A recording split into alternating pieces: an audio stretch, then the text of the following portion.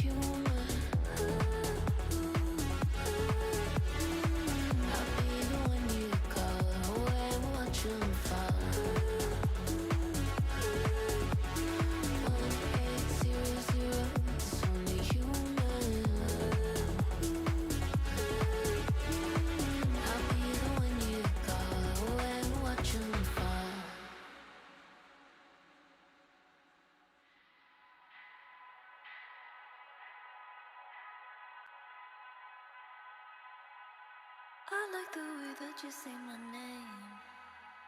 In the evening when we're far away from distractions. There's something special about that time of night. You like how I get into the mood, treat you like a man while I lose me. There's something special about that time of night. There's something special between you and I.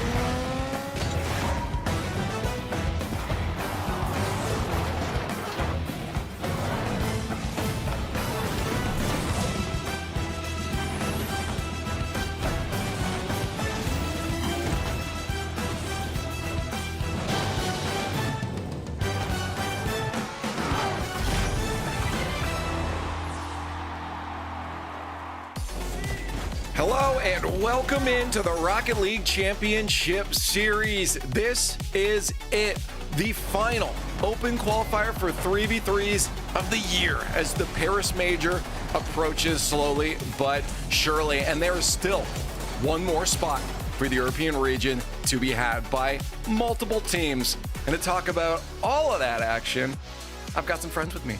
Hi, I'm Leaf, and with me, I've got CJ, Stumpy, and Johnny. Johnny, I know right now you're currently keeping an eye on APAC. They're also playing right now. Yeah, APAC might be in the final minute of their online season. It depends. We're in Game 6. TSM are up by 1 goal. If they can win that, they do win the series, and they qualify again to the Major. They made it, of course, to Boston. Yeah, KCorp need to win 2 games, but they're losing 50 seconds ago, so we'll keep you updated. They've won a grand final before. CJ, Stumpy, what's the predict? Call it the prediction now. Oh, we'll TSM right with 30 seconds left, so it's hard to say KCorp. That's a belief. Okay. Yeah, I don't think so. I'll go TSM as well. I love seeing Sphinx on LAN. I love seeing the representation he takes. So yeah, give me Sphinx.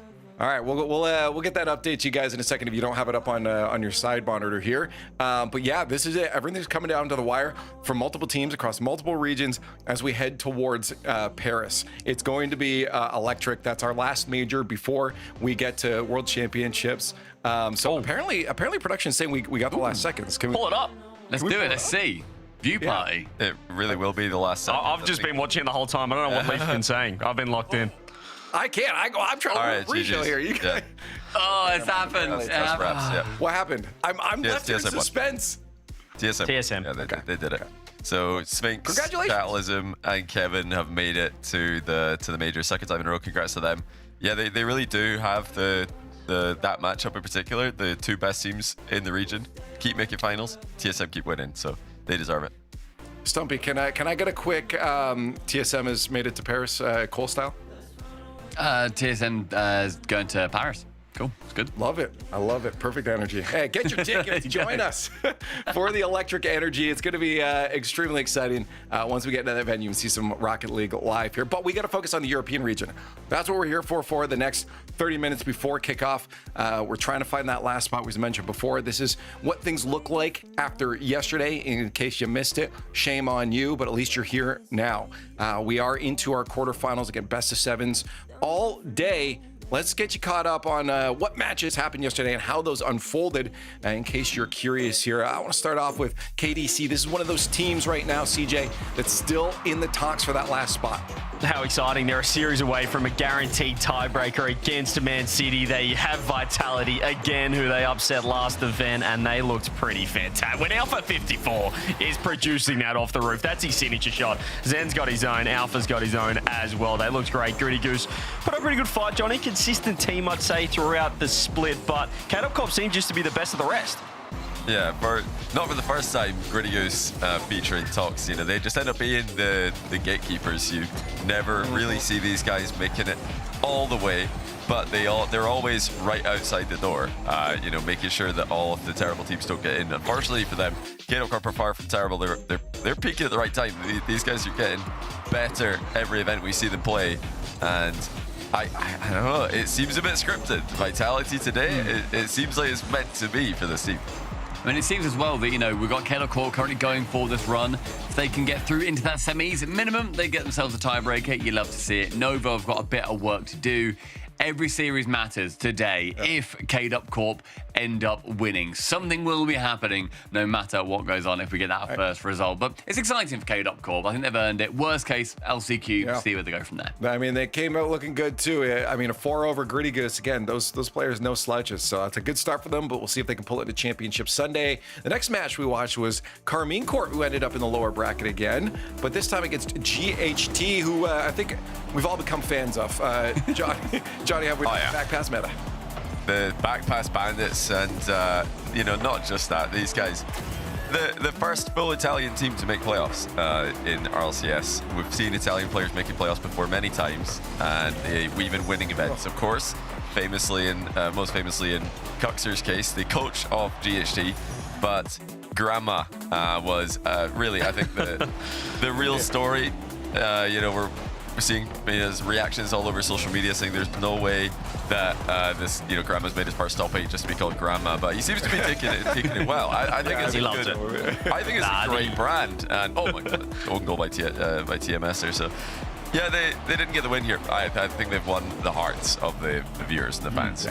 I was thinking about the content. If they did make the major around Grammar, it would have been fantastic. And Cooks as well, he mentioned it being the coach that he appreciated them trusting the different game style, the different game plan. We saw it with the back passes as well. But when you're coming up against the blue wall, France versus Italy, KC just look too good. They're a fantastic team. Never going to be an easy matchup when you go up against the blue wall. And speaking of blue, we got our blue logo here. Novo versus Ninjas in Pajamas was our next matchup here.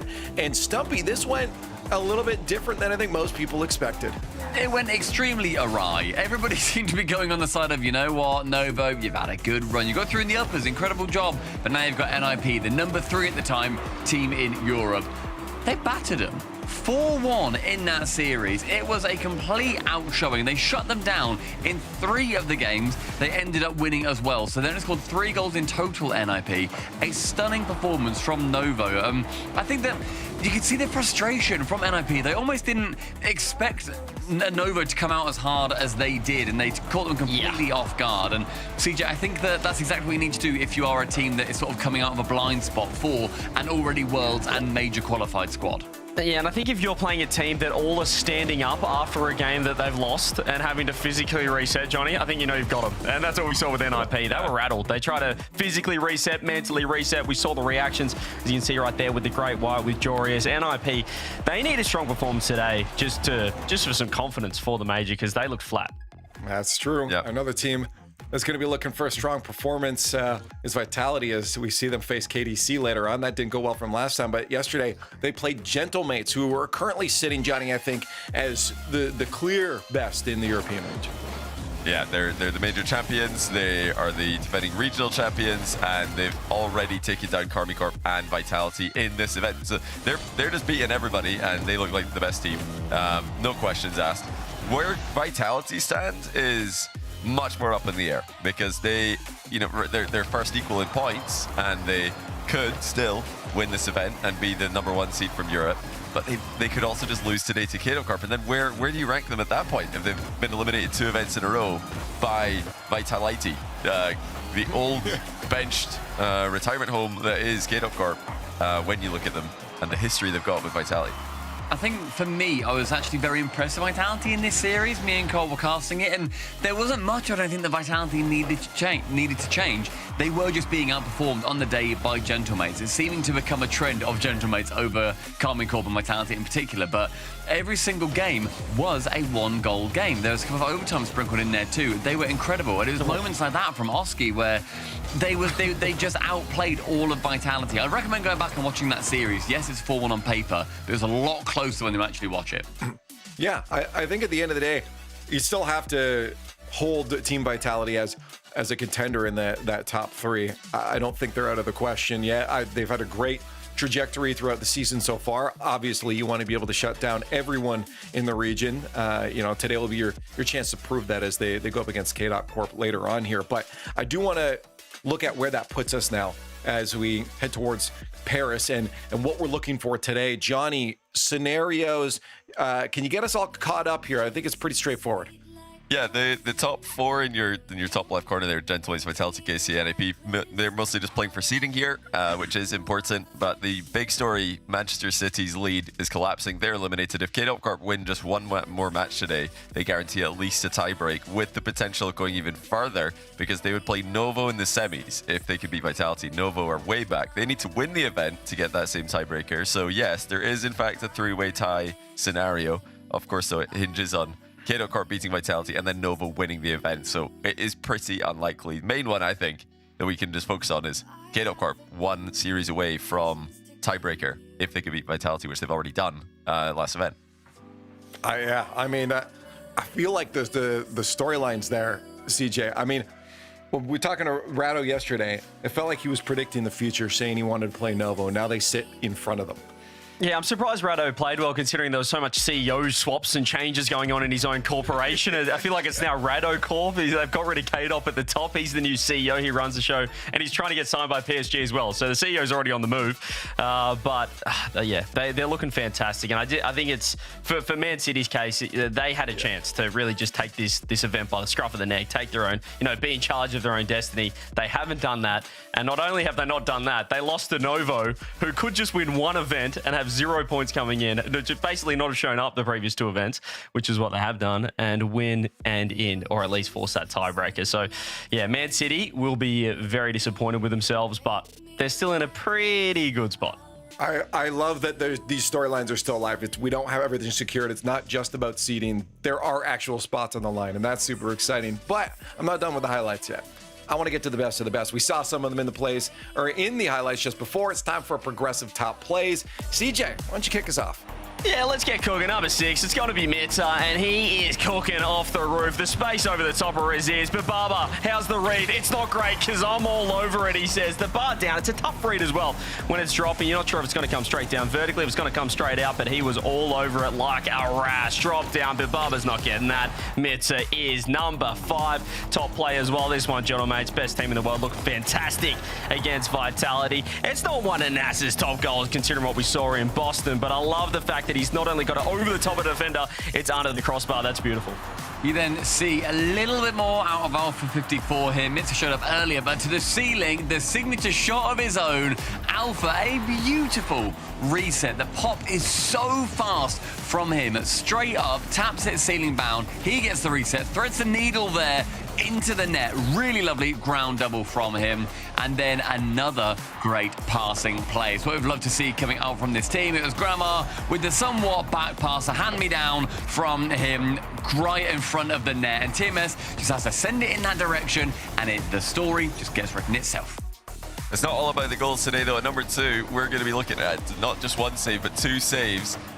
First coming from Baba, insane reflexes, but then jumps up the other side of the crossbar and makes it clear, which was necessary because there was Razier's coming in from one angle. He doesn't get a touch.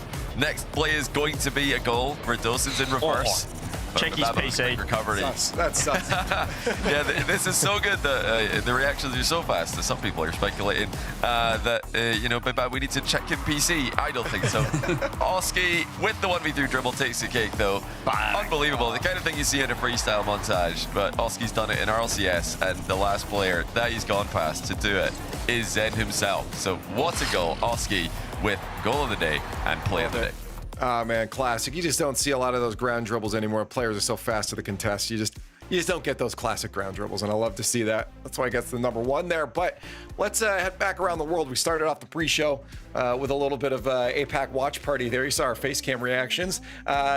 Let's talk about Sam as well. Let's finalize, or not finalize. There's still got some games to go here, but get you caught up on what's going on around there. For this region, CJ, it's really just the seeding that the two teams are fighting for you. Yeah, Fury and MIBR are locked in for Paris Worlds. They've been the best two teams clearly all year. So good that Team Secret decided their team just wasn't up to it halfway through the split and dropped them. It turned into banana. They didn't actually make the top 8 in this event. But yeah, it's good to see that MIBR thought, let's get this job done earlier on. Let's get this matchup in the semi-final rather than the grand final. They lost to BS Plus, you can see on the Saturday 4-1, which means they'll be meeting Furia in that semi-final if they do get through Dream Esports, which they would expect to do. So that's really the grand final, that semi. Well, I also want to mention another exciting thing that happened during this bracket. You can't see it with just the scoreline here, so let's show it to you. We had the second longest RLCS overtime. Whoa! 6 minutes and 35 seconds, Nova Drift and Notorious. That is so exhausting. I mean, the final goal, you hope it's good as well. Yeah, it it's a banger after all this time. Just above the crossbar, and then it's a goalmouth scramble. It's a real goalmouth scramble. And if you are Roman here on Nova Drift, the only player under 1,000 points, you had 21 minutes, mate, to get yourself enough points. Come on. Still. 95 points on a regular game when the rest of the teams have 5. Yeah. The defense are just farming saves, though, so I think this is a bit. It shows like to get 1,500 points, you just needed to save a lot. You didn't have any saves. You had 3, so that was the difference. Terrible shooting, by the way. Yeah. 3 goals from what, 55 shots or something across both teams. That's awful. Yeah, that's gonna hurt their overall stats. That's not good.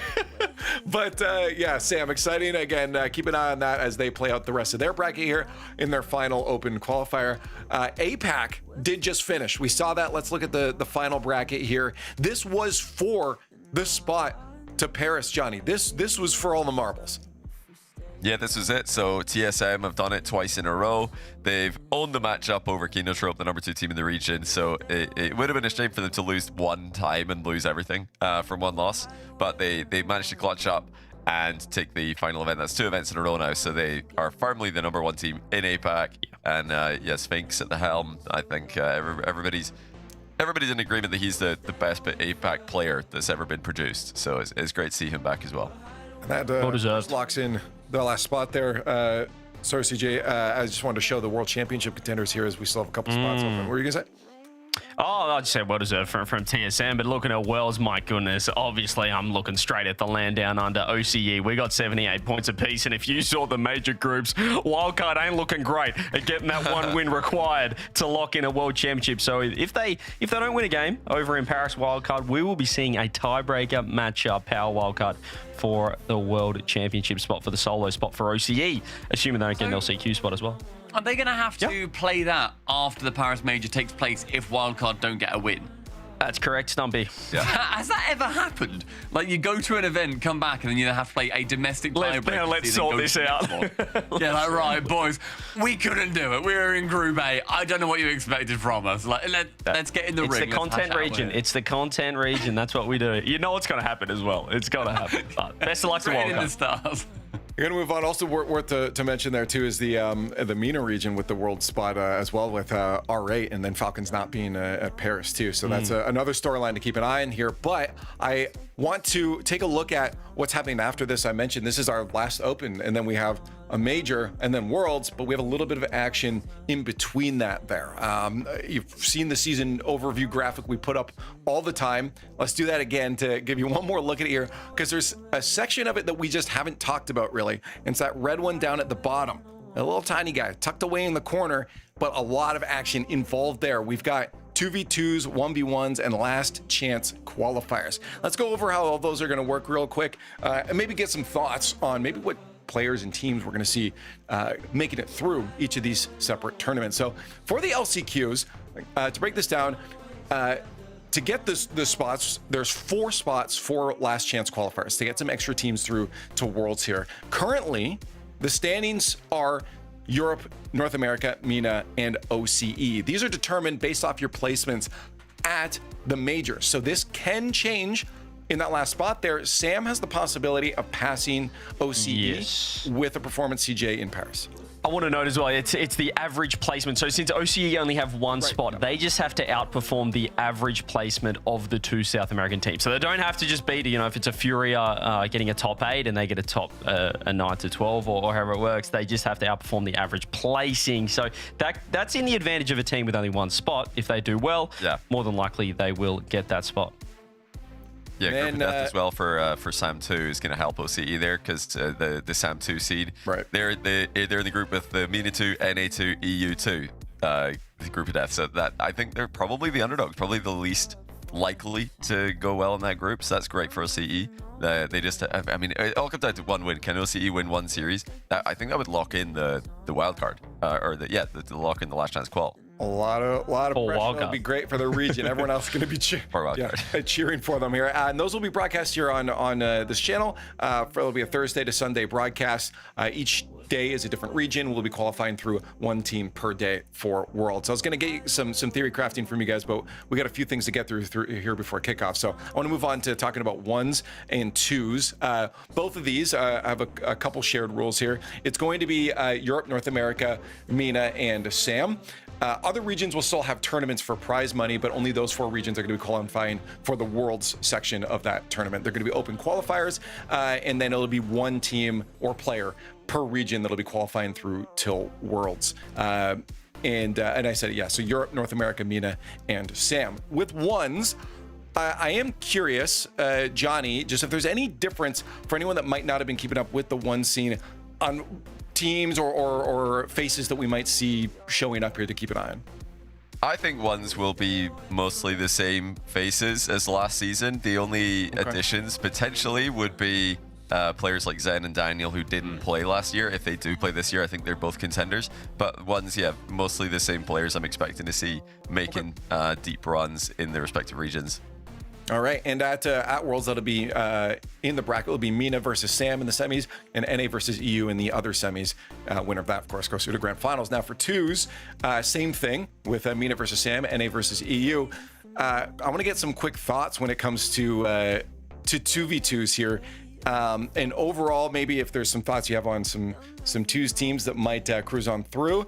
But first and foremost, what player out of all 3 of these different formats, we have threes, ones, and twos now that twos is in the mix, has the best possibility of getting the triple crown?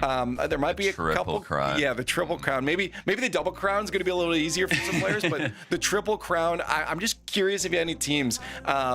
We did ask you before to get a whiteboard. And there's a reason for that. I want you to write down a player here that you think would have the best, and chat, get involved too, have the best chance of winning threes, ones, and twos at Worlds overall to get that triple crown. I think there's a couple of players that I think could spring to mind. I'm intrigued if any of us have got the exact same player here, because I think there's a couple of really good 2v2 Are you guys ready? out there. I'm ready. Okay. 2v2 is interesting. Let's flip it. Let's get a 3, 2, 1, and reveal. What do we got? We got a Zen, Novo. Okay, yeah. I mean, honestly, all picks, good picks. The Zen I could see more in the threes and twos. The ones is... I'd be intrigued with the ones, mostly because we saw how much he came out in the ones initially when he was sort of having his debut season, and he absolutely just slammed people in ones. He's then, as far as I'm aware, not been as prevalent in the 1v1 scene, especially during the circuit last season. And so maybe there could be that... That's what I'm thinking, yeah. So maybe there could then be that resurgence into it of like, okay, I'm back. I'm now going to go full bore into 1v1s for a brief period. I could see it happening. I'm surprised because the Nubo's understandable. That makes sense. I think there's not really any defense you need to make for him there. But what about Naz? Is just no Naz got thrown up? He's my second, Naz is number 2. Naz is my second. How's he looking in ones right now, Johnny? Naz, because that's the big question mark for me. Obviously, threes and twos. Yeah. He can lock that in.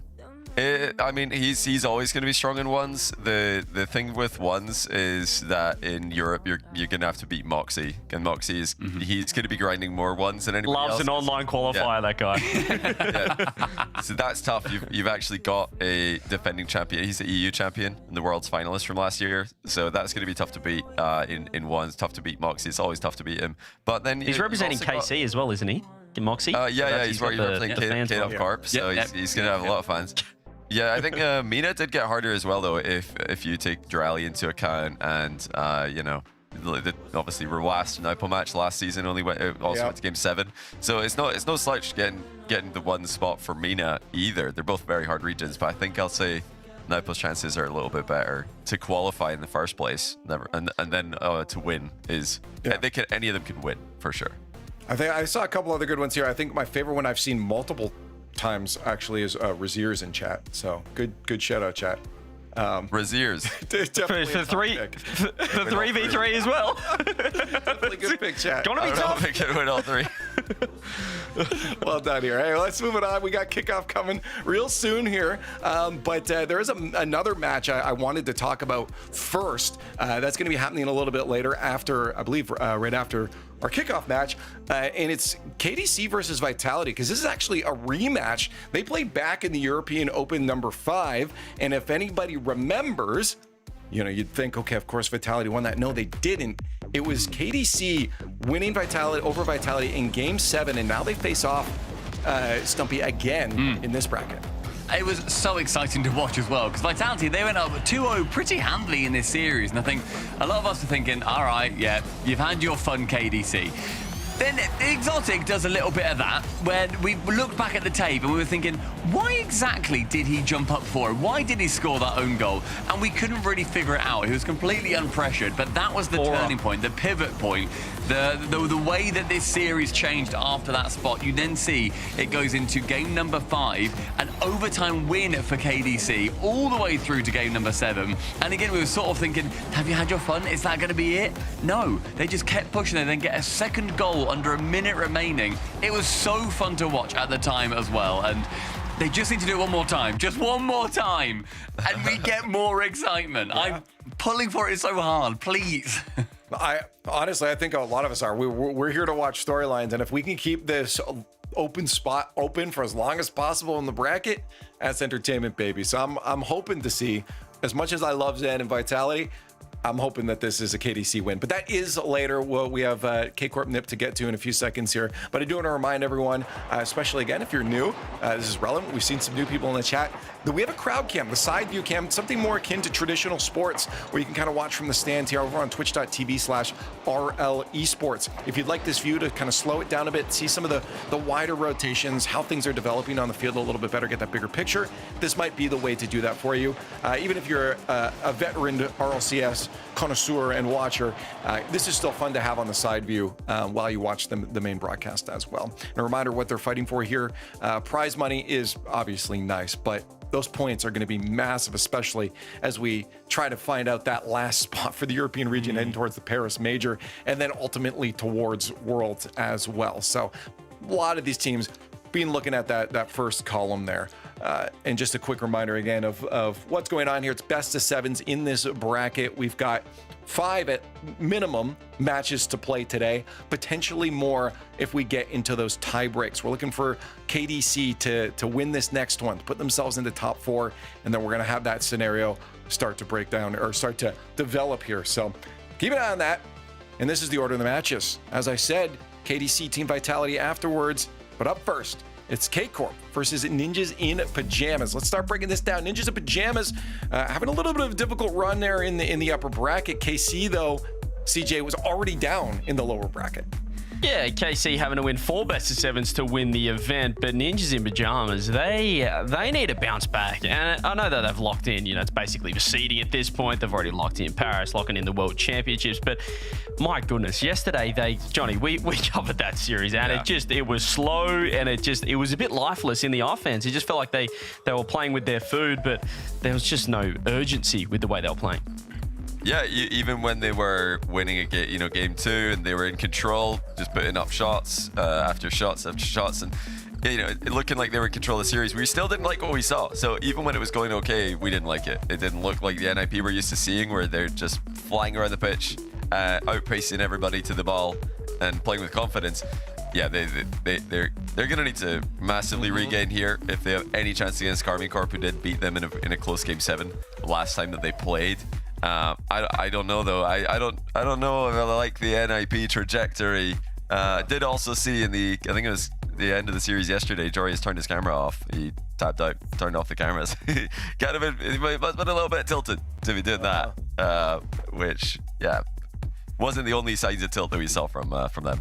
Well, progressive fan vote is live now. Who's going to take this one? I feel like I know which way it's going to lean.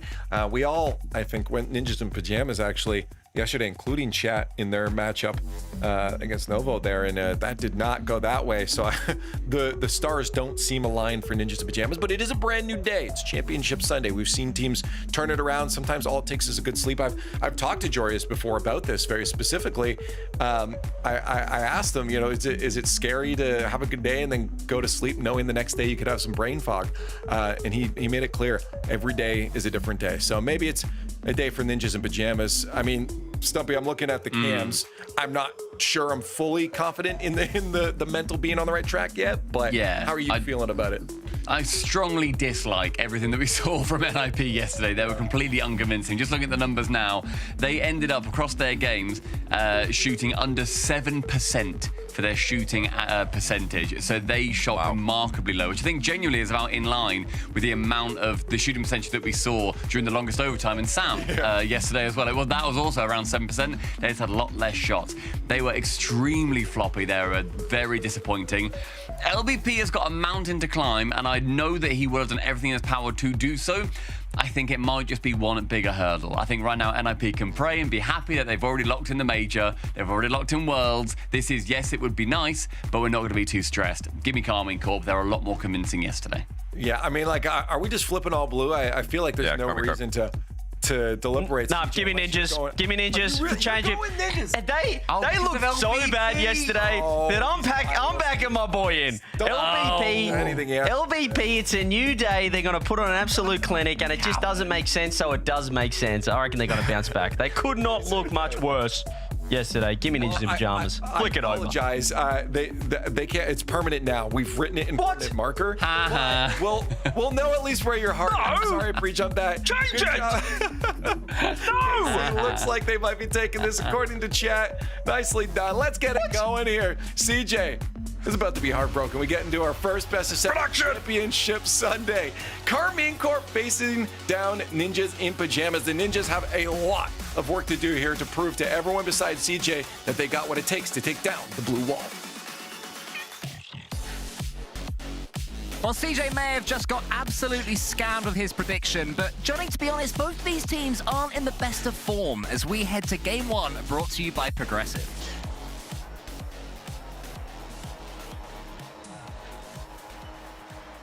I was muted on Discord. Sorry, Johnny, it was a really nice intro, but now you can hear me. And I was saying that neither of these teams are playing that great at the moment. That's a really unfortunate that you read it and you asked the question. It was a good one. It was a real clean one. Yeah, no, it was good. Chat could nice. Well, yeah, I need to see something out of NIP here before I can really believe, like CJ clearly believes, that they have a chance to win this one. I like what I'm seeing from KCorp against everyone else, except Gentleman. So there we go. Immediately on the score sheet, Juicy off the back of his hero's aerial assist. And that's just what KCorp have been doing. Yeah, Oli a bit lost in the sauce there, couldn't find out where he needed to be, and it's 1-0. Yeah, both these teams currently on the same points going into Paris, both qualified for that and the World Championships as well. So I say they're in bad form. What I mean is by their very, very high standards. And for KC, that is the fact that they've been beaten relatively comfortable by maybe the best team in the world at the moment, Gentlemates, which for them, it's going to be frustrating because they will always consider themselves to be the best team in the world. And this start against Ninjas in Pajamas is a great example of that. But their shooting hasn't been great, Johnny. They've been getting the most shots in EU, but far from the most goals. They're 7th for most goals per game at the moment. From Oli, actually, it was a steal. Great play in the hip.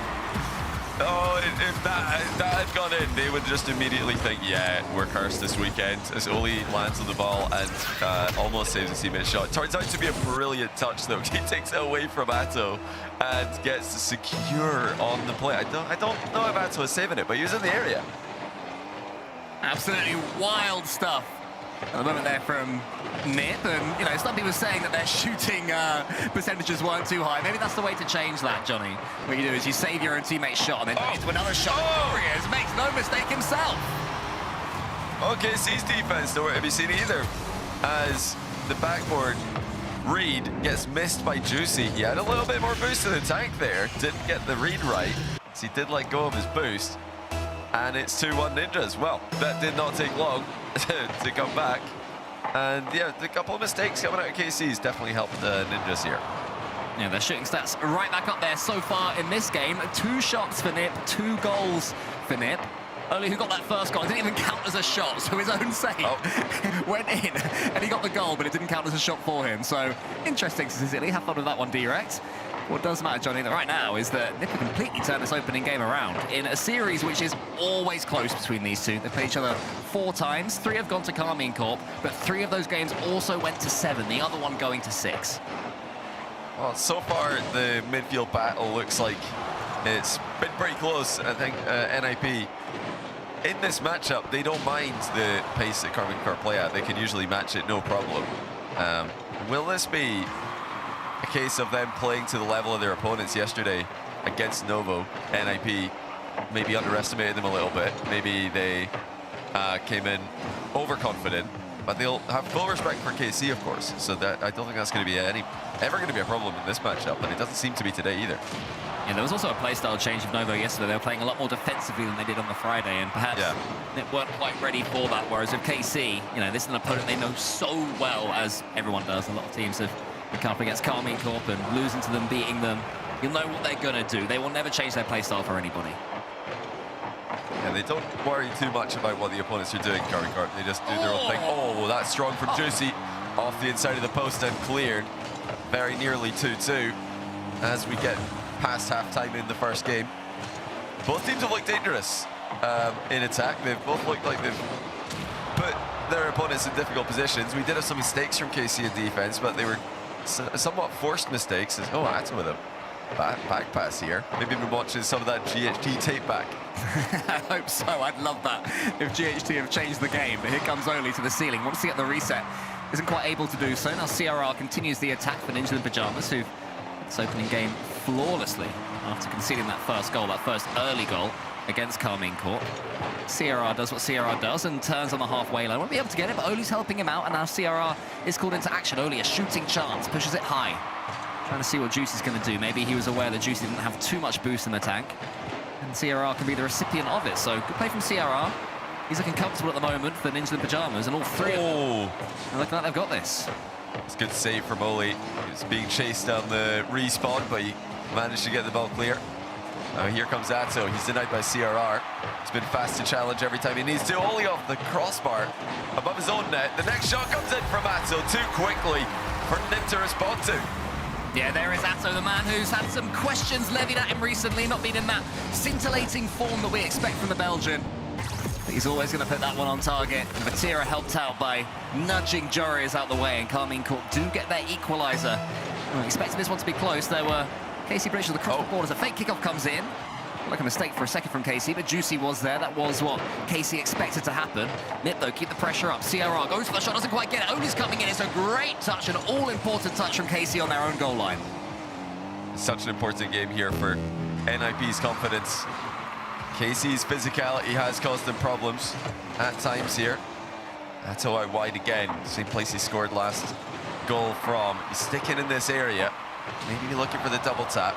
Does bounce downwards away from him, and the boost steal's denied. CRR defending that one well. Matera's coming in here. Joria should be able to force that one out wide. Juicy trying to get a steal on the boost, but did not spawn just in time. And again, the same for Vatira, so that bottom left boost for Ninja in Pyjamas looks like it will belong to them in the end, as Joris chases Atto. 30 seconds left now. Next goal may well win this opening game in this best of 7. That was not quite going to be going in, but it was nervy seconds there for Joris. Juicy's taken out, and maybe Nip can now come forwards. Yes, 50-50 for Jarius. CRR up equal to Juicy's pace, and now Oli's got an open backboard read from Vatira is good, though. Necessary that he got a touch on that one as the final few seconds approach. NIP are going for the high balls, just checking to see if the defensive mistakes are going to come back to plague KC. They don't, and into overtime we go. This was the prediction. Close one between these two, and it will go to a next goal wins scenario from the opening game. CRR goes high. Vatira's waiting on the backboard. Ninja in Pyjamas turned this game around so well. It seemed like they'd be able to ease their way to an opening game win, but that's never the case against Carmine Corp. You have to work every second as Juicy pushes it out wide. Oli is there, has got a little bit of boost, but can only force Vatira into the center. Sierra asking for something here, doesn't quite manage to do so. He's bumped out the way by Juicy. What does Vatira do? He takes out Joreuz. Sierra's back. Mind games everywhere. It remains overtime. Nice try there by Vatira, sneakily going towards the goal after faking the center ball, faking the mid pass. Chance for Joreuz at the other end, saved by Vatira again across the net quickly there. Really good job by him, but end-to-end stuff here, Cole. Both teams knocking at the door. Vatira off the post. Follow-up is there for Atto. He's at the other post. The accuracy was difficult in that game. Yeah, Carmine Corp with their 12th shot, still unable to put this game to the sword. Atto's got plenty of boost, though. That goal that he scored to get the equaliser will be so good for his confidence. As Vatira blocks out CRR. Joreuz right behind him. That's a great play from CRR. Wanted to lose that one. Knew Joreuz was behind him. Juicy nips in there ahead of Oli. Yeah, Oli again dodging the bump. KC are getting very physical. They're consistently swooping across the box looking for demos. NIP have clocked onto that though. Juicy's 50 back to Atto. Does actually bring Joreuz into the play. Vatira with a really good save again. Keeping the ball in the corner. That's a nice try. Both teams honestly looking impressive in attack. Feels like a goal is coming. Feels like we could have had one at either end already.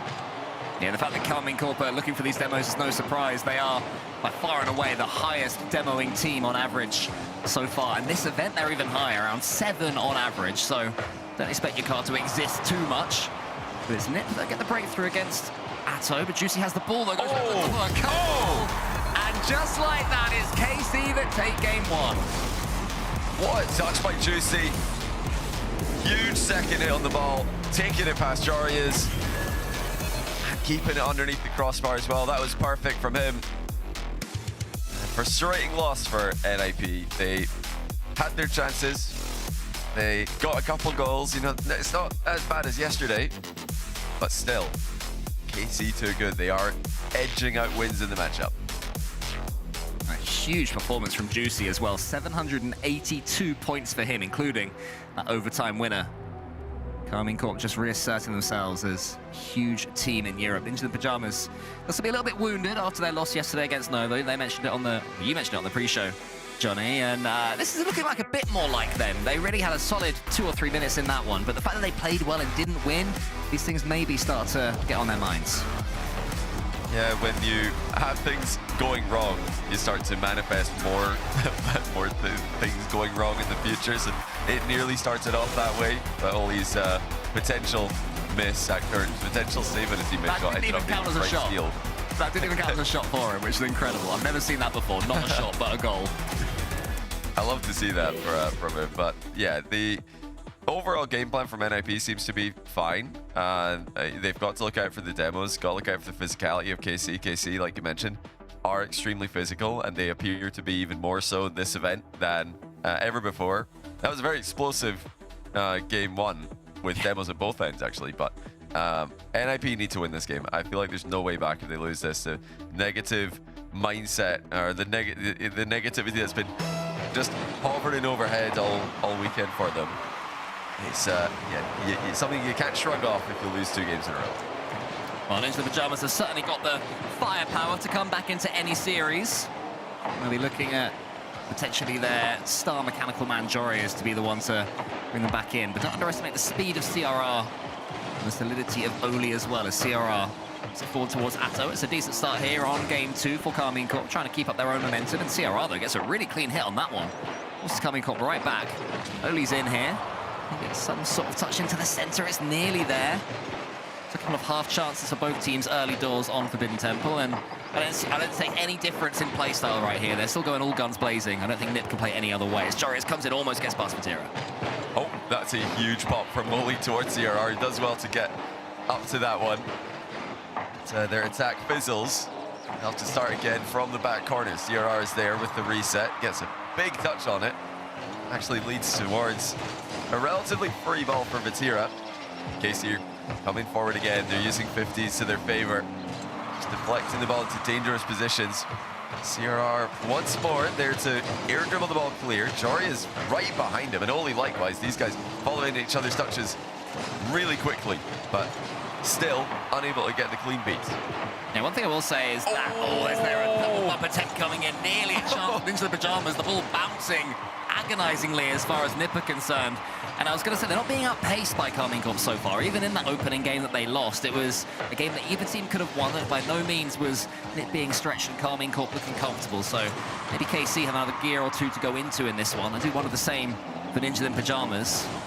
Slowly clears long. I see CRR in front of him. CRR, beautiful linking touch. Only if he had some boost, he might have been able to challenge Juicy here, but the demo's still raining in for Carmine Corp. And that is what's keeping it penned back. When KC do have their pressure, their attempts off. And Atto, a little sign that he might be coming back. Huge play from Atto, off the ceiling, fakes out CRR, and then beats Oli with the shot. That went just across the goal a bit too far. CRR there, you've got to play the ball. You can't let Atto get the fake low coming off the ceiling there. He has to force Atto to get the shot off early by playing the ball. Give Oli a better chance behind him. I would say so far for Carmine Corp, it's been Juicy and Atto that have been the two best players. Vatira's been dependable, but this is a great sign for Carmine Corp. Vatira is not having to carry. When Vatira is able to link the play and find passes, and they look at their absolute strongest. Atto, who's been such a powerhouse now for 2 or 3 seasons, having a slightly shaky online event here. And there's Juicy as well. Confidence flowing through the KC veins. Juicy over the top. And actually goes all the way in. Another mind game. Jory is completely faked out. And then Juicy has caught Oli off his line. Oli wasn't expecting him to just shoot that one. He was moving into challenge, but Juicy pulls the trigger and it's 2-0. Fair enough. Well played there, but that's a great kickoff there from Ninja the Pajamas. Oli's up. Juicy, all-important touch again. What a series the new KC man is having, but it doesn't matter because CRR wins the subsequent race. It was Jorius into the corner, and then CRR cutting off Vatira. Great speed, perfect shot as well. They're back in this one. But like you said earlier, I agree. I think that the whole squad's showing up today for KC. This is scary to witness for the rest of the Rocket League world. We're maybe hoping that Vatira's going to play too much hero ball. Well, he doesn't have to. He's got Juicy and Atto playing that like this. How about CRR though? Oh, Atto equal to him. CRR is starting to come alive. It's another good shot attempt by him. Bottom save there though for Carmine Corp, just when it's seeming that Nip are getting some momentum of their own. That last goal, absolutely huge after going 2-0 down. Would have been easy for their heads to drop. The Ninja Pajamas haven't let that happen. More good pace from CRR. These 50-50 losses are being incredibly effective for them, always backing each other up. One's a little bit too much of a loss, so Joris can't do too much more with it. Push it into the corner. Atto, he goes high. Actually manages to avoid Joris. Joris in a little bit of an awkward situation. CRR pulls rank there. And Nick do get away with it, but not the best defending you'll ever see. For now, though, pulls to Juicy. The ball floats. It's the chance for Atto to come right back. So they've got their goal, they're back in the game, and since then they've steadied the ship. That's good pace by Vatira. Juicy looking for the double tap. Atto getting involved as well. Jorius is out there to keep the ball safely under control. And now CRR's got a fake of Juicy. A very mind-gamey game. It was very demo heavy in game 1, very mind game heavy in game 2 from both teams. Oh my goodness. Each other. Nipper saying anything KC do, we can do better. Demo still part of the game. Juicy takes out CRR, and that'll leave Vatira to win the next race. Jorius should be able to get this one cleanly. CRR has no boost, never ever bothers him. That's what we love about him. He'll steal something from KC's half, but Vatira's going to come forward on the other flank. Juicy now a chance to keep up his good work. Almost over the top of CRR, but another important touch from the Spaniard. 30 seconds to go in what feels like a must-win game for NIP. Their confidence cannot be feeling too great after losing 4-1 yesterday to Novo, now almost 2 down against KC. It's been their worst playoffs that I can remember. Vatira dodging a demo. Jory is still lurking in their half though. Final few seconds, NIP need a goal. Here's Oli though, he's got control of this ball. Can he bundle his way through? Nearly the save, and CRR and off an angle, only tries to take it on Vatira. Had to hold his nerve. Oli now keeps the attack going. Vatira boostless, fakes up Jorius, and that will be 2-0, and the must-win game for Nip is lost. They've called timeout, NIP called TO. It's not surprising to see that, but oh boy, they were so close to the end there. Great save from Vatira, the patience, the composure on the goal line. keeping KC in front.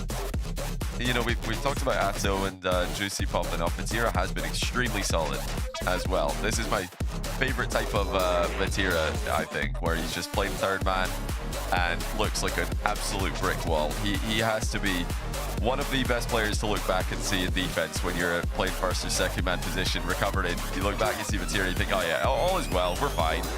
He's probably going to stop this 1v2. And what can NIP do from here? They are in big trouble. Their season has gone well overall, regardless of what happens in this event. It's been a pretty good season for them. But it's trending downwards at the worst possible times. Why is it right before the major that they start to make the mistakes and start to lose games?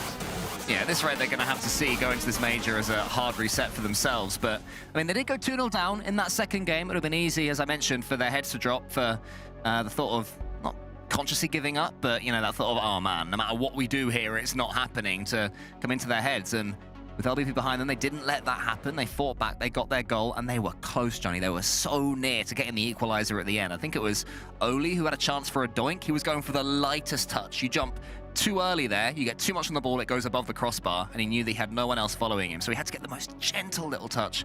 Vatira, who had no boost and was sideways, couldn't have done anything if Oli got that touch right. He held his nerve and banked on Oli missing, but there was a real opportunity there on Nip coming back with 4 or 5 seconds left, and I imagine they're talking about the fact that the momentum in that second game, in the last minute and a half, did belong to them. Yeah, I saw as well. CRR looked like he was shaking Oli's shoulder. I think it was an encouragement, because yeah, it looks like they're all very, very talkative during this timeout. They're using it as a problem-solving timeout. This isn't the okay, guys, let's just call timeout and calm down and, you know, say nothing, as sometimes happens. But we'll see. There's been a lot said between the players and LVP, the coach behind them there. But what can they do on the pitch? Will the play do any talking as well? We shall see as we head into game 3. Ninja and Pajamas currently 2-0 down against a potentially resurgent Carmine Corp, who will have Gentlemates in the semi-finals in their sights. It will be a rematch between those two teams if KC do win. Gentlemates watching on, wondering who they're going to be facing. There's an early opportunity there for Carmine Corp. Oli did great work to get it away. Ninja and Pajamas need to keep hold of this ball. They need to get a lead as well. They've been playing catch-up and coming close to it. But both times they've conceded the first goal. An early chance here. CRR can't get over the top of it, but does keep the ball in the middle. Jorius has full boost. Oli trying to bump Juicy, doesn't land. That's the kind of aggression we're used to seeing out of NIP, but Carmine Corp's defense is still so high level. We don't get to see them doing a lot of it sometimes. They just attack, attack, attack for an entire series. NIP testing them early. CRR is able to keep this one low, and again, great follow-up, but Atto has the wherewithal to get past 2 of them. The third player, though, is the one that gets this attack going. Oli tries to shield the ball away from Juicy, and CRR is wiped out the way by Atto. Great play there from Atto. Carmine Corp's bumping in demo game, continuing to be incredibly frustrating for Ninja in Pajamas. Vatira has some control of it. Into the center it goes. Jorius almost beats Atto. It's good pace so far from Carmine Corp, but Ninja in Pajamas, I would say, looking slightly more dangerous after their tactical timeout. All too often after a tactical timeout, we'll see what Atto can do here. You see a team come in and concede from the kickoff and look even worse, but that is not the case at all. They look slightly better to me. Almost scoring it, hits the crossbar. Jorius can't get the follow-up either. Ah, that was so close. Tough angle. And the mistake from Carmine Corp this time goes unpunished. That was such a good opportunity, though. How many of those are you going to get? Here's another awkward position for Juicy. This time he does well, collecting the overhead. NIP again rattling the crossbar. Jorius 50, almost goes straight in. Yeah, it's nervy times right now for Carmine Corp, but a double demo opens them right up. Atto and Vatira, the 2 of them in tandem. 1-0 KC out of nothing. Oh man, this is going to be such a tilter for NIP. They were so close to scoring on multiple occasions, and now you just have to watch the ball flying in from distance, and with nobody there to save it. We've got 3 minutes left. There's plenty of time remaining in the game, but this is a tough match. Really, really tough position for NIP to be in. I don't believe that they've got the mentality to come back. Let's see if they can find the back of the net at some point instead of the crossbar. Well, let's see if Ninja the Pajamas can do what T-Bates has been doing for years and prove Johnny Boy wrong. As Jarius goes to the ceiling, Oli's there, and Juicy gets the catch. Plenty of time left in this series, Johnny. Let's see if NIP can do what T-Bates has been doing for years. Win one series in RLCS ever, and then they can talk about it. 2 minutes ago. They've hit the bar again. It's middle again. Atto's there to clear it. They're just getting so close, but they're not getting rewarded, NIP. And this is where you start to doubt. You start to think, yeah, everything's just going wrong today. If this is just a cursed event. Supreme jump doesn't connect there. Jarius was looking for the ball to be high. Everybody on KC in the area, but not actually making a play on the ball. Yeah, man, even when KC are missing, it's working out for them right now. And Nip, yeah, you do sense they're starting to feel a little bit sorry for themselves in this game. But great bump there from Oli. CRR chasing down Vatira. Vatira can't make it. And Nip do keep knocking on that door and finally get their answer. How close was Vatira to saving this? He did about as well as he could. That's a great shot, though. When your teammate's chasing an opponent into the net, you want to get the shot low, because they're about to come off the opponent's coming off the underside of the crossbar, so placement was perfect on that one for NIP. Can they get one more though? They've had their opportunities. KC have actually given them opportunities as well. KC have made mistakes, but like you said, they're not always punishing them. NIP might not expect the mistakes in the first place. And if we're going for plenty of drive challenges as well, whenever Carmine Corp try and get something going from the floor, floor to air dribble, it's not working for them because Nip are defending that particular approach of attack very well indeed, as Jarius and Atto get this one to the center. Oli's there following up yet again. Suddenly it's Ninja in Pajamas that are getting all the follow-up balls. Long fake there into the crossbar again, Johnny. Surely it's well bumped in. Juicy keeps it away as well. Oli's got no boost. All he can do is backflip and then get taken out the game for it. CRR, key touch, but it's not a great one. Jarius had to be called into action there. That's not what Jarius wanted, but he did well from it to give Oli an opportunity. I just can't believe it. How are KC getting away with these positions?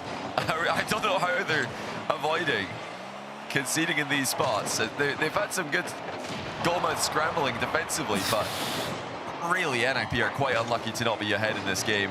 Crossbar's been friendly to Carmine Corp. He's going to the backboard, but Oli, again, not KC player away. Atto, lovely touch from him. No boost, but will be able to at least get a 50-50 and force it to Vatira.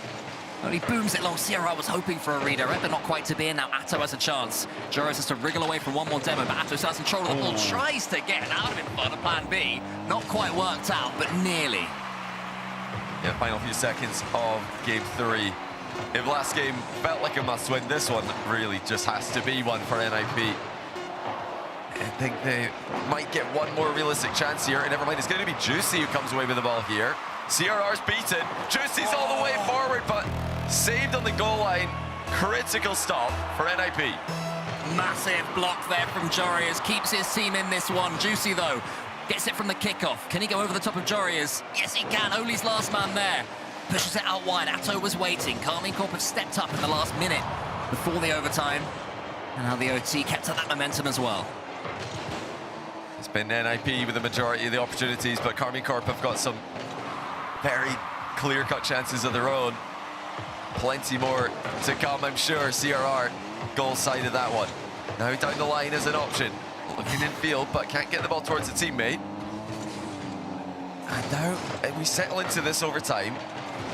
Who's going to step up for NIP? Who's going to be the guy to make the big play? Here comes Oli. It often is him. And he's found Jarius, but only into the post again. We're going to have a montage of the crossbar and the posts. We're going to have the groundsman coming in, putting on a new lick of paint on them because it has been scraped away into the Pajamas. It's CRR and Oli faking each other out. There was a KC player in there as well, but it's loose in the center until Atto takes control and gets the 100 boost. Oli and CRR again in each other's way. Carmine Corp send it forwards. It's not a particularly clean overtime. Starting to look a little bit desperate right now from all 6 players.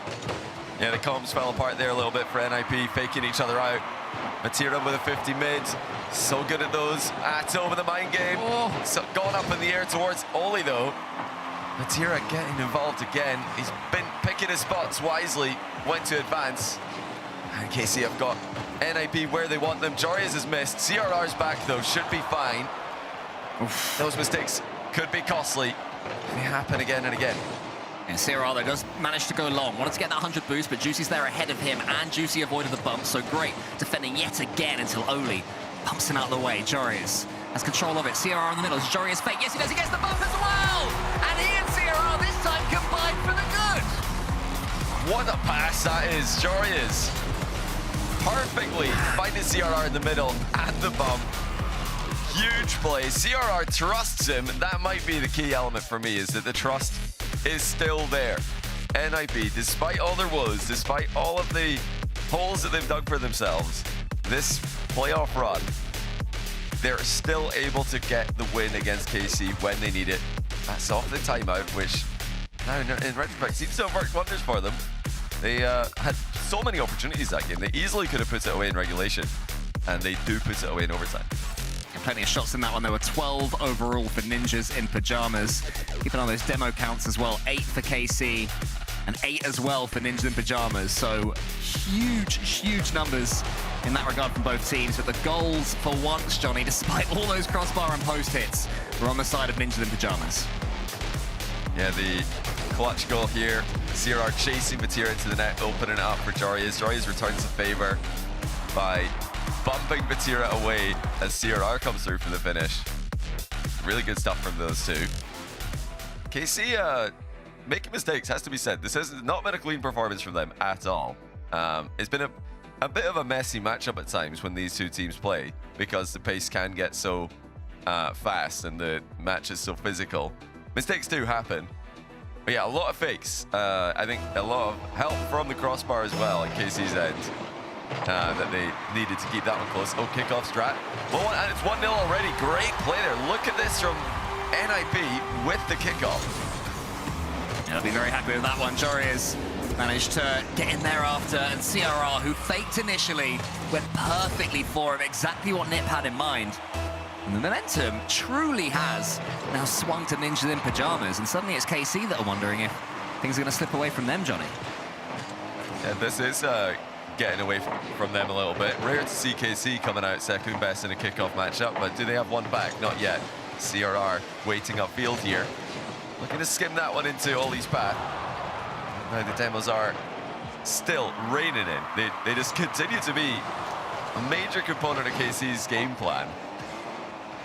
And the challenges are not connecting. That's another fake, but not intended, out of KC. CRR keeps the attack going, links the play once more for Ninja in Pajamas. He, to me, has been the key man for Nip so far today. His timing is cuts very well. Joris going to get to this ball. He doesn't need to in the end. I thought for a second it was going to be sneaking in, but just wide of the post.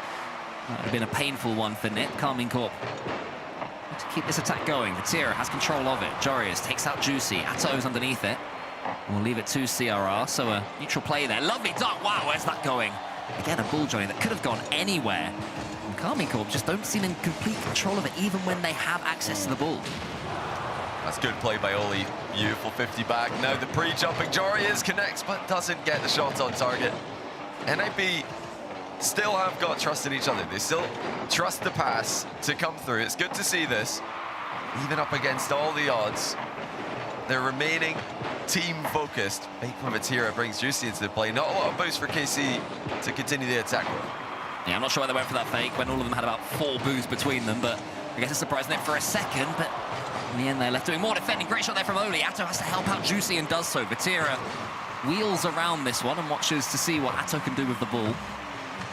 Well, 0 boost attacks right now. Oli wisely decides against it. I thought for a second he was going to dodge into that ball and take himself more out of position.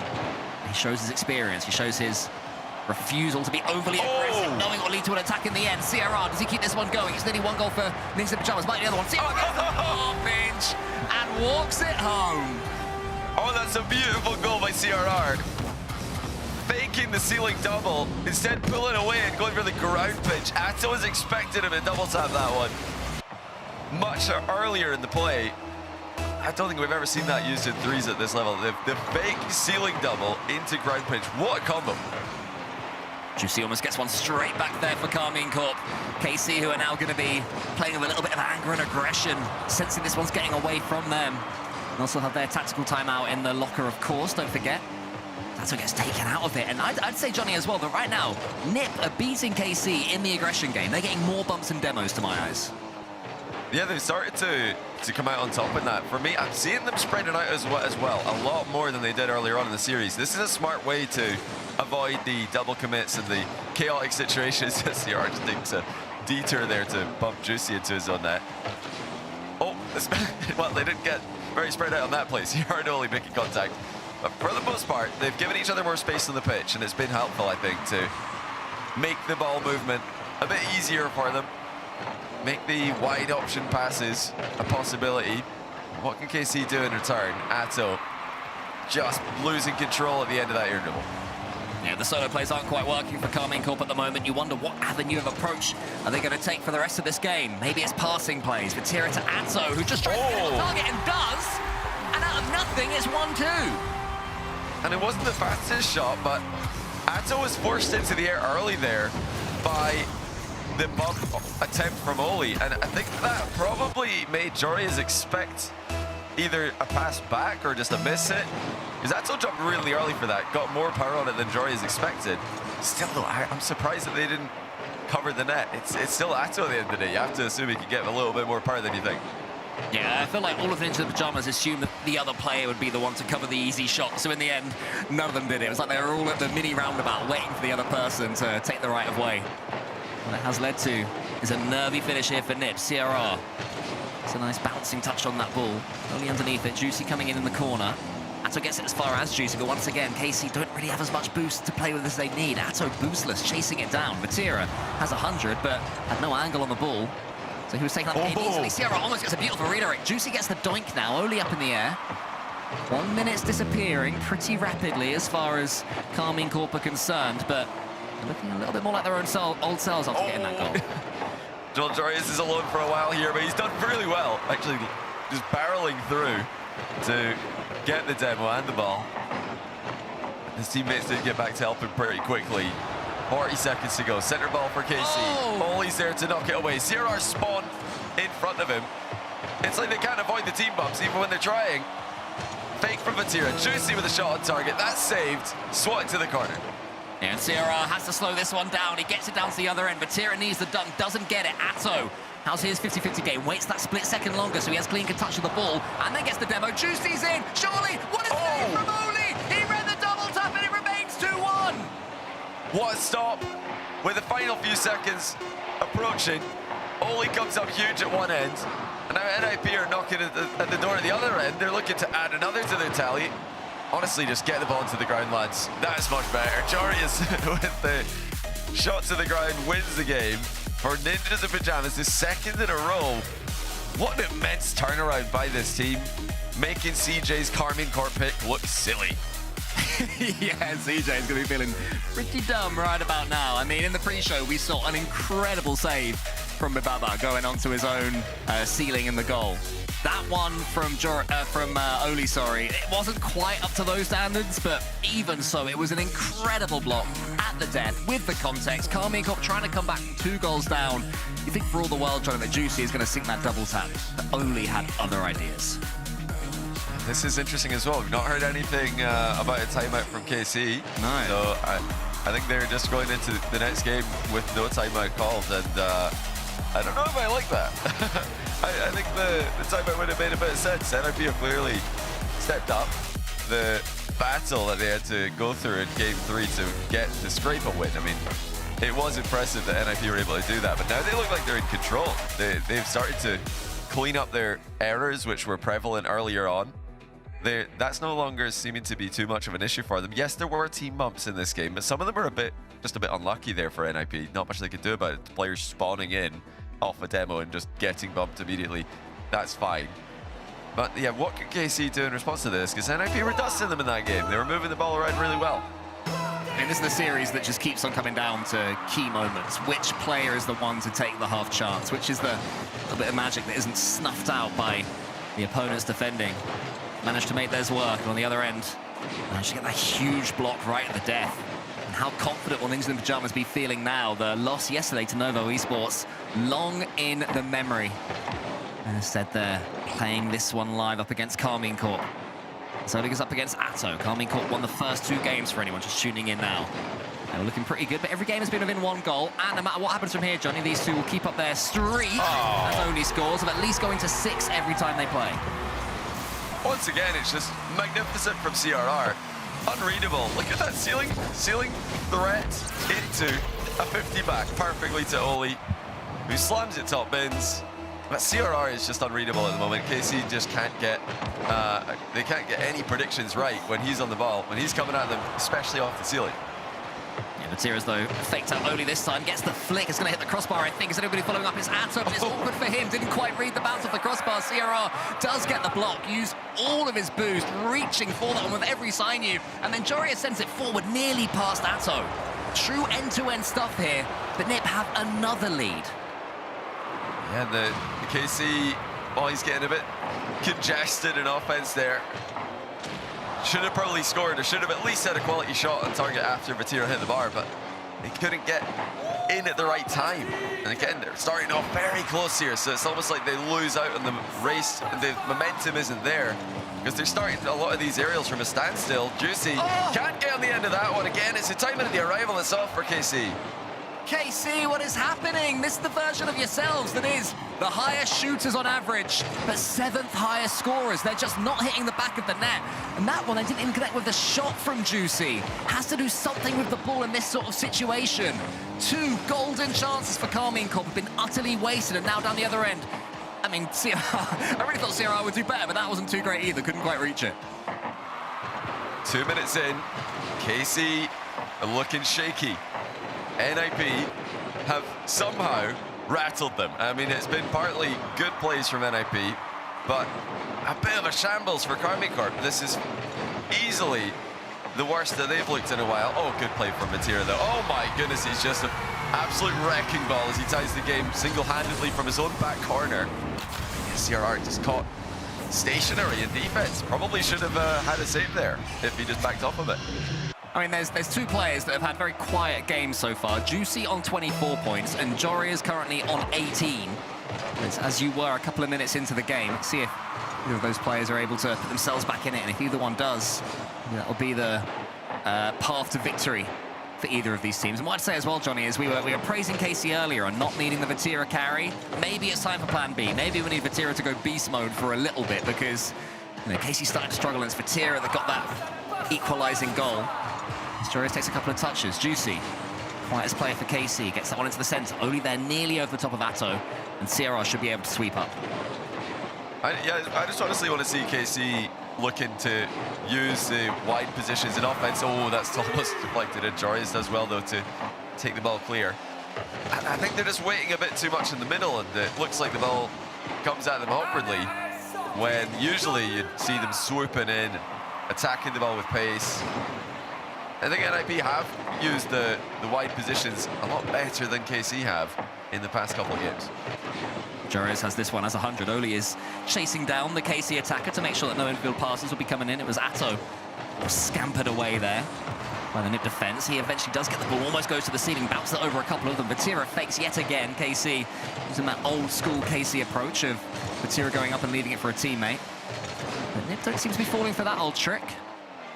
They have yet so far. Lovely touch there from Atto. And I'm going to be challenging him. It's just Juicy that's following up. He wants to get the double tap, and does this time. And there are no Oli heroics on this occasion. Nice play out of Juicy here. Had to shrug off some contact from Oli, but stayed with it. Taps it in with the double tap, and now KC are back in front. What a swingy series we're watching here. Just when it looked like NIP had established control, KC are now leading, and they might be leading by 2. No, Jarius does get back for that one. 1 minute to go. NIP have to rally once again.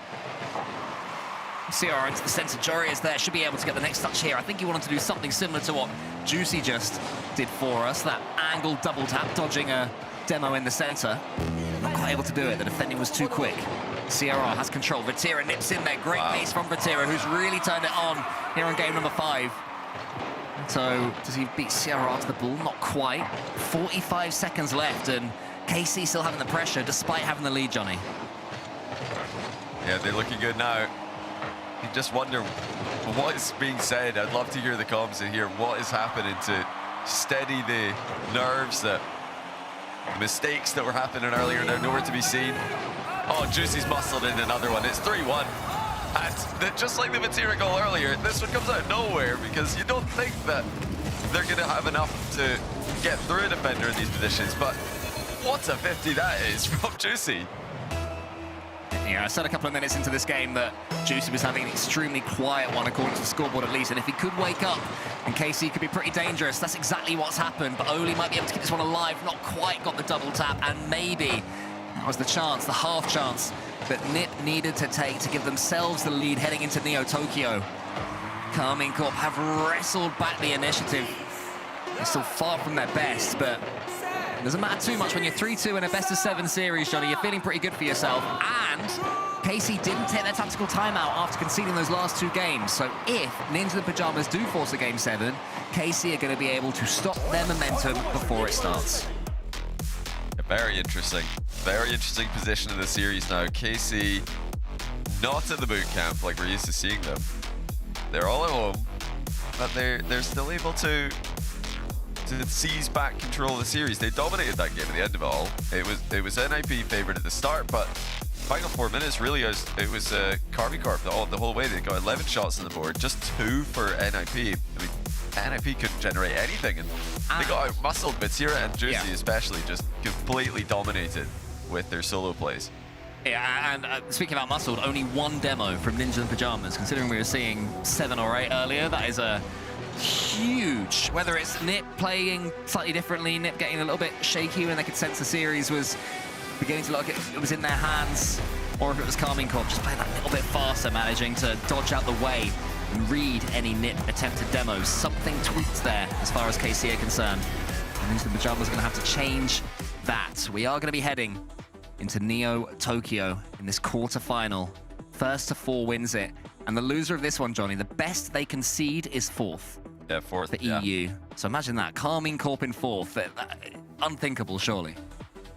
Well, with the season points being the tiebreaker, I think this would just lock in 4th seed for the loser. So it's going to be a strong group. Whoever ends up with the EU 4th seed when it's NIP or KC that we're talking about. But we'll tell you more about that later. Let's see who can get control of Game 6 as NIP still overall have done well to get back into this series. But Carmine Corp, as we can see, they're a very difficult team to consistently beat, and they're back in the driver's seat. They certainly are.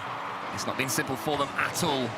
And it won't be over the next 5 minutes minimum. That one's awkward. Jory has almost got the backflip in, but Vatira was able to smuggle that ball away from his own goal line. Atto's now into the air. How KC long-term would still love Atto to show some of that form that he was showing over the prior 365 days or so. Just been a little bit quiet. Here he is now on the ball, pushes it to the side safely. And Carmine Corp having an awful lot of possession, but not too much territory. Early days in Game 6. Great from Oli. Might be the way in, and it is. Lovely little finish. Just simple stuff from Oli. Jory has made some space for him, and Oli spots Juicy. Yeah, just off the goal line, front flips in to flick it over. And it's very rare that you see a front flip be used to flick the ball in the modern day, but that time it made the most sense because he had the line up perfectly. It was a lob. The rarely seen Rocket League lob on the goal line. Oli's trying to make it a couple.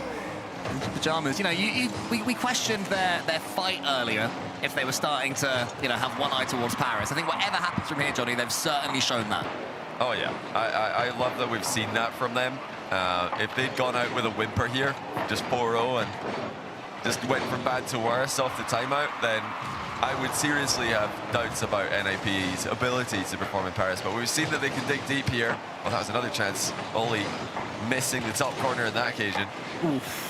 Yeah, if NIP do end up losing this and they are EU4, they're going to be a tough EU4 to beat. That's going to be a group of death just because they're in it. Vatira earlier on was a hugely aggressive third man there. He pretty much went alongside his fellow defender when Ninja the Pajamas had a clean hit. So that could have been disastrous there for Carmine Corp. It didn't quite work out that way. So Vatira clearly had a plan, but CRR is dunking Vatira out now. So maybe KC getting a little bit jumpy in this one, a little bit nervous as Juicy tries to prod it forwards. Joris pushes it out wide. Atto has 100 boost, so does Vatira behind him, and Juicy gets the steal as well. So, and I was going to say a really good chance for KC here until that touch goes backwards, and now they have to do some defending. Awkward. Oh, big save from Atto on the goal line. Oh, nice fake from Jarius. Nobody's actually following up, though, so it will be KC's ball. Far more offense being generated in this game by NIP than they did in the last one. They're all getting their moments in this series. CRR had some flashes of brilliance. Oli's been heavily involved in this game, especially. It's good to see them all showing up and, you know, making their mark offensively. You need that. You can't in the modern Rocket League game. You can't be relying on one guy. You can't even have two. You need all three. That's what NRP have got. Big done there from Vatira and Jorius. Well, he was following up close. We saw those 50-50 losses, incredibly effective for Ninja in the Pajamas earlier, but that one went over his head. KC beginning to time their next angle of approach. Vatira gets the flip reset and the extra touch as well. Wants to take out CRR, isn't able to do so. CRR, who has been incredibly strong this entire series. Moves it towards Jorius. CRR wheels about. I think he was wondering if Vatira might miss that ball or be able to go for it, but instead doesn't let back in NIP territory. But there's a lot of neutral play at the moment, Johnny, and I think that NIP will be more than happy with that, looking at the score and the time. Yeah, this is fine for them. They're just trying to stay spread out, trying to stay alive on the pitch as well. Now they've got KC in a bit of an awkward position here. Juicy does get the ball free towards Vatira, and there's the demo in the back half. Good cover in the middle by both Oli and CRR. That was dangerous from Carmine Corp, but NIP saw it coming. Oh, Atto's taken out there. Bullied by Jorius, who didn't let him go even after the initial nudge. Fortunately for Ninja in Pajamas, it didn't lead to a shooting chance. CRR has no boost, bigged up by Atto. Oli, good control of the ball. Vatira gets it almost to full for Juicy, but Jorius read it better. Juicy is once again penned right back on his own backboard. Carmine Corp having to launch these attacks from the deep, not getting any pressure in Ninja in Pajamas territory, and that is credit to the way that NIP is spreading around the field and getting these 50-50s so solid. Oli is there, almost ready to take the shot, but Juicy says no. Well, last game we had just 2 shots for NIP. This game is just 2 shots for Carmine Corp. Both teams have just completely shut each other down in the past couple games offensively. Very difficult to do that to KC. Even when they do lose, they tend to rack shots up and put their opponents under pressure. NIP not feeling any at the moment. And now here comes a little bit of Atto going one way. CRR's completely missed it. And, oh, it's all gone wrong. They were so close to the finish line, but they've conceded. And CRR just couldn't make up his mind whether he wanted to go back wall or just jump. And that hesitation has cost them. It seemed that we were just trundling along into a Game 7. It almost seemed like these players were preparing for it and settling for it, but instead now it's KC might be able to steal the series from the kickoff. Oli gets it clear. That's CRR again, just not making contact there. He's got to lock back in again. They're still just the 1 goal away from a Game 7, which would be a good result for them after the way they started this series.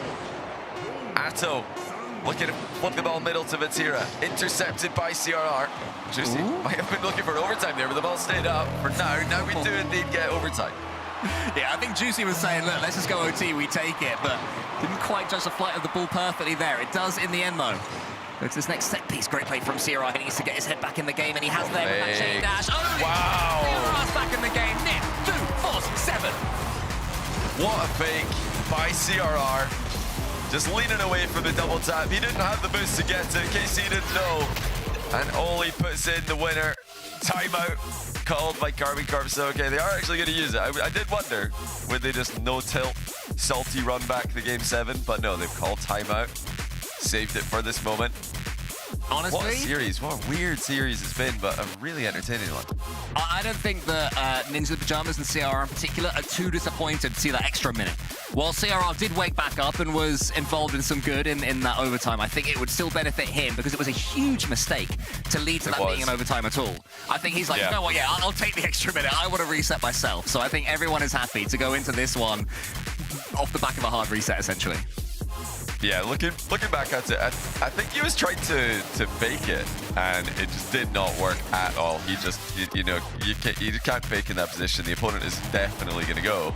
And yeah, with just 20 seconds left, Atto in the area. CRR's tried to fake him out there by pretending to go on the back wall and then jumping down to the ground, but he realized, oh no, they're up. I've actually got to play this, and misses. I think there you just have to assume that Atto's going to go every single time. He's never going to back off. But great regain. CRR winning the game for his team in OT. Well, I guess it was only who won it with a goal, but CRR made the play to lead to the goal. And I wish, you know what? Vatira's not got his camera on. I wish he did. I'm curious. I wish we could see what Vatira is looking like at the moment, because yeah, we do wonder how he's how animated he is. He's been quite animated at times this season. I'm never afraid to tell these pro players off for not having their camera on. So Vatira, I'm going to tell you off right now for not having your camera on. You should have your camera on, young man. Exactly, yeah. Consider yourself told off, Vatira. I'm sure that'll show him. Yeah, that's him going to sleep tonight, being told off by KCorp 93 on broadcast.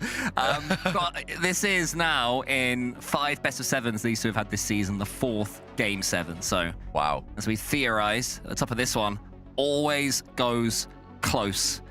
And Carmine Corp have won 3 of them so far to Ninja and Pajamas 1. So KC are the historical favourites going into this one. But, I mean, it was an awkward way for Nip to win that one. Does that sort of steal the thought of momentum, the fact that it was such a jagged victory for them on Neo Tokyo? I think overall, this is just slightly NIP favored at this point. Like Carmine Corp, the plot armor that they once had is no more. They don't have plot armor anymore, it seems. It's gone, and it's been gone. It's a thing of the past for a lot of the top teams in the world now. You have to actually prove it, because the plot could go either way. Well, let's see. NIP, we're fully in control except for that one mistake from CRR. And here he comes again. CRR air dribbling high, looking at 50 back towards a teammate. It kind of does. But can they get a shot at the end of it? It doesn't look likely. It's cleared instead by Atto. Yeah, Vatira had to have good awareness of where his teammates behind him were there, because that one was bouncing. Juicy hovers at the near post. CRR doesn't leave this ball alone. Reverses, tries to use the 3-point turn technique to get that ball back towards his opponent's goal. And a reminder as well, Johnny, whoever loses this one is locked into either 4th or 5th seed for EU. Whoever wins it can still get top seed. So huge changes in Paris. Yeah, of course, it's going to be a big difference. Oh, what's that by Juicy? No! Wait a minute. What has just happened? Jorius shoots from distance. Juicy, did he get bumped when he jumped there? His own goal in spectacular fashion. I think Reed. No, I don't think he did get bumped. I think he just completely own goal. it's a put it in black and white and put it in your montage, because that was an incredible read if you don't know which colour of the goal is that you were shooting towards. And Nip continue to pepper on that Carmine Corp goal. They can sense blood. They'll keep on going. Oli into the corner. Atto clears. Carmine Corp need to clear their heads as well as the ball. Yeah, we saw right after Juicy was able to make a spectacular goal line save. So he's locked back in again after the mistake, just like CRR last game. What on earth was that? We'll have to take another look at it from his POV. I don't think he got any contact. If you jump and get clipped, you can sometimes just get completely thrown off. There was a player in the area. You might have been thinking about that, but it looked to me like he just straight up jumped and scored an amazing own goal. For anyone who doesn't think that these best of 7s are exhausting to players at this level, CRR's mistake in the last game and then Juicy's mistake in this one. So much evidence that they are lovely. Pinch there. Jory it's the doink to tee up Oli. Lovely fake there towards CRR. Juicy up against him. Juicy does great. More good defensive work from him to keep it at just 1-0 down. And, you know, this is why the scoreboard in Rocket League can be so misleading, as Juicy's carrying. He's got by far the most points of the team. you don't lose points for own goals, do you? So it's not the full story here. He's done well in every other part of the game, though. Just that one moment which has cost him and KC up until now. But can they regain in the second half of the game? Atto's gone and done a flyby. Juicy coming back to once again carry KC out of danger. Oh, there's a chance of a Jory. Oh! He's gonna snipe it, top corner. Nip looking like they're gonna survive. Atto's he's just parallel parked. in the back corner there. I don't know why he turned backwards. He looked like he had a play. Maybe expected a teammate to come out and clear the ball, but turning his back to the play just ended up being such an awkward position for him. KC are off the timeout, putting up their worst game yet. It's absolutely bizarre. Juicy's going to beat Joris the ball here. Carmine Corp has still got plenty of time left to wake up in this Game 7. They've been in so many in their careers. It's nothing new to them. They seem to be struggling in this one. Joris Juicy up ahead of him. Great 50-50. CRR is in. CRR tries to get on target. Ato's got no boost. It's going to be 3.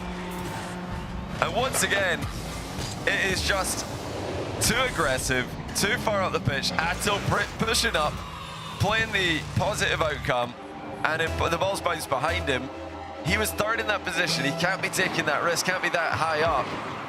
Or, you know, if he is in the 50, has to be more careful. They've got 2 minutes left. 3 goals required for Carmine Corp. But this is looking rough. This is one of the worst games they've played in a long, long time. Well, I can tell you when the last worst game they had than this was, it was against Gentlemates in Game 6 when they lost, was it 6-2 or 6-1 in the decider in Open number 5. So it's not the first time in recent memory that Carmine Corp have collapsed in a key game. And that is not something we associate with any of these players. And this is something they have to fix, Johnny, because they will have deciding games in Paris. What is going on? Ato tries to collect the ball. Vatira trips him up. They both go for it. Either one of them could have easily cleared that, but by combining their powers, they've done nothing. And it's in the net again, 4-0. And now the kickoff strat coming out for NAP nearly gets the 5th one. Yeah, this is shambolic. Carmine Corp have got big problems, it seems. From 2-0 up in the series to now losing in Game 7. I don't know what's happened to them. They've completely fallen apart. Yeah, and as I said, not for the first time either. This is a big warning sign for any of the Blue Wall who will be heading to Paris. They're going to have to dig deep to get their team out of this one because Ninjas in Pajamas, they are the story here. I mean, there's 70 seconds left, 3 goals. Let's put the fizzy water on ice for now. That's a nice play. Ato getting a little flick assist and then running ahead to create some space. Is there a chance? We need to see some kickoff possession at least for KC with a minute to go. They double kickoff against a half flip, so, well, you can pitch it in there if you're very precise. It's difficult to do. You're not rookie bots, and that's another one. It's 5. CRR from distance. Yeah, just FF, honestly. What's the point? KC, they're not coming back. There's just no way. I mean, I'd say that angle and that replay did Ato a little bit dirty there. He was going for the bump. He wasn't going for the ball. He was going for the bump. If they'd got the bump, then that would have been a real chance for Carmine Corp. Instead, he just misses the bump. That's why you need the comms. You have to get someone there to cover it. But I guess with 3 goals, or was 3 goals needed, you can see why. But ultimately, that doesn't matter too much. What matters? That's what you will see right there at the top of your screens. Ninjas in Pajamas, 5, 6. And it's not the first time this has happened, Johnny. This is incredible to me. You know, now you can kind of understand why they would go all in. You know, KC are trying to win the game. They're down 4, so they, you know, take a risk and concede again. That's whatever. They did this really early in the game, though. They were already like taking unnecessary risks when they had time. Now they have no time, and they're down by a much larger scoreline, so it's absolutely over. But well played to NIP. Oh, that's a nice goal, to be fair, by KC, as they continue to just full send everything. Huge pre-jump by Ato to the ceiling, into the shot. I mean, that's any other day, that's an amazing goal. Here, probably just consolation. It's probably more tilting that they're scoring goals like that. But yeah, the last time when they did lose against Gentlemates in the last finals, it was 6-1. In that final game as well. So for their second final game in the tournament in a row, they've conceded at least 6. It might still be 7. It's 7. I think it's going to be 7. It's going to be 7. What is going on? It was 6, now it's 7. Did you say that? Yeah. By the way, Ato, while all this is happening, is just looking for demos. He was fully chasing demos in the back corner there while Drucy's in defense. So I think that's what the pros, don't they call that trolling scrims? Ato is trolling scrims in RLCS. He's trolling Game 7s. It's a shame that no one on the desk predicted NIP, because what a shout that would have been. That would have been like, that would have been pay rise worthy. Yeah, that would have been so smart, but unfortunately, none of the desks picked NIP. We could clearly see that everybody picked Carmine Corp by the visual on the screen. So yeah, what were we thinking? Especially CJ. I mean, KC eliminated, NIP win from behind. They were down 2-0. They looked completely down and out of it. They were having the worst playoffs that they've ever had, but they've turned it around and won. So well done to them. I mean, well, Carmine Corp have collapsed or classed. NIP have masterclassed. All they needed was to prove Johnny Boy wrong. 2 games in, we were questioning the Ninja Pyjamas' heart and spirit. LBP behind them has talked them through a masterful turnaround. They made mistakes along the way. They had errors of their very own, but it did not matter. 6-2 in the final game. 7-2. Was it 7-2? I literally lost count. It was almost 8. I thought it was almost 7. You're right. It was almost 8. 7-2 in the final game is wild. And that means that Carmine Corp, at best, what a start that is, by the way, at best, will be 4th seed in EU. Yeah, Carmine Corp have never gone to a major looking worse. NIP could just go on. I mean, let's see. They seem like they're back. They've regained. We'll see how far they can go later on today, but we've got more elimination matches coming up after the break. Don't go anywhere. Oh, now this guy's going that way. Now I'm getting the lay of the land. Valets can be a big test for a young homeowner turning into their parents. There's an overflow lot somewhere in the vicinity. If the garage is full, they go to the auxiliary. He said if the garage is full, they'd go to the overflow lot. I heard him. I was right here. Let's just stand quietly. Right. I bet you guys have driven some great cars, huh? Progressive can't protect you from becoming your parents, but we can protect your home and auto when you bundle with I us. think you might have brought the wrong car. We had the red convertible.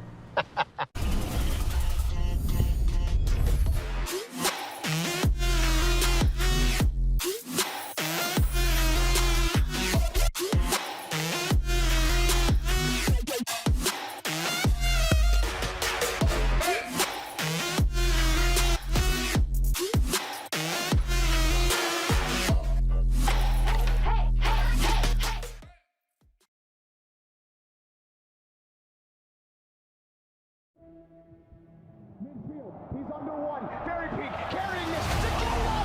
Into the back wall. Janet qui renvoie la balle dans le code. Exotic a minute. No, not the best time. But zero. C'est une belle opportunité. La double tap. C'est un risque. Et non, pas Wicker. Early shot. C'est pour le win. Pour le faire avec exotique notamment. Et voilà. It's Matera. Awas va aller chercher Killers. Team Falcon a un temps fort.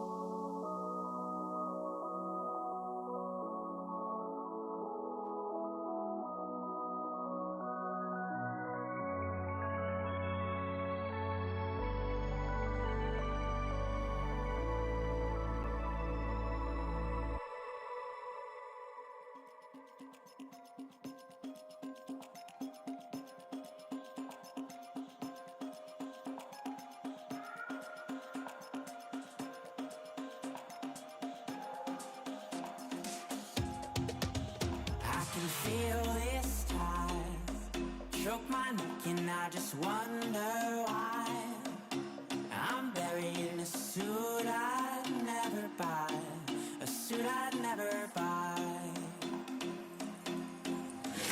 Cufflinks on my wrist, I can't act surprised when the shovels hit dirt in the earth. Did they start to die?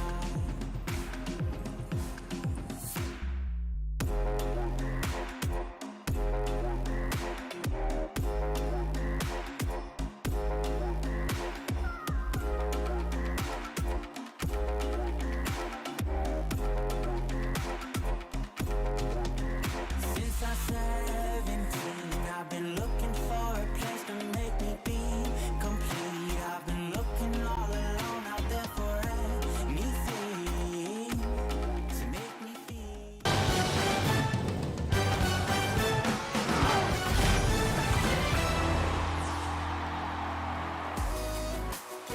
Ladies and gentlemen, welcome back to the Rocket League Championship Series.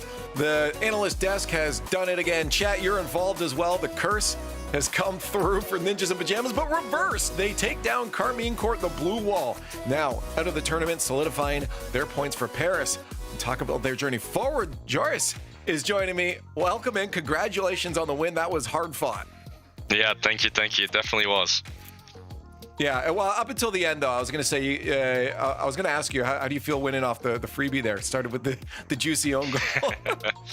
Yeah, it was, I can't lie, I was already screaming like, this ball's going to go up high, free shot. So in my head, I trust my teammates, that wasn't going to be a goal either way, but it's definitely like weight off the shoulders, like, okay, fair enough, okay, just get a free one, don't even have to try for it. So yeah, it felt pretty nice to start the game off like that. Yeah, you never say. You say we take those, and then you keep moving on. But CR happy back there. You guys have to be because again, dropping down to the lower bracket. Novo, Juk was saying anyone can beat anyone, but I'm sure you probably weren't happy with that result. I mean, we've been seeing the face cams too. I can see it kind of creep in. How's the team mental been, I guess, overall, and how have you guys been handling this run? Yeah, I mean, we all know that Rocket League has ups and downs, but we all didn't expect that we'd have such a down against Novo. Yeah. So we were all pretty mad and frustrated in the moment, but then also no one holds any grudges. Like, we're supposed to be mad if we lose against Novo. No disrespect to them, but as such, that just should be like a little bit below our level. So we are pretty frustrated that we are like inconsistent like that, but then we're also instantly, like, within an hour or two, like, okay, we got a game tomorrow, we're gonna look back in. We did. Yeah, no, you absolutely did. I guess getting this win over KCorp, does this feel like a bit of redemption, get you back into the right mental? Because, I mean, I hope so, because you got Gentlemans next. Yeah, I think so. Yeah, I think we've been tweaking some things. We're building a playstyle for Paris for after that. So we know there's gonna be ups and downs, and even if we lost the series against KC, we wouldn't be too mad about it. But it's a good confidence booster, and against Gentlemates we're gonna try our hardest as well. And I believe in our team, and if it doesn't work out, that's fine as well. But I think we got a level right now that's already high enough that we can be in the top 3 in Europe, and hopefully it gets even better afterwards. Yeah. Now, before I let you go here, because you got to get ready for your next match in a bit, but I just want to get your thoughts on the other major storyline that's going on here. KCorp has a chance to set all the tie breaks for that last spot to Paris if they can beat Vitality. They've done it before, and I heard Naz saying that Vitality feels like maybe they're a little off because they're also trying something new. Do you think KCorp is doing this? Do you think they're going to beat Vitality again? I at least hope so, and I think so too. I think Alpha's been playing out of his mind, so I think he'll get it in the bag for them. Okay, I like it here. Well, we'll find out how that goes in a bit here. Jorius, you got to get ready for your next match. Good luck, and thanks for chatting. Thank you. We go Joris, the Great White. They move on past KCorp, the blue wall. That's definitely a good win to get off your shoulders, especially something after what happened yesterday. Hello there, it's me, Stumpy. Oh, I'll say something offensive and wrong. And it sounded like him, so... Mightons are very cool, I'll have you know. But yeah, no, it was a great win there from Ninjas in Pajamas. I mean, that Game 7, Johnny, it's 2 final games in a row for Carmine Corp that have been, frankly, utterly horrific. Like, really unashamedly poor. Yeah, the words of Jorius, I think, also very true here for KC. He said they didn't know their low was going to be that low, even though Rocket League does have bad days, ups and downs.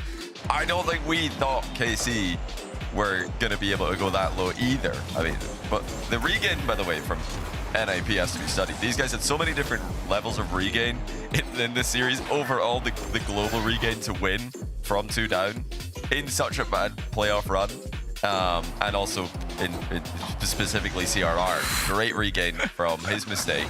But I mean, it was comically bad for KC. I don't know what on earth happened. Juicy obviously had the standout mistake in that Game 7, but the whole team were just all over the place positionally and taking risks unnecessarily. I mean, you even saw it on the goal line time. I think there was one point Vatira had it and Atto took it, turned into a goal as well. So it just felt like miscommunication in general from the squad that hopefully gets cleaned up later for them as they head towards Paris. And why don't we throw up the contenders while we're on that topic here, because KCorp is now locked in at those 26 points here going into Paris, Johnny.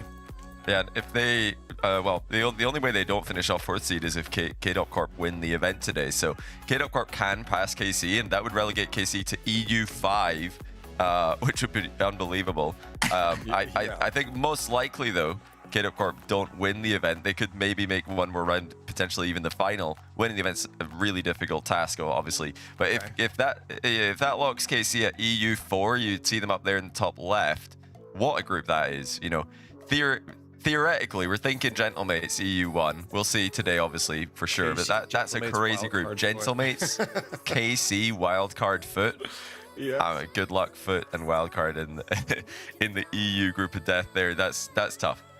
I feel like KC going 5th seed actually would even out that B group there quite nicely. Having NRG in that squad as well. So maybe we see that. We don't know. Again, we still have to see what KCorp does against Vitality. You heard it from Ninjas in Pajamas Jorius there saying that he hopes it as well. I think a lot of people are trying to back this storyline going into in this next matchup. So let's start talking about it, because KCorp is one of those last questions, one of those last contenders towards the Paris Major. They win this one right here, Cole, which they've done before, then they can make sure there's at least a tiebreak for that last spot.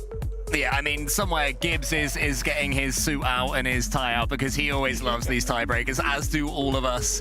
Well, apart from Man City, I've seen Man City in the chat, and they'll be very much rooting for Vitality right now. So everyone, apart from Man City, is to some extent rooting for a tiebreaker or something similar. But KCorp joining going to have to do what they did before and beat Team Vitality. The big question here is, can Lightning strike twice? With Team Vitality expecting KCorp to play a certain way this time, there'll be no surprises.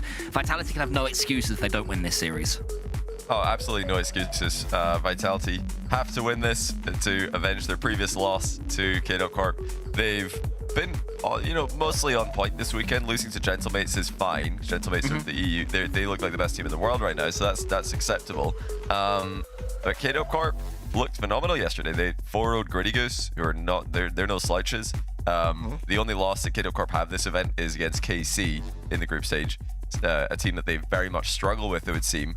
Like, they looked good at the tail end of the Vitality series last time. I loved what I saw from KCorp, loved what I saw from them yesterday. I really do think they've got a chance here, and everybody, it seems to be rooting for them as well. Well, yeah, I think they 100% have a chance to be Vitality. Again, we've seen them do it before, and they've been looking good. These are veteran players, and especially if, Vitality is still on that route of testing things out towards the Paris Major, considering they have a spot. Then maybe it's true. Let us know in the Progressive Fan Vote who you think's going to win it as the prayers come through for Radosin. One day somebody will put as much faith in me as Radosin puts in his little Dembele plushie. He's giving the pep talk right now. Find yourself someone who looks at you the way he looks at Dembele. It's inspiring. Wait, is he talking strats there while hiding his? Yeah, he's hiding his mouth. Wow, this is high level stuff. He doesn't want to be lip read. Unbelievable. Well, the funny thing is that he doesn't even know that he's on camera right now. This is just him. This is just what he's doing. He's not even playing to the cameras. Radosin being Radosin.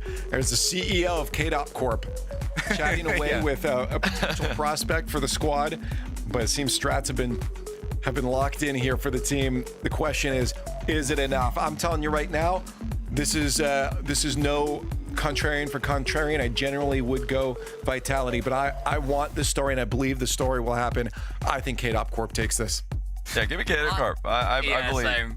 Give me KCorp. I actually think they're going to win. Oh, wait a minute. Should I? I was going to say, should I not? No. I don't want to curse it. I don't want to curse it. Oh, yeah, with 3 KCorps, we'll curse it. Yeah. Can I switch? It would annoy CJ more if I could switch.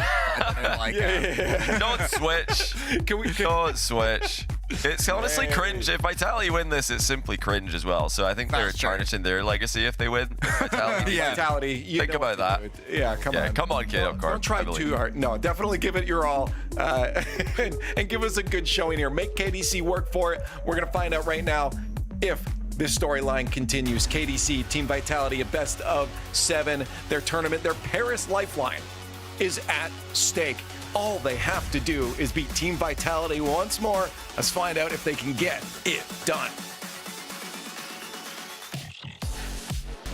It's time to witness the greatest corporation in Rocket League history, taking on Team Vitality. No, I'm not talking about Carmine Corp. This is KCorp's protege, who have tightened their spreadsheets and pinned Zen's head on that whiteboard. Can they beat Vitality for the second time in a row and secure at least a tiebreaker in Paris, Stumpy? Well, luckily for us, we won't be finding out in 3 to 5 business days, but 4 to 7 Rocket League games. Game 1 by Progressive.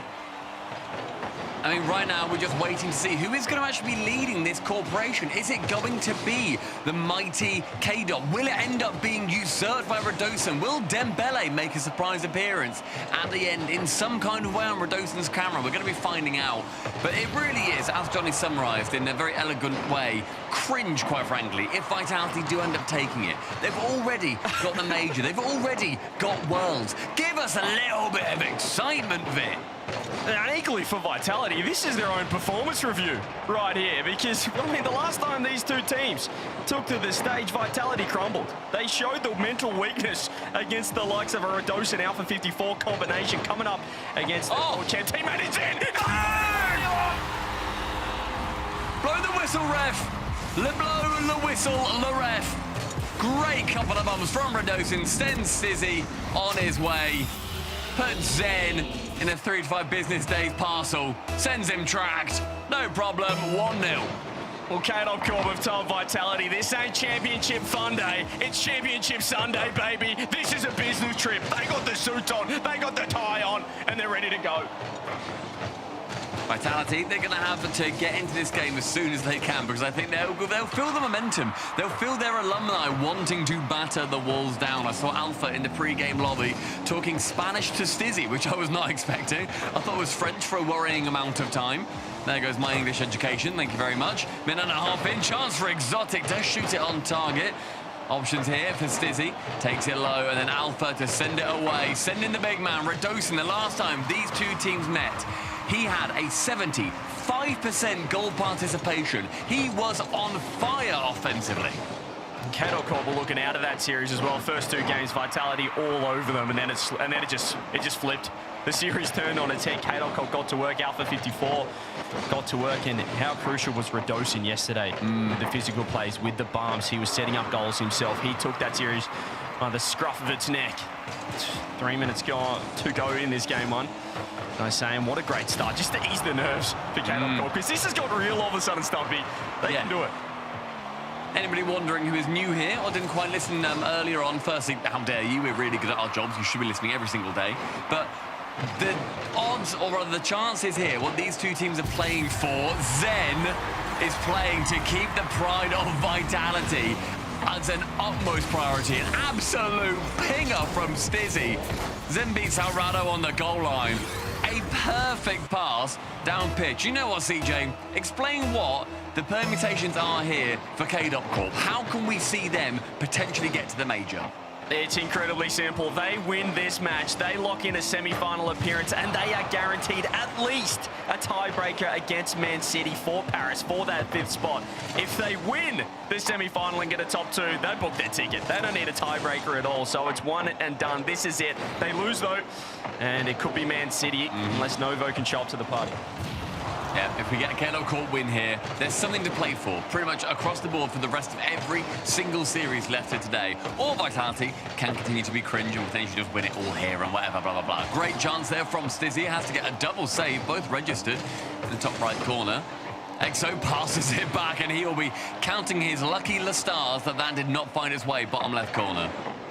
Still 1-1, no damage done. Minute 50, Mitza off the roof with a reset. Can he get the dunk on Stizzy? Just parries it to the side. Redosin looking to keep pressure on. It's just, they look so much more comfortable, KCorp, than they do against a Carmine Corp in the Corporation War. But when they see Vitality on the pitch, it just seems like they know how they play. And it does make sense.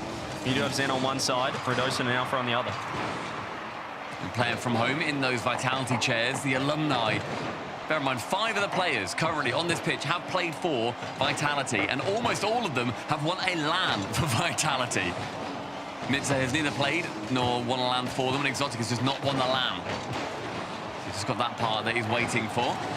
Exotic sends into that back corner. Nice fake of the boost there by Rado, and on low boost he gets rid of Stizzy. Player that he has not played with on the Vitality side. Then a backflip up high. Alpha drops in and dunked instantly by Exotic. The late lead secured for Vitality. What on earth happened here? You can see Alpha, and that's his play. He loves using the ground. Exotic just read it that time. We saw the top plays where he scored that incredible 1v3 goal, but that time, Exotic just knew that he was looking for that double off the ground and just completely dunked it. It's a great chance, though, for Vitality. Again, you were saying that tried to get the nerves out in favour of KDC. Vitality will want to just go into this series thinking, boys, we can't drop it. We can't do it again. We're 0-1 against 2 players that had essentially retired. Come Alpha! Alpha! We nearly tripped on the post there. That was incredibly awkward. Not sure upper management will be too happy with what he's doing in defense at the moment. 30 seconds left. See if they can find one more. Nice dunk coming through. Vitality, though, have settled since that first goal they conceded. So Alpha will find one more across the mid. So dunked by Exotic. He's removed from the pitch for his troubles, but it's not too long left. They're struggling to link up. Vitality dominating the midfield. Up high, it's going to be awkward. Vitality to get anything on it, so ball left towards Mitza to the ceiling, kept away from Alpha. Zen will take his time here, keeps it close, pinched high, left-hand side, Alpha, lots of boost, Mitza central. That one to Rado, not quite beaten out, but it is kept high, tipped off the nose. Stizzy can leave this one to the ground, instead makes it bump. Exotic fancy one more. The Vitality call game. 2-1, game number 1, and that is Vitality getting an early cringe lead. It's your words, not mine. Had a great start, though, from Vitality. And John, yeah, true. Yeah, very true. Great start there from Vitality, considering they did concede that early goal, and that would have put a bit of pressure on them. As we mentioned, they did drop this match in 7 the last time they met a couple of weeks ago, which was a huge upset, and it definitely made this KCorp run all of a sudden feel real. As we said, it kind of felt like it just a bit of a meme team, but quickly turning into the dream team. They have dropped the first game though. Vitality looking pretty solid without doing anything overly impressive during that game. A very aggressive play there, I think, overall from Radosin in particular. He managed to bump Vitality 27 times in that game. He is rough and ready, and he is so excited just to try and get a lick of paint off his former teammate. Yeah, wow, that's aggressive. That's aggressive gameplay coming through. So that's a statement piece as well. And maybe when you are, perhaps feeling the nerves, you don't want to admit it, a great way to kind of shake them off is just go for some bumps. Go crazy. Get offensive, get aggressive, and that's a good way to kind of get yourself into the game. It's like when you jump into the water, it's nice and cold, but you got to acclimatize, and that's a great way to do it. Just throw yourself into the fire game one. And game number 2 here off Bidden Temple. It was a great start for KDC, but it just couldn't continue that trend going forward. Stizzy and Zen both commit in the corner as an early, aggressive play from Vitality, but quite messy. A messy start, but still, Vitality got to dominate the first part of game 2. Zen reset, triple committing defense. It's a little awkward, but the bounce will help out. Thanks to Mitz's touch off his own backboard. He's got the ball again here. Can he follow it up? Exotic is getting dunked, but loses a 50 pretty well. Oh, look at that. He's absolutely getting to work now. Alpha 54 has got to watch out for the flick. It's pinched. It's a great save. He's seen them go in his favor before. He could see his name up right in Zen's targets. Doesn't get caught out on that occasion. Very well played from him. Sends him wide. Radosin towards that back wall. Challenges first then. I think Radosin wins out on that fight. Alpha fakes it. Mitze shoots opposite top corner. It bounces so perfectly for Radosin. Just first goal merchants. KCorp, they've done it again. Off the post. It's a beautiful assist in the end. The shot was wide enough that it was a perfect follow-up. And Rado, he's on the board. Yeah, it's a lovely play there. I think just having 2 players, well, Alpha committing towards the left-hand side, just in case it bounces a little bit further out, and then Radosin a bit more central. Their positioning allowed them to commit as hard as they could on that chance. Mitz has to beat out Exotic, does so with ease and much lower boost. Alpha 1 central, he goes all on his own, tries to pinch it mid, but Zen can cover off that passing angle. Mitza, ceiling bound, a nice dunk. Stizzy doesn't have enough boost here. Alpha gets rid of Zen gets rid of Alpha. Leaves in a one-on-one. Exotic takes on Radosin, and Radosin comes out the better. He had to shape up. He was in a one-on-one for a long time, but he's good enough to prevent the conversion. The reset was on to Mitza low boost. Going to be able to catch this one. A couple of chain dashes off that corner will help out as well. Radosin needs to dodge a bump, which he does so just. Zen gets dunked as well. Still low boost though. Mitza hasn't found too much at all. It's a terrible pass off the corner that Stizzy has to try and find a 50 on. Vitality found themselves at a deficit, and Stizzy just not quick enough on that occasion. The low boost for the third man for a little while there, and Radosin barely left his goal line. Just his presence was enough to keep Vitality away. Kept it from being too hard for his teammates to defend. I like this positioning a lot. First 2 minutes, it's still this one leading goal for KDC. Backboard, Mitz a very heavy touch. He didn't want that at all. Has to make up for it. Does so, in fact. Rips a shot on target. But Stizzy, as it falls low, he can then pick up. Left-hand wall sees him go high. Low boost, a reset. Just a high of target. All from Alpha, and all 3 within range of throwing a net on him. Yeah, it's decent defense this game by KCorp. Still a little scrappy. Stizzy's trying to find a double 50. That's a beautiful touchback from Mitza, and a nice fake, securing that corner 100 boost. You can see Vitality positioned pretty aggressively right now. All 3 looking to sit ahead of that halfway line, secure the mid boost, not looking to rotate all the way back to keep the ball in, but it is risky. Can open you up in chances like this, especially a demo. It's just going to be Stizzy and Ed. If he can fall for an opening, Exotic gets back in time. Fantastic speed from the blind spot. Exotic a rip in front of Radosin. I think it was Alpha, actually. The relative tap-in, really well played from the defender. Mitza turns me, takes it around Stizzy, not goal-bound. He knew that could have just bounced straight back into his own half. And it's been good pressure, I think, from both teams so far. The Alpha with the 50. Anyone underneath? What's a double commit? Stizzy didn't trust the touch from Exotic with low boost.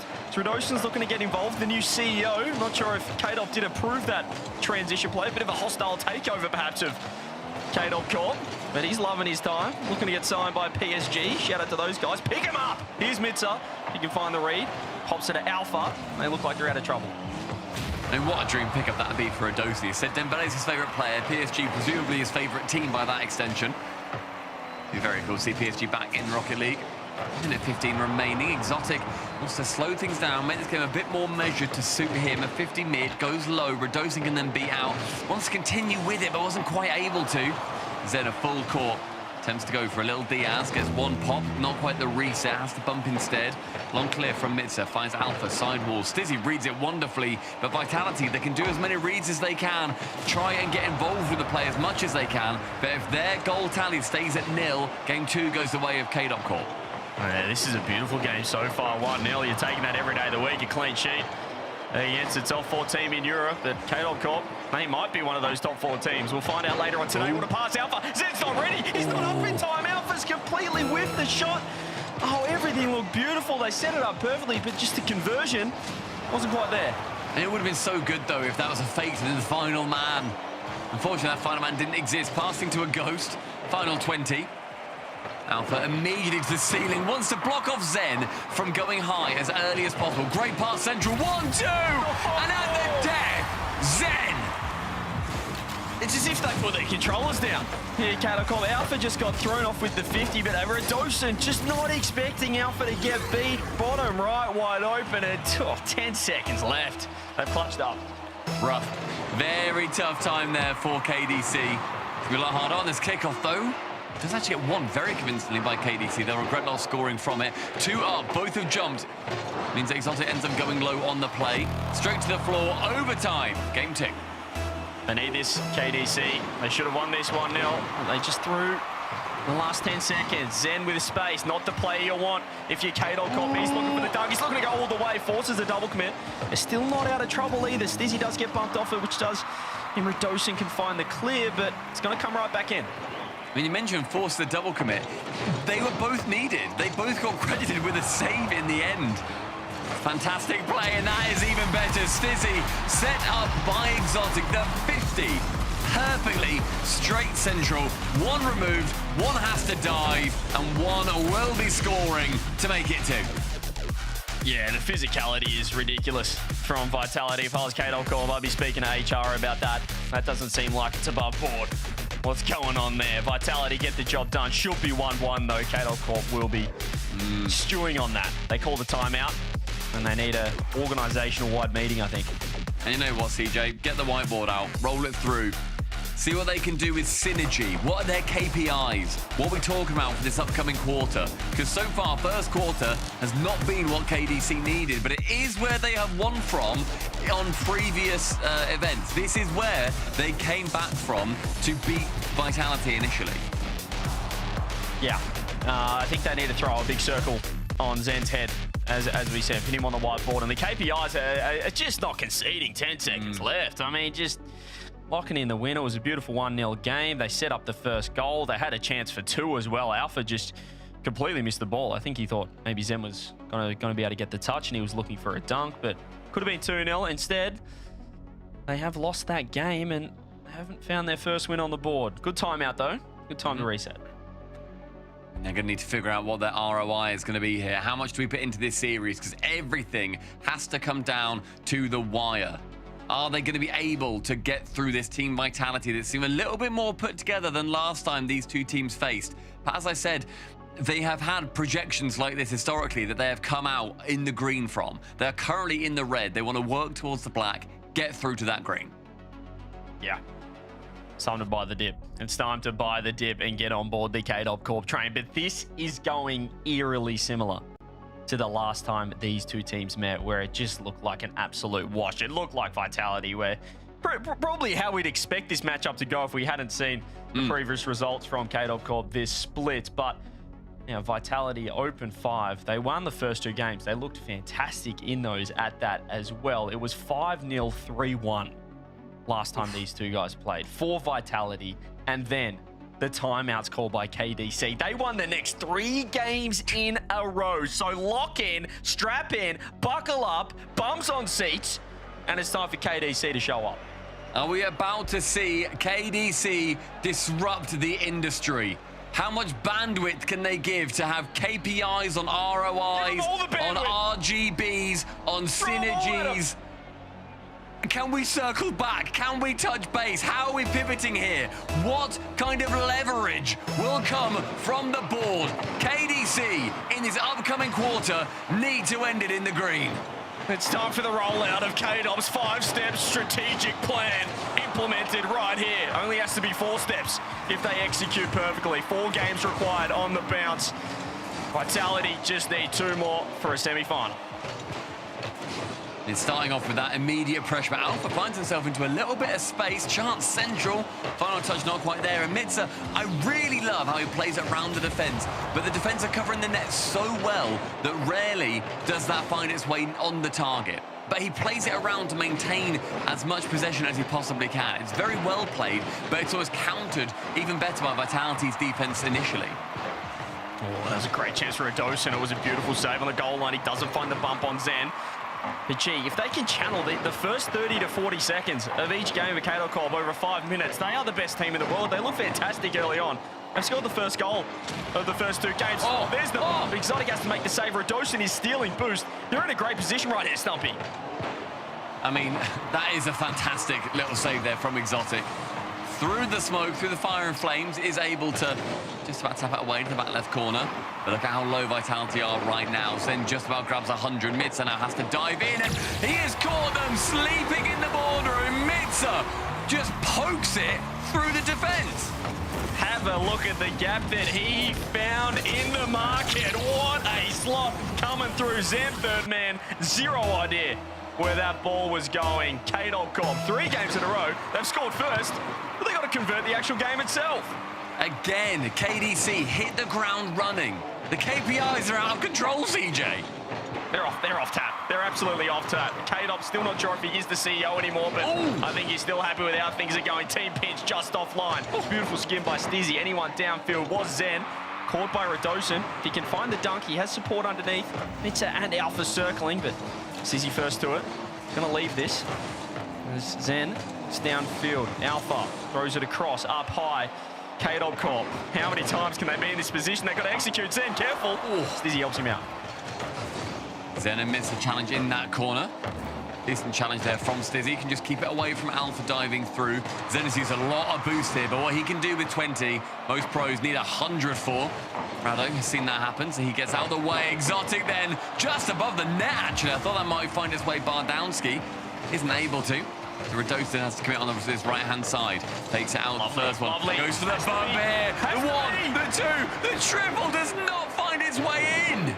That had to be the slot from Mitza. That was a wide open net. Radosin could not have done anything more for his colleague. He just had to throw it on net. There's the shot. It's a beautiful block by Exotic. This should be 2-0 again. Let's see if it comes back to bite him. I mean, the project manager on the board right now for KDC. They're going to be head in hands. That is not how we drew it up. That is not what the whiteboard said. We did not get a football table in the break room so that you guys could miss shots like that. Yeah, they'll have to circle back to that one through the week, but unfortunately, if they lose this will be the last time this team may ever be together. Blow the corporation up if they drop this one. Still, minute 50, up a goal. Do they throw again? It'll be in the back of their mind. The last 10 seconds. It's going to get pretty scary if they hold on from here. Mitza finds the 50. Radosin will be first on it. Nice close touch, but he just fails the wave dash. He's a little bit slow to that. Zen, they're dominating the midfield, KCorp, which is good to see, but the boost troubles won't hurt. Well, now they're awkward. Now they're missing touches. The panic setting in with 90 seconds left. Absolutely stonking clear there by Radosin. Great, just sends it the opposite side of the pitch. Alpha drops it low, and Zen cleverly sees that Radosin isn't challenging that, wants to go for the fake challenge, then immediately dives in for that one. Sees Exotic, reckons, I'll have you, fella. I'll have you on toast every single day. Alpha challenges, that's on target. Radosin does not have enough. And again, a late goal for Vitality. This is just lazy from Alpha. It's a lazy touch. He doesn't get a 50. I mean, you can excuse Mitza for pushing up Radosin as he's rotating back, because you're just expecting Alpha with 100 boost not to pass the ball central. 1-1-1-1-1 on the scoreboard. I like that. Comes a lot harder now for KDC. Yet again, they've thrown away potentially another lead. Back pass. They are learning from GHT here. You love to see it. Hyder is rubbing off on these fellas. Exotic is low. Mitza doesn't know that, however, so he gives him a little bit of space and he'll end up diving in. Chance to go low against Stizzy. Finds Exotic on his own on an island. Stizzy has eyes for Alpha. Alpha just about escapes skin of his teeth. Yeah, still a good play from Stizzy, though. Forced Alpha to have a poor touch. There's a demo coming through as well. Mitza needs to come up huge. Exotic's completely with the ball. Stizzy's been dusted. It's just Alpha if he finds the double for himself. Can he drop it down to a teammate? They've been removed. Zen gets the clear.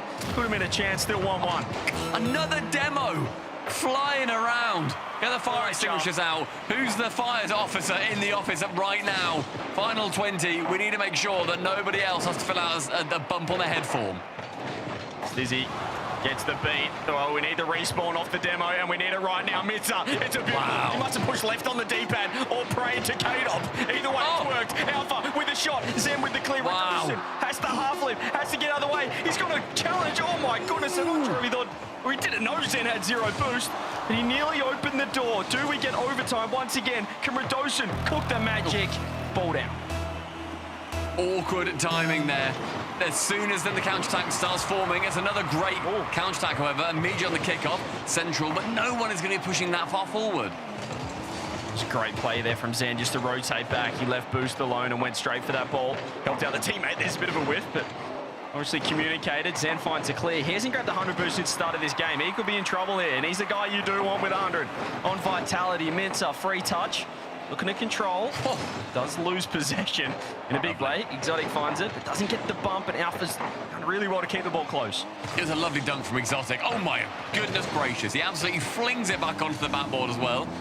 And look at this pressure mounting so intelligently from Vitality. Chance for a bump. Alpha again avoids Stizzy. Stizzy has got the scent of Alpha right now. That goes high. Chance again. Maybe wanted to get the revenge. KDC, they start to form their own attack. An extended period, they need to get stealing some of this boost if it's going to continue. And that back corner is grabbed by Exotic. That will stop this attack for now as Zen then steals one away from the blue side. One of these touches from Alpha. It's another heavy one. As you mentioned, a couple of 100 stolen. I mean, KCorp, maybe it's just Radosin all the world at the moment. Mitza looks for the clear downfield. Just feel like KCorp are playing with fire. The bumps to Vitality are trying to land. If they hit one, it's a goal. So you have to do so well to dodge them and come up clutch. Mitza, that's a nice first touch from him. Does find the 50. Radosin should be able to win this ball. Finds one, finds two, but Zen's too quick. Zen with the reset as well, ends up taking it low. Ends up with the bump, but he clears it on his own. Goes low with it. Stizzy has to get back in time. Incredible positioning. I thought Radosin had the shot. There's a drop down. Exotic finds the clear. Mitza with space. He's going to look to control this. Perhaps hit the ball around Exotic. There's the talking about. From Radosin, the CEO, coming up huge.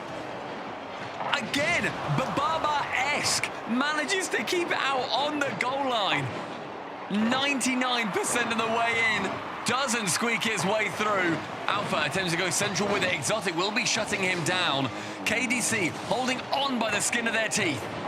Yeah, Vitality are just doing the little things better right now. Stealing boost, positioning, and looking like they're a little more structured than what we're seeing from KDC, but it could work out in KCorp's favour. Exotic wins this touch. He's looking for the skip. It's a fake for Zen, but it's easily readable, whatever you want to call it, by Alpha 54. He's done well. He knew what Zen was up to. Stizzy's going to fake for Exotic this time. Low 50. Radosin with a touch. Alpha, does he have the boost to get up? You betcha, but still, they're kind of just hitting the ball away right now. Yeah, I think right now we're just seeing KDC playing to survive. They're taking minutes, but the minutes are in overtime that they really desperately want to be winning. Right-hand side, Alpha has to commit to the ball. He desperately wanted that boost. Can he get the back corner? No, Zen is there first again. 3 minutes gone. They're still getting chances on that last line of defense. They're getting a crack at that third man. Vitality still pressing Stizzy. Can he get the dunk on Alpha at this? The reliance on this third man is ridiculous from KCorp, but they keep coming up clutch for now. Little double commit. Needs a space for Radosin. He's going to pop it over Stizzy, but they're not keeping too much pressure. KDC. You're seeing the attack on every single side be bullish. They are not giving up at any given moment. And that is like a bull in a china shop charged through. 3-0 for Team Vitality. They need one more to shut down the dreams, and what a steal from Big Steve. That's workplace harassment, whatever that was. That was abuse. It was physical. They sent the house. on net vitality. They get their third game in a row, and now the script has not, I mean, you can tear it up. It's not gone according to plan for KDC. They called the timeout. Last time they won 3 games on the bounce, but they dropped the third, and 4 in a row is required. It would be, well, do you believe in miracles? Maybe we don't need a miracle. Maybe we just need Radosin aura farming, being an absolute beast, saying, you know what, fellas, let's go for the reverse sweep. We don't want to do it easily again. We don't just want to go to 7. Let's get the reverse sweep going here. Because so far as well in this series, CJ, it has been 2-1, 2-1, 2-1. We have had no other scoreline so far, and Vitality have won every single blimmin' time. Well, if you're KCorp or Radosin, and I still need clarity on who the CEO is right now. There's only Dembele, 5. I think. Oh, he's taken it. Yeah. Interesting. That seems like quite an unstructured organization with that many moves in a space of a week. But if I am the CEO of this corporation, Snumpy, I'm writing 5 words on the whiteboard. Go on. Win, win, win, win, in. It's that simple. Tiebreaker if they win this series, but they need 4 on the bounce. They're a long way off right now. 4 in a row needed. 1 for Vitality to shut down today until we look towards Novo. Can KCorp bounce back? It's going to be a massive ask. I wonder what the stakeholders think. Stakeholders in chat, 1, can we see it? Can we see the reverse sweep on Vitality? Let us know. And if they do reverse sweep, I'll buy them a steak. I'll buy them a filet mignon if they get the job done here. My goodness, it'd be scenes for KCorp. Alpha 54, can he get the ball rolling? He has had a quieter series than what we saw certainly yesterday and previously this split where Exotic might be able to get the first goal on the board. He just didn't quite land right, and that's a little get out of jail free card for KCorp. Slightly awkward landing for Exotic. All of a sudden, he had a very open net. Don't blame him for missing it, however. Great pass back, but a little bit too far forward. Far away from him, Exotic. That is such an annoying boost steal as Radosin's getting harassed in net. HR are on the phone right now as we see Vitality start to pile into the cubicle. When you see this map, you just get nervous. You think of Zan, that World Championship, but the 2 of the roster is 2 members of the team are on the other side of the field, so maybe it's an advantage for KDC here on Utopia Coliseum.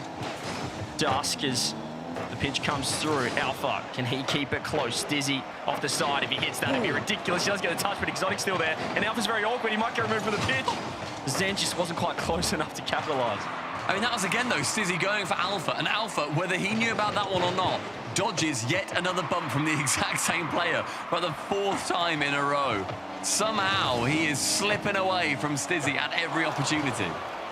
They're using the corner as an absolute safe haven. KCorp, they've been doing it all series long, but just when they do find these close games, it's getting more and more nerve-wracking. Mitza gets bumped. Alpha with a huge touch, but still, he does manage to secure the corner boost at least, but needs to keep it as close as possible. The second man just a little bit slow there. Hang on a minute. He's found a one-on-one. He's found a fake, but Stizzy's back in time. Vitality's still not looking perfect. The shot comes through the dunk. Exotic to the side. Finally, some attack for KDC. I mean, there's so many chances here where they're just, they can't quite finish it off. And again, another opportunity, the first of very few for KDC, but like the 8th opportunity in this game for 1 goal to be scored halfway through, yet to see any action. And Mitza shooting, he'll be having absolute nightmares about it. He had a chance earlier on in the game to at least secure 1 games. We wanted this man to step up, and he gets the first of the all-important 4th game. That's what's needed. Sent Exotic to the shops, slips it back behind Big Stiz, says thank you very much. I've grown a beard, but I'm still the same man, not one world. Thank you very much. You need a bit of a coffee run back post. And don't his colleagues love that for the 1-0, 2 minutes 20. They've scored the first goal again. I'm not sure if they wanted to do that based on how the other 3 went, Snuffy, but we'll find out. The first goal in every single game so far, allowing Vitality to then score precisely 2 goals in every subsequent. What a great doing from Exotic. Radosin speeds it up with a save. I think Radosin jumped off his chair to hit that. He just skimmed the top of the Fennec. Reset comes through. Alpha underneath. Zen makes a huge save. Stizzy going to leave that for him as he does have more boost. Zen, reset, delays. Alpha takes it off him. Mitz is able to catch on the back wall. And catch, but he gets bumped a lot, then does some bumping himself. Alpha, in and out save. Fakes, exotic. Fake again. It's the alley-oop. Fake again. Somebody shoots. Stizzy does. Alpha to save. They've completely overcooked. It's a well-done filet mignon now. The steak is just, it's over-seasoned and it's burned. Shoot the ball, Vitality. And the stakes have never been higher. To the backboard, to the backboard, to the backboard. It couldn't get much higher. My goodness, the temps are off the charts. Alpha 54 with the clear. Zen catching, doesn't keep it close. He's been demoed. Stizzy with the pop. Exotic's too close. As Mitza is able to find the dunk off the corner. Zen looking to control. He did a nice fake. Does he expose Alpha 54 third man? Exotic, anyone on the back? Oh! Missed 1-1. Again, a late goal for Vitality. They leave it to the last second, the last minute sometimes. They get another one. Do we see a repeat? We have been here before. How do they keep doing this? KCorp, they keep scoring the first goal, Stumpy. They rock up on time, but they've clocked off by lunch. You got to play 5 minutes to rock. Zen, double, bang, Alpha save, not enough. 2-1. The only thing that's changing is the map. We're in Groundhog Day right now, and we do not get paid overtime. 10 seconds after their first, they sink another. Alpha's in an awkward position. Will it be another 2-1? We're going for the 4-Pete. Stizzy works the ball around Mitza. What do we have? KCorp, show us something. Show us that something's changed from the previous three. Alpha, oh, net! He breaks the curse and ties it up. We've changed the strategy for this fiscal year, and it is working out better. A second goal in a game for KCorp. Vitality sink back to level. It's Alpha 54, 2 goals, 4 saves. He's dropped 700 points. It's been an enormous game for the MVP of KDC. 35 on the clock. Here he is again. He's looking for the fake. He's looking for the pop. He's lost the 50 to Mitza, but he's low boost. So he plays the slow play. It's smart. And he loses the 50 to Radosun, who fires on net. 25 seconds left. KDC actually in control right now. Till Zen has any word in this game. 10 seconds left. 10 boosts that he had in his tank. He wasn't able to make much of it, wanting more of an impact on this game. That back left corner, Zen picks it up, speeds it up, straight to the scrapyard. Any chance Central? No, Exotic waits lurking. Very little boost across the board for KDC. They keep it up, it's brave. It may well be silly, but Radosin, he catches, he goes for one. Alpha, will he find Mitza here? He takes it on his own. Mitza takes that boost, I don't mind it, keeps it high. Stizzy to intercept, Mitza lets it drop. Yet another overtime. We are not at 1.5 times pay, ladies and gentlemen. It is regulation. Radosin, he's going to leave this. Stizzy goes wide, just too quick on that one. But bought a bit of time for his teammates to set up. Radosin doesn't have the reset. Exotic looking to keep it close, but he's low boost. Mitch is going to keep it close. Oh, there's a demo. It's just in. It's off the post. Is anyone ready? Is anyone ready? Oh, it's a catastrophe. Vitality have crushed KDC's hopes and dreams. They're done. The board will be meeting about this one. We see these moments in business. We thought they might go into liquidation. They have jumped all the way to bankruptcy. KCorp, they hand in their notice to this season. Until the LCQ, will there be a bounce back? Because for now, Vitality go through 4-0. An impressive response from Vitality after that complete upset loss in Game 7 last event. They won the first regional. They lose to KCorp in the second, but they 4-0 sweep them in the lower bracket quarterfinals right here. It was 4-1 goal games. You can see how close KCorp are to the top teams, but perhaps they needed a little bit more practice, a few more meetings along the way to get within touching distance. I mean, KCorp, it's so hard to judge them on that series because, as you said, every single game was a single goal, 3-2-1s and a 3-2 to end it. So tough. we're not done for the day. That is just the quarterfinals. Still got the semis coming up. And up next is a banger. Gentlemates take on Ninjas in Pajamas.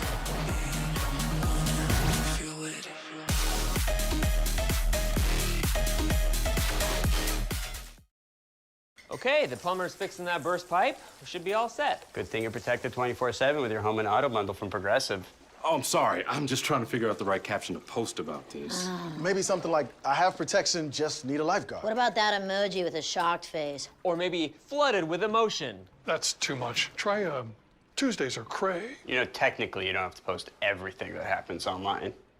I totally believe you. Life is meaningless without affirmation, am I right?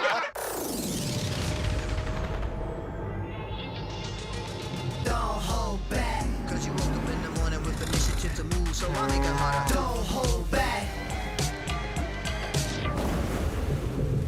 Galvanize. Trajectory and balance look good. You're confirmed to go for orbit.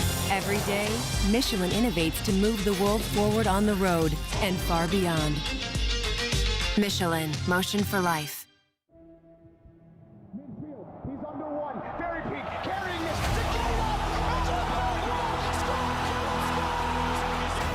Qui renvoie la balle dans le code. Exotic to finish. No, not the best time. But zero. C'est une belle opportunité. La double tap. C'est terminé. Et non, pas Wicker. Early shot. C'est pour le pour le faire avec exotique notamment. Et voilà. My friends, it's Matera. Awas va aller chercher Killers. Team Falcon a un temps fort.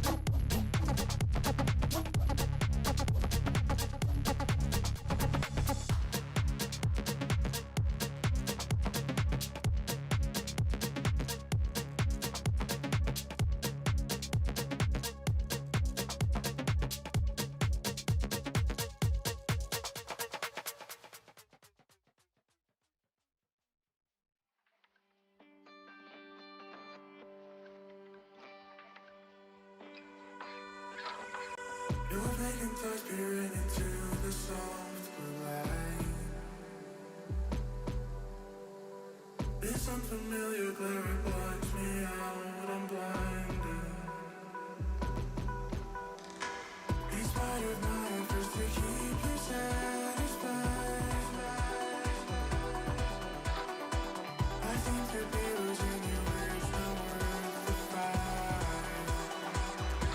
So I speak up, I scream into the void. I reach for a hand to guide me through the shifting land below.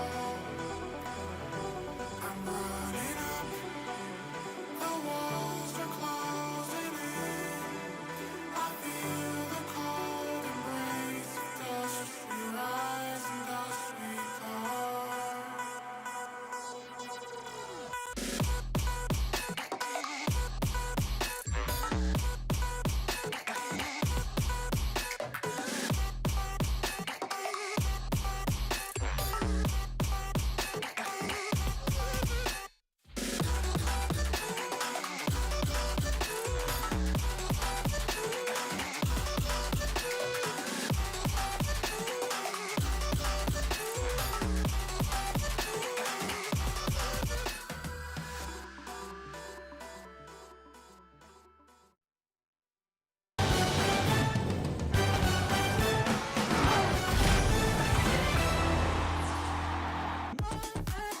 Welcome back to the Rocket League Championship Series. We're on Open number 6, the final Open qualifier for the year before the Paris Major here. And the KCorp dream, the storyline has ended as Team Vitality has shut them down. And I have Zen with me. Zen, right off the bat, tu as fait plus Dosen. How do you feel about doing that to Rudosen? I feel really sad for them because I think they play really good and they deserve to go to Paris, but it's a game. Radozin eliminate me at World and me I eliminate him for Major, so it's just a game, but it's really sad. Yeah, it's a game. No, overall, it's the way it goes at the end of the day. But now you guys move on to face Novo after this. I have to ask you about just play style in general, right? Obviously, KCorp's beaten you before. You got knocked down by Gentlemates. These are teams that you want to continuously beat. Nas said you guys look like you're trying new stuff. Is that true? And how's that been going in your mind overall? Yeah, we are trying to add some stuff to our game plan, but it's because I think when we won the regional, everyone watched us. So yeah, we try to adapt better, and after I can't say the detail, but I can only say that we had some stuff, yeah. Yeah, and I guess the question about that is it's always best to put it in practice. Did you guys feel like this was a safe Open to put it in, considering you guys do have Paris locked in, or did you hope to have it already sorted out and that perfect by now? No, I don't really think that we play perfect, because it's all the time that, like, when you play someone lower than you, that you can play like maybe at the same level. So I think we are just gonna step up like step by step and match by match. So we will see after. Yeah, no, it's all you can do, and you've got a few more matches at least to practice in this Open here. With Novo being your next opponents, they knocked Ninjas in Pajamas down to the lower bracket. They've been looking okay. Juk said anybody can beat anybody. How do you feel about that statement? Are you concerned about Novo? I think maybe they play good, but I don't watch the series, so I don't really know. But if you say that, you will see on the field. I can say that it's 4-0. I call it. He's calling it already. The 4-0. Hey, you got one out of the way. Why not another one? You know what? Those are good words to end it off on, Zen. I'm confident. I'm confident. Hey, I love it. I like the smile in it too. Hey, Zen, hopefully you'll continue on to the grand finals. We're looking at a 4-0. Congratulations on that one, and congratulations on your next 4-0 as well. Thank you. The GOAT, Zen, calling it right now. Novo's going to be a 4-0, and I wonder how, again, that squad's feeling about it, as they feel they can beat anybody. But hey, maybe it is the day for Team Vitality Championship Sunday. is where it's at. And CJ, I mean, looking at Vitality, do you feel like they've got where they need to be now at this point? I mean, when you're looking at the stats of the series, everything points to KCorp actually winning it. They weren't in front barely all that series. In fact, Vitality were in front, even though they 4-0'd, 4.76% of the total time of the series. They were in front for less than 5% of that series. They 4-0 swept them. We obviously had the overtimes and late second, 10-second, 5-second equalizers from Vitality, but KCorp put up a great fight, JB, but in the end, it was, I don't know, it was inconsistent at best. Yeah, they obviously felt the pressure and they made some mistakes, especially the tail end of the games. Sad to see them get eliminated like this. Would have loved to see them in Paris, or at least loved to see them tie break Man City a minimum to go. It's lucky for Man City that Vitality put them away. I think KCorp probably beat Novo and just qualify directly with no tiebreaker needed if they win that. So, but still a bit disappointing for Vitality to not see the content that Radosin could have brought to the major. Agreed. The upside that would have. I have lost all respect for Vitality for winning and taking Radosin in Paris away from us. But, Zen's also promising us a 4-0, which is content in of itself. I'm surprised to hear that as well, actually. The confident 4-0 is fine, but the fact he's saying it, wow. Yeah, I mean, you can see it here.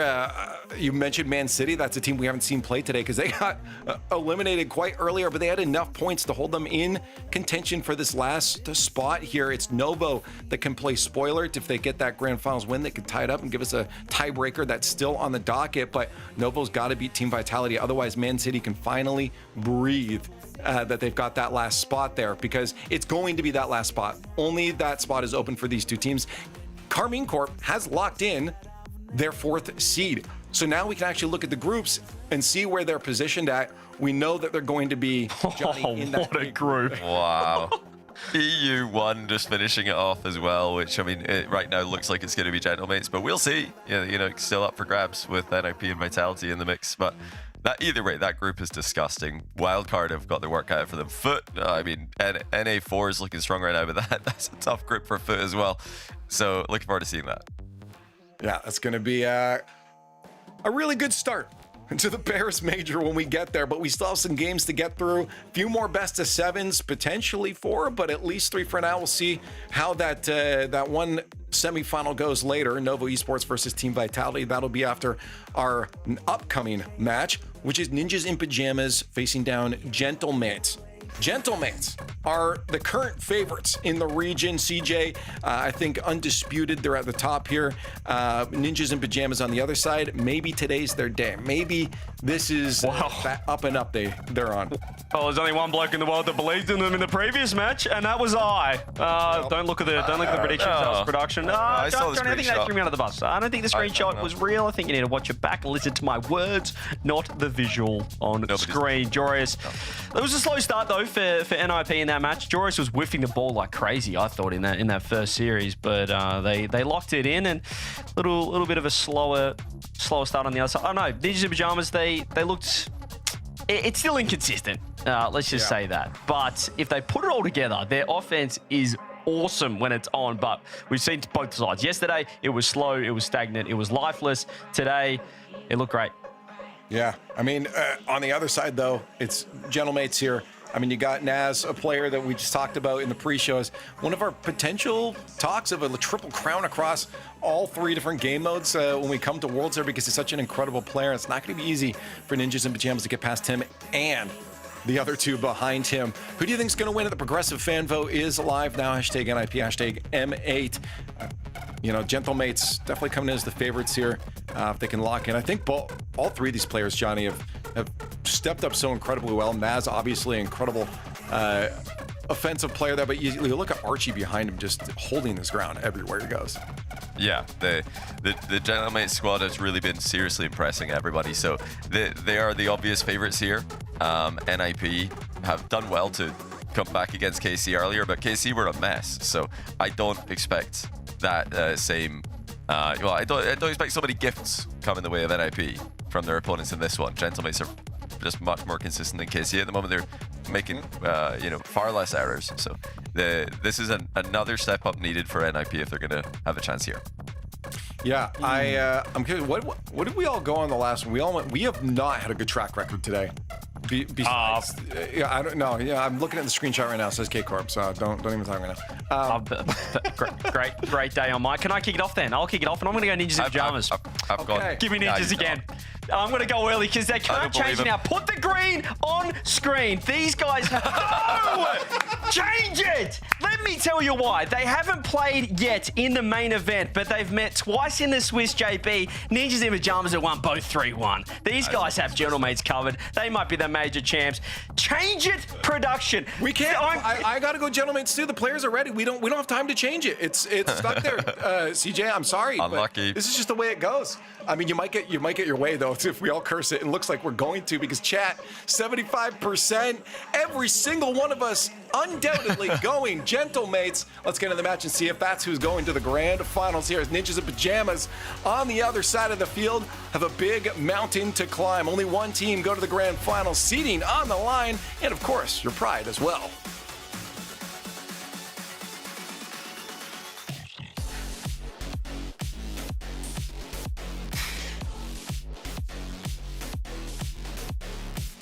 It is Nip versus Gentlemates here in the first of our upper bracket games. And game one is brought to you by Progressive.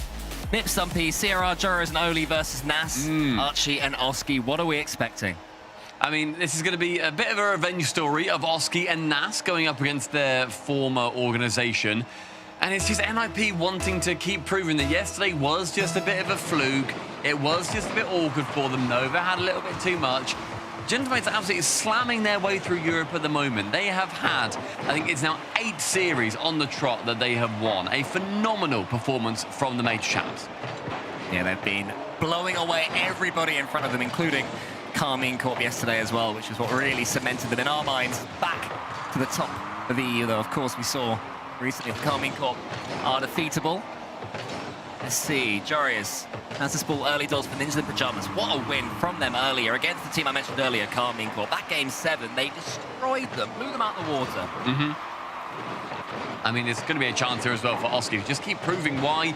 Tachi, on social media last night, said he is the best player in the world because he really has been playing out of his skin recently. He's been such an incredible player. At the major, all eyes were on Nas, but he could not have done it without him. But when you look at teams that have been performing well, especially in recent memory, NIP, aside from yesterday, and CRR running at the helm.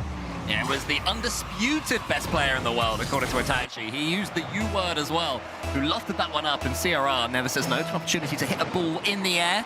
Scores the early goal there for Ninjas in Pajamas, team that, again, on desk, nobody believed in. Can you believe it, Stumpy Goblin?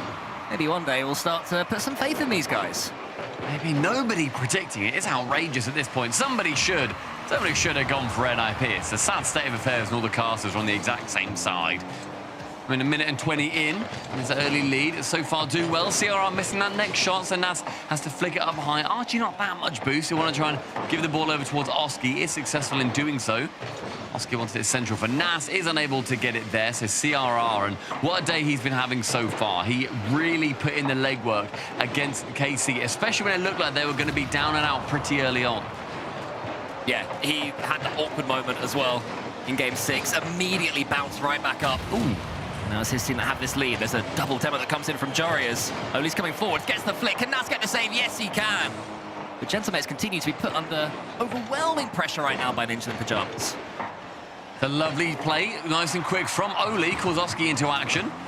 Flick round, cannot beat CRR.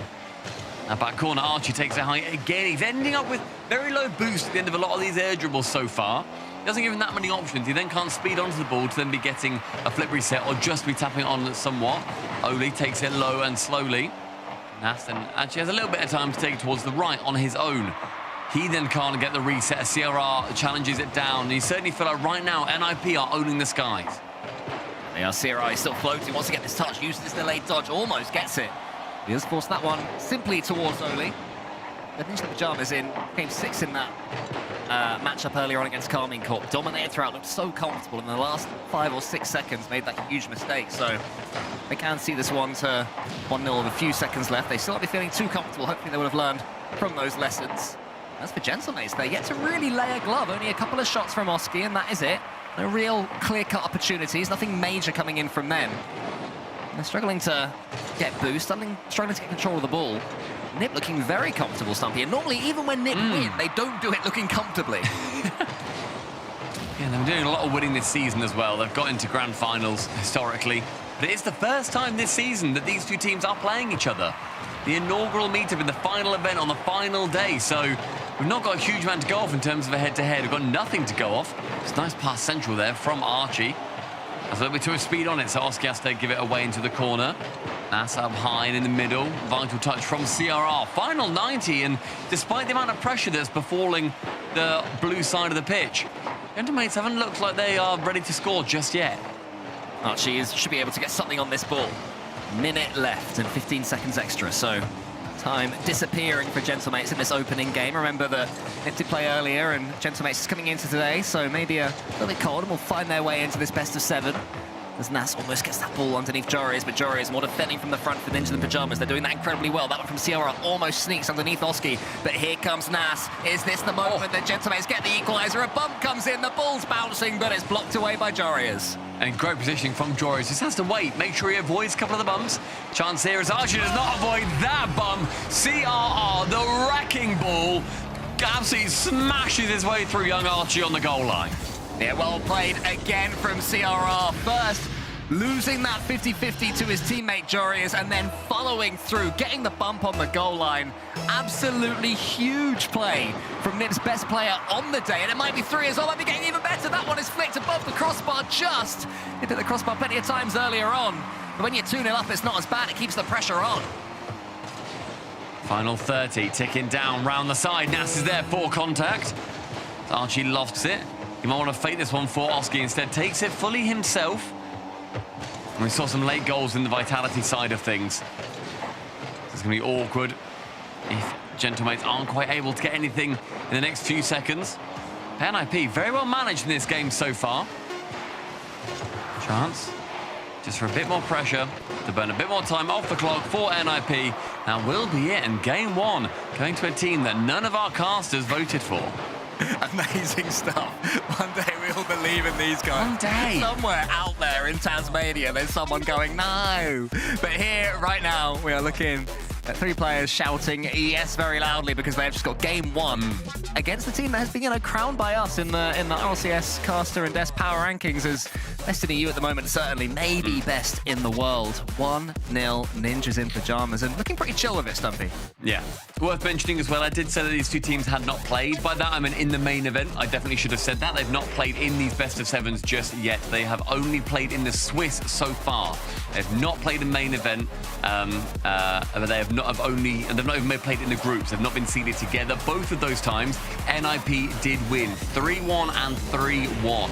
So this best of 7, yes, still we don't have that much data for it, but Gentlemates on this tear, I'd still put them favourites. But what a performance from NIP in the first. Yeah, looking really just fluent at the moment. They're looking like the best version of themselves right now. I was saying yesterday that I like the way they play Rocket League. I like the fact that CRR is always this incredibly aggressive little terrier driving around the center. And, the first goal they got was because as soon as there was even half a mistake from a player like Oski, I think a lot of the times when these titans of Rocket League come up against each other, when there's a mistake, the ball just sort of bounces because everyone goes like, oh, Oski wouldn't do that touch. Do you know what I mean? And then a second to realize, whereas CRR, he just goes. He's straight for it, and that's what led to that lead, and that's what led to that game. Yeah, it throws everybody off, and I think that's kind of what you might be seeing in when you see pros play against the lower level teams. You saw that a little bit when it was last season with KC and Synergy, and they must have been thrown off a few times of I don't expect you to make that play, and we don't expect that to happen, so I'm not even in the position to make a play on what you've just done. But by no means is that these teams when you get towards the main event. NIP, it's a great start. That's an even better one for Gentlemates, rather, is Oski with a lovely, very low, perfectly placed flick to Nas. Yeah, well timed that flick as well. We've seen a couple of floor pinch flicks, and we've seen some delayed dribbles as well from these players. The ground play definitely in the current meta at the moment. You have to be able to deal with that just as well as the aerial plays as well. And Oski, one of the best in the world at doing that. Then he can take to the skies as well. Archie's shot, though, was that good enough, Stumpy? Little bit weak. I feel like he was maybe playing a little bit further forward than he should have done. He had no momentum coming onto the ball, so all power had to be generated by the dodge. Not going to be enough at this level. Archie gets the catch. He sends it high, then loops around. Let's get the second touch. So it seems that Gentlemates sense a chance to double their lead, but CRR doesn't quite sink it. And again, like Archie earlier, at this level, you have to be getting that double tap. I mean, he had it near enough on target. Then Oski, he's then finding his way right towards the ball. That could have been an own goal if it was 0.1 second different. In the end, it does work out very well. Great save from Jorias, keeping his team without going 2-0 behind. But it was a great play, ultimately, from Oski, I think. Very well repositioned. Yeah, this one could very well be 2-1 right now to Gentlemates. As it stands there, but a team comes in! It's a mistake, and that's 1-1! The self-team bump. Look at, who was it coming down? It was Oski from the backboard. Then Nas makes contact with him, sends him into the ground, and it's just a bouncer. Yeah, it was Noski, the two of them combined, doing their best work together. And there's a double fake and a bump. This is nice, and we'll reset with 0 boost in the centre. Let's play on from here, clean 50. Awkward moment for everybody involved. Jory is now wanting to bump, and Nas goes forward, goes back, then makes contact with the ball. Very well played to avoid Jorias. Oli has control of this one. CRR steaming in as well. Cools Oli off. Says, mine, I've got the boost. I want to do something with it. Didn't do too much with it in the end. Instead, Jorias just managed to tee that one up towards Oli. Maybe Oli could have pre-jumped. Instead, he is just waiting. The Instant Pyjamas trying to build upon this momentum. They took game 1. Can they double it up? Pass from CRR. Wow. There, gets the reverse around Oski. Perfect. Absolutely perfect play. Jorias to CRR from the ceiling that instantly lands on the pre-jumping Jorias' nose. That is synergy that is not just out of nowhere. That is earned and forged. And Jorias still had a lot to do there with that finish. It had to go behind the defender. It was a smart one. Oli might be able to make even more good white head into the Pyjamas. Jorias was on that back wall, almost got it. Oli into the centre.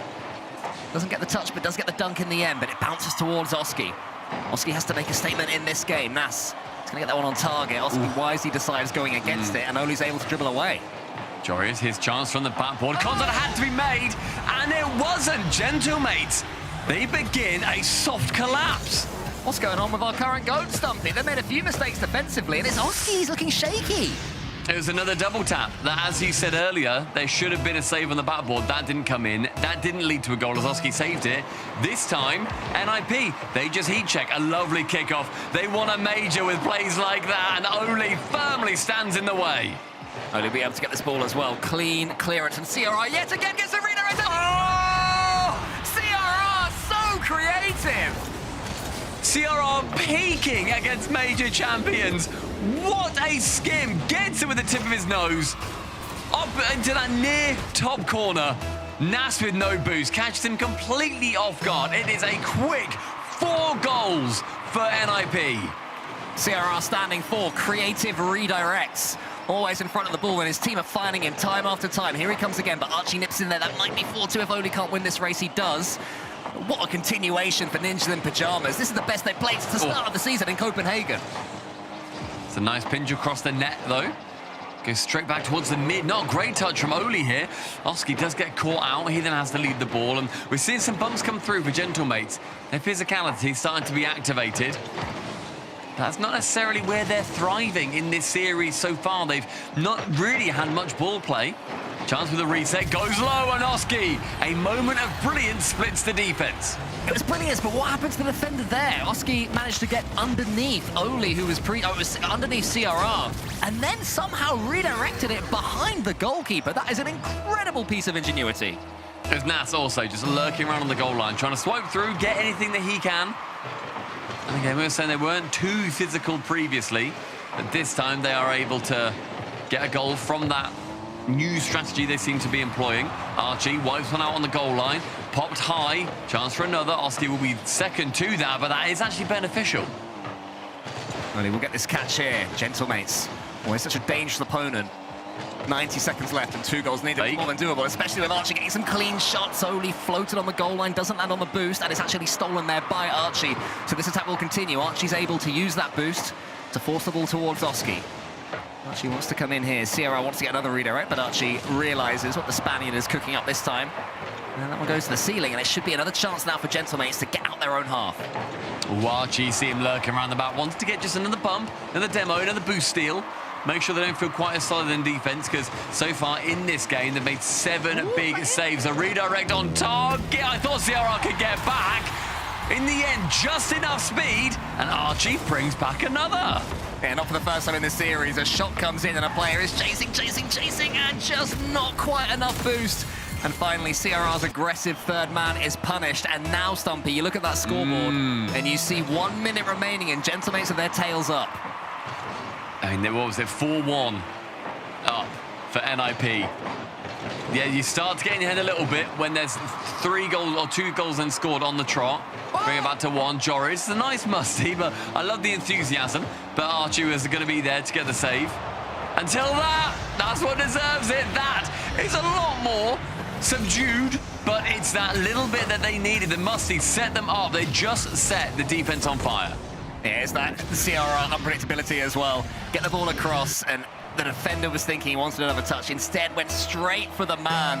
And while the musty was well saved, the follow-up was not to be. And that is 5-3 now for Ninjas in Pyjamas. And just when it seemed that Gentlemates were going to come back into this game and into this series, NIP find another level. You know, they keep finding this extra gear, Ninjas in Pyjamas, that we haven't seen from them in a couple of events now. CRR, does he get this reset? He does. Can't quite wriggle it through, though. Speedy play from Archie, but then messed up his final touch. It did feel like Gentlemates were really on that push, though. A very well-timed goal from NIP. Oof. One opportunity to go central, but now Nas is going to be barreling down on CRR, who quick dives in, just gets the ball away enough into the middle. Popped high from Oli. Final 5. Goal here is absolutely vital. Will not come in. Gentlemates lose another as NIP, from the shadows, whip another game from under their nose. And instantly we have a Gentlemates timeout. They will take the extra minute and talk this one through. This one not going their way by any means right now, Stumpy. It is looking awkward for them. NIP looks so dangerous. Even when Gentlemates build up a head of steam, NIP are completely keeping their cool. And they're not a team that, you know, mentality-wise, we say, you know, these are Icemen. These are players that if they 3-0 up and it goes back to 3-3, they'll find a way. But they are currently making it possible for themselves to do that. I mean, Gentlemates, we made sure to mention their physicality in this game. It started to work. They're starting to get those bumps, starting to get their demos. They had 6 demos in the end compared to just 2 from NIP. But ultimately, when you're 4-1 down, you can do what you want. It may not matter. And there were some gorgeous goals in this game as well. That pass in particular, going from, I think, CRR to Jorias. And you love to see plays like that. And timeout has been called for Gentlemates. They've got 2 minutes to discuss what is going wrong and how do we rectify it. And what is going wrong for them? It's tough to say because they are getting goals and they are having moments. But right now it's a pretty quiet Gentlemates room for a team that's been winning so much. They're coming into this one off the back of another open win. Oski has still got his star sticker on, which apparently is good luck or something. I'm not sure why he keeps repping that, but it's looking good for him. But today, just not so much. They look a bit glum, to be honest. And normally we see them laughing and smiling and being a lot happier. That was certainly coming through yesterday when they were not battering Vitality, but when they were making sure that they were the dominant team in that series. Only 1 goal between them for every single game. Very, very close. Vitality, they then do the exact same in reverse when they go up against KDC. Archie with the world's biggest bottle of water. Hopefully it won't be the world's biggest bottle from Gentlemates. Apparently, looking at chat, thanks chat, it's a pimple patch. So he's got a pimple there. I didn't know that either. That to me, I just liked it. I really just thought it was quite sweet that he wore it on his face. I thought that's kind of cool. I didn't know that existed. I'm going to go and Google that. we boomers haven't seen, we're like, oh, look at that. It's a cute little sticker. But hey, back in my day, mate, you just got lightly bullied for it. Yeah, back in the good old Back in my day. Better now. It's better now. A lot better now. Right, so game number 3, and Gentlemates looking to get another star for themselves because they have to step their game up. And they have to hope to some extent that Ninjas in Pyjamas slow down, because this isn't particularly, to me, at least, Gentlemates playing badly. It's NIP playing wonderfully. Yeah. NIP have been running riot around Gentlemates. It's not been low-scoring games either. I mean, even that 2-0 felt like there could have been a lot more. 8 goals in the second. He has been very high-quality player, I think, from Nip, in particular. Fake from Oski. I think that was too far away for that to feel deliberately far away. I think he was going for it. He goes for it again and off the goal line. CRR.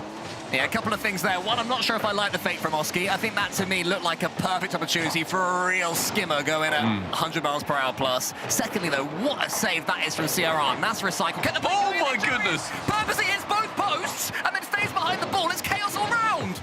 That ping pong. That is a pinball table in the net. Ding, ding, ding. But no high score for the Gentlemates. Mass gets dumped by CRR. Archie has 100 boost. Jory is incoming. Archie manages to get away from him. He's going to have a little battle against Oli in the skies. Archie tries to chase this one down. So somehow, Gentlemates haven't taken the lead here in game number 3, and potentially a must-win. I mean, they are one of the teams you would say could get a reverse sweep in a best-of-7, but they won't want to be thinking about that just yet. They want to keep thinking about this attack going in. Surely this time. No, again, it hits the crossbar, scrapes along that back wall, and still they can't score. I mean, they are battering right now. They're battering down the hatches, and those hatches will be giving way. Gentlemates score there first. Yeah, well done. Gentlemates have just kept on going. Archie, his instincts were correct. Sometimes it can be risky hitting the ball against the opposite back wall like that. It can lead to a counter-attack. You need a strong, hard communication saying, you know, take that redirect. I'm here waiting for it, and that's what he had. And 65% of the game so far been played in the blue half. It has been very dominant for Gentlemates. Putting on the pressure, Jorias, lovely 50. Oli then opts to go central, leaves it away for CRR. Oli lurking here opens up so many opportunities. Yeah, they just didn't know which angle to cover. Great 50-50 there from Jorias as well. And again, he got the angle, and Oli called off by CRR. The thing that impresses me most about the way Nip play is that the speed of communication has to be so quick, because if CRR dives in there and hits Oli, they miss the chance, they both look so silly. And it can happen, even at this level, right? But they back themselves to call it quickly enough, and Oski backs himself up all the way. Wow. What a touch that is from Jorias. I mean, 2 incredibly strong 50s from Oski in the same air dribble. Nearly works it through again, but CRR is going to be waiting right at the back. And he has been the star player so far for NIP. I'd love to see it. Oski wants to get it around Oli this time. Oli can't do it all on his own. And when you're against 2 of the greatest in the world, you can't be too upset that you've conceded. Yeah, I mean, if anyone can get that double 50-50, it's Oli, but saw the danger there and just pushed it back against the gap that was created by Oli in his desperate attempt at that second save. And just when they come back, Nip succumb again. They are 2-1 down in this one. And game 3, it's got to be said, despite the Nip goal, has been all Gentlemates. Yeah, I think it's been a welcome change for the mates.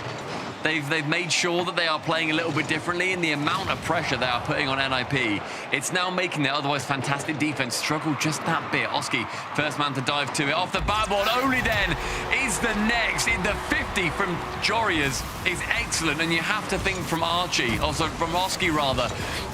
He angles his car so awkwardly. He goes up for it really fast, and then he turns it so it's not completely flat with his belly towards the ball. Not great positioning in the air, because that then gives it the speed, then comes straight back down for Oli to score. Well, no matter how much good work Gentlemates are doing, Nip keep on coming back, scoring from most of their attacks, or 50% of their attacks so far. There's been 4 shots and 2 goals. Oh! Doesn't care, though. Right. An opportunity, he's going to take it. I think this is just fear from the defenders. He gets the reset. They both jump for it. It bounces awkwardly. Only has to cover Nas getting another touch. And it does sometimes just find its way in. That'll do. I mean, that's what I was talking about earlier. You know, when I was saying that Oski made that mistake in game 1 and CRR was waiting for it? The opposite happens. When they're going solo, anytime Nas gets the ball in the air, you think he's going to do the thing. He's going to get the double flip reset. So when it just bounces, it's actually an incredibly effective fake, as it proved to be there. Chance here again as Nas gets it on target. CRR actually goes off the ramp. Any Rocket League players in chat will know just how hard that is to actually end up touching the ball. The amount of times that you just end up flinging yourself a completely random direction. Great 50 from Oli up high. Keeps his pressure going towards the NIP half. However, Archie shot on target, but quickly shut down by Oli. Yeah, Oli hasn't got too much boost, but is able to get something on it to send it in the direction of Jorias. Gentlemates will feel they should be under a bit more control, or have a bit more control so far in this game, but they are still 3-2 to the good, so can't complain too much. Ninjas in Pyjamas keeping themselves in this one. It's not been their best performance by any means. Oh! It's going to get a whole lot worse with that cruel bump. And it's just, again, all of this pressure coming in makes it so awkward for any defender to do much. As Archie, you see him park, sees the shotgun target, thinks, right, now my time, gets and jumps straight into action. Jorius is sent flying. 2 clear for the mates. A decent kickoff as well. As far as Ninjas in Pyjamas are concerned, Archie took it slow, and Nip read it. Jorius, it's the reset that it won't matter too much. Oski is able again to get this ball all the way through, and every second now that Gentlemates steal is going to be huge. Jorius a near save at the near post. Archie underneath him. And Nip had to get hold of this ball, Stumpy. He's going to be chasing for the first time this series. I mean, the defense has been very, very good in favor of NIP. Generally, they've made a lot of saves, but the amount of shots that they have come up against just make it that bit harder. Currently 14 shots against them to the 7 saves that they have made. It has been an absolute smashing of their back third. Final chance there as CRR takes it right on for the shot on net. Archie, right-hand wall, chance for a skin. Will he make it one more? Does make contact, but a little bit too heavy. Yeah, Early's touch isn't great either, and at this point you need every touch to be perfect if you are Ninjas in Pyjamas and able to get back into this one. CRR to the ceiling, gets the dunk. Where's this ball bouncing? Anywhere dangerous for Gentlemates? It might be. There's a lot of air on that ball, and a lot of players not touching it, but all Jorius can do is send it to the side, Stumpy, and maybe that will be the end of Nip's fight, unless CRR and he doesn't, and surely Gentlemates are going to get there first. Would have been wondrous if he did, if he got that final touch in these dying seconds. This one goes dead central, which it won't. Nas is there to cover. Gentlemates do get themselves 1 game on the board. And NIP, they didn't necessarily struggle in that game, but they are now looking like the arm wrestlers going in favor of Gentlemates. Yeah, Gentlemates who've won a huge number of series in a row since bombing out of Open number 4. It's just been constant from them. They're in such good form. They're playing 8 so in a row well, so far, which is utterly wild. So when you're Nip and you're 2 games up, you have to make the most of these opportunities. And that performance from Gentlemates post-timeout was a lot more like the 8 series in a row version of themselves that we've been seeing. Straight after timeout as well, so Snavsky is whispering special things into their ears to make sure that they are able to get the job done. But I mean, it was just those instant responses already from NIP, time and time again. They got it to 2-all, and the next 2 are a little bit too hard for them to work their way through. And the bumps, as we were saying, as we identified, were so much stronger in the previous game, and then they ramped up again to another level in this one. Yeah, it's a lovely performance there from the Gentlemates. Hopefully that's the level that we'll see from them for the rest of this series, and Nip can keep doing what they have been doing and step up again. Do keep wondering, Stumpy, you know, do Nip have that next level? And against Carmine Corp earlier, they showed yes. Against Gentlemates so far, they've shown yes. But it does just seem to me that mates themselves have gone up to that 5th or 6th gear. So now I wonder if Nip can do the same. And Oski was all over that game. Got a huge amount more involved compared to any other player. His numbers across the board, very offensively focused. That is where he is looking at best. Drops it just above the target. Jorius can find his way in off the goal line again, and it really is skin of their teeth territory until Oli gets involved. Yeah, but where does that pinch go? It's going to be awkward for Oski. He's going to be tackled in the air as well. CRR uses the ceiling, almost gets it. And while for a second it looked like Gentlemates were going to be able to take an early lead, suddenly Nip were back on top after a huge pinch went the way of them. And everything a little bit more neutral. CRR and Jorius double commit, but CRR pulls out incredibly quickly, so that won't lead to too much issue. Still plenty of boost in the Ninjas in Pyjamas reserves. And they're winning the ball cleanly, and just as we saw earlier on against KC, they're not being outpaced, Nip, even in the games that they're losing against these top tier teams. Yeah, I mean, the pace and the wily mechanics from NIP, rather from Gentlemates, is what sets them apart, as Oski goes for a pogo in midfield. Only to catch versus Archie. Does go low with it. What else is Oli going to be doing there? I love it. Archie knew, though. Archie read it. Archie knows his opponent so well. He was like, yeah, I know Oli. I'm going to make sure I jump and then aim my nose down so I block what Oli's going to be doing. Long clear from Nas into the back corner. It's going to give NIP a little bit of time to reconvene. Pop high from Jorius finds Oli. Not got as far as they would like, considering the amount of time that they had. Jorius will be able to do something here unless Archie takes him out. And that's what he does. And Nas can dance at this one, using the ceiling, using every angle of his car there to get some height on the ball, really try and wriggle it forwards. And it almost worked out. I feel like in this game here, in this fifth, we're waiting for a player to really take the initiative. Not quite happened yet. This fourth game, sorry.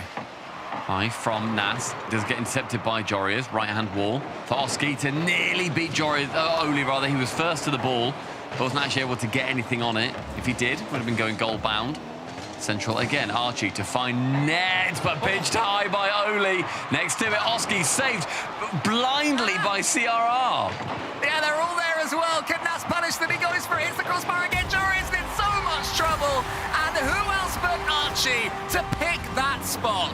That's like the third goal we've seen of this style. Just shoot, shoot, shoot, shoot. Eventual bump, eventual misplay. Gentlemates overwhelming the defense of NIP.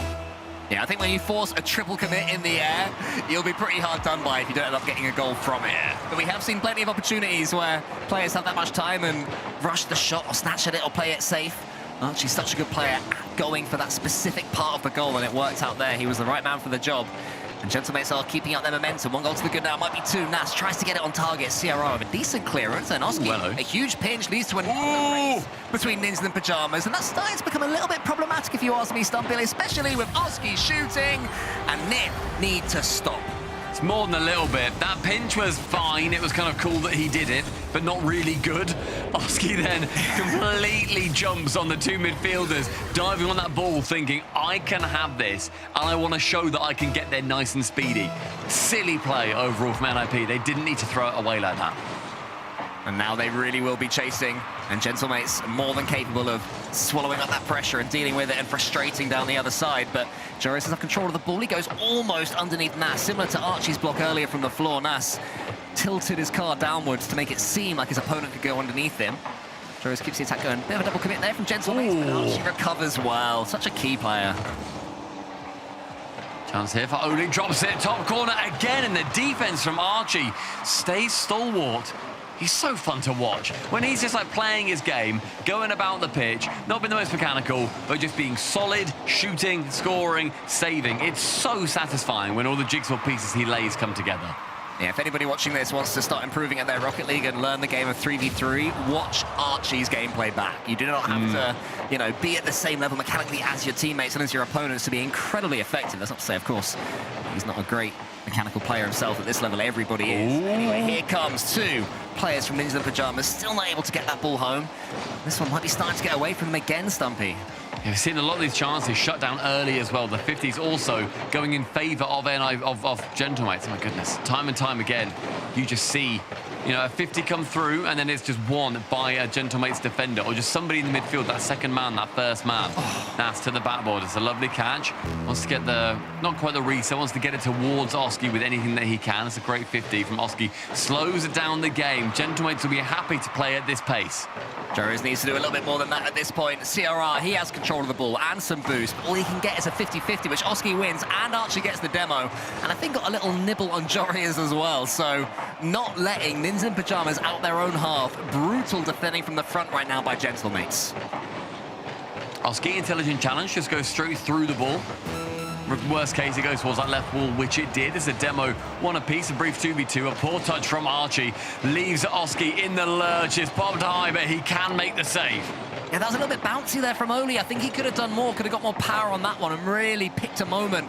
Instead, it was safe and easily blocked. And that should be enough for Gentlemates to take this fourth game and to take this series back to neutral territory. The best of 7 will be going 2-2. And I do wonder if we're going to see that Nip tactical timeout in about 1 second. I think we should. And Jorius, I can confirm, says TO in the chat. Timeout coming through for NIP. And it was just a lot of offense from Gentlemates. Low scoring considering that they had 11 shots on target in that game.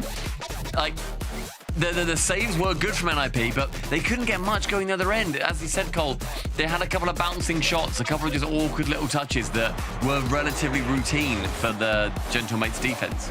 Yeah, that's true. I mean, there were 8 shots from Ninja Pajamas too, so they did have their moments. They did have pressure, but they just weren't. They weren't good enough at taking it, and I think I look back to that Oli chance, the one I mentioned, where Oli really could have hit that one with the nose of his car. Instead, he sort of went for a semi-doink thing, and I'm not sure that was the correct play there. And you need to have composure in those moments, even if you're 2-0 down with 30 seconds. Much better to take that split second longer and give yourself a chance from the kickoff rather than rush it, try and give yourself as much time as possible, and end up not scoring the goal. So hopefully NIP are going to do what they did earlier on and talk things through and come back with renewed vigor, because they do seem to be slowing down. And you can understand why. It's been a long day for them, emotional day for them as well, going to Game 7 earlier. Well, the weird thing is, the stat I was about to bring up was their speed, right? You're saying that NIP feel like they're slowing down. In that game, they played a solid 10 to 20% faster than Gentlemates. They were a lot quicker around the pitch. Their average speed, they were faster by 7 kilometers per hour. They were a lot higher. However, I think it was maybe just the composure, those low 50s, the slower 50s from Gentlemates, that they were just happy just to take their time a little bit. They were more flowing around the pitch, whereas Ninjas in Pajamas, they need a lot more boost to maintain that kind of speed around the pitch, and they ended up picking up a lot less boost as well. So any that they had, they were burning fast, and yes, it might have been better recoveries from NIP. Didn't lead to anything, though. So rushing as opposed to slowing down. Both of them can look similar when you're swiping at the ball and not getting anywhere near it. The other side of the semicircle, right? Oh, interestingly, as well, number that I've just seen, they lost 812 boost while supersonic, NIP, whereas Gentlemates only lost 340 boost while supersonic. So they were being erroneous with their boost, they were playing faster, and yet they got no goals out of it. So irresponsible boost management right now for NIP might be that subtle shadow difference maker. Well, let's see if they will change that as we go over here. Now it really is Game 5, and both teams even. Keep an eye on that Ninja in Pajamas boost management. Will they improve it, or will Gentlemates continue their procession to potentially another EU Open as Nas comes forward and almost gets an early goal for Gentlemates? Oski keeps it into the corner. CR is able to do something with that one. It's a better start right now for Gentlemates, but a bump almost on Oski. Could have been Nip stealing a goal. In the first 20 seconds, you're going to be seeing that immediate chance coming through for Gentlemates. Nice 50 into the back half as Nas then sends it long and is sent straight to the scrappy. And NIP, I think just for their own sake, get a goal early. Make sure that they're going to be able to just get something on the board, because going scoreless in the last game, it's got to feel really tough when you've won the first 2. Yeah, those minutes start to get away from you when you haven't scored in a little while. The amount of times during a series we say this team hasn't scored now in 13 minutes or whatever, because they haven't scored for a couple of games. Suddenly everything can feel impossible. And Gentlemates are a team that can make the basic feel impossible. They stretch you so much. They make you feel like what was working before just will not anymore. CR leaves that one to Oli. Great touch there from Oli. Archie up against Oli. Can Oli get the bump? Nearly. Archie gets the ball and power on it. Enough for his team to get back into play. It's great defending there. Yeah, it's tough chances. I mean, we've already seen a couple of shots coming through for NIP. Very awkward players. Oski, you just hear his boost right behind Oli there, who then just has to whip his way around, make sure he doesn't get bumped, and it slows down the defense. And this possession will continue in the blue side of the pitch. CRR to the ceiling, has his dodge, and uses it to slam Nas out of the way. And he almost got that one for the redirect, but is able to make something from it, improvising his way around the corner. And Nip, I would say, seem to have taken your advice to some extent. They're not snatching at things anymore. They definitely have taken a bit of a step towards control as opposed to raw pace, and that was going to fall to Joris. Couldn't get the shooting angle. Oli gets in front of his teammate, and again, they're just not able to get that shot away. That's the final piece of the Nip puzzle. Ooh. I mean, that's going to be a tough part of the puzzle to crack if Archie and Oski are both slamming each other off the backboard. Comes a lot harder to read. Archie in the top corner saves it away. Oski, space, time, bit of boost. And Oli shuts down all of those things by diving in. Well played from him. Joris up high and towards the right. Oski Tries to get the 50, and there's just so much midfield play going on that this ball is flipping sides every single time. Nas wants to go for the 1, 2, 3. I mean, Oli was rushed into this ball. A lot of the work was done by Nas, and he then makes the defender awkward. Yeah, it's awkward, but I don't know, Oli still. It's not ideal defending. He could have jumped a little bit later. I think he increased his reach more than he needed to there. Slammed it into his top corner. And for all the praise we were giving Ninjas in Pyjamas at being a bit more controlled, it doesn't matter if you didn't take your chance. Before then, they had 4 shots compared to Gentlemates' 1. But now Gentlemates have taken a key one, and to be fair, so have Nip. Sadly, though, it was in their own goal. Pop high, attempted by Oski. Oli again dives in and immediately goes to bump the keeper. Look at him harassing Archie. Archie then tries to chase him away. Like 2 dogs either side of a fence. Not really making contact that often, but both of them baring their teeth. Yeah, CRR a little bit rushy there, and Oli's put in another awkward position, and CRR and Oli are not on the same wavelength at all. Sent high from Archie, forces CRR to dive in, and it's a complete misread. He flubs it. Oli, normally very strong in defense, is showing some holes. Yeah, I question if we were praising that communication earlier, particularly from CRR, because he does try and play so quickly, but did he say early enough? I don't have this one, and will he say early enough this time? I need some help. Oli's coming in. Archie forces it to the side. Gentlemates able to keep on pushing. A key moment in the series for them. They cannot let this attack go. Air dribble attempted by Jorius. This has to move straight into the ball as he launches too far towards the right. CRR gives away any chance that he had for it. Selflessly towards Oli. Time here for Archie in defense, who has found himself a lot more in defense in this game in particular. We're seeing pretty low scores across the board here. 1 player from each team, 2 in total, are on 75 points, 76 now, with Oski and Oli. Neither of them really getting as involved, but no one really standing out points-wise. So it has just been these ball touches, very low, hardcore stats coming through. Jorius is able to get this one to the ceiling. His team need him now. He is the player capable of magic on this Ninjas in Pyjamas roster.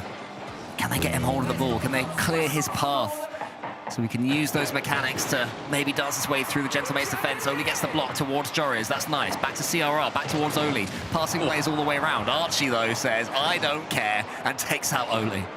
All of a sudden, there's 45 seconds remaining. This game is absolutely whizzed by.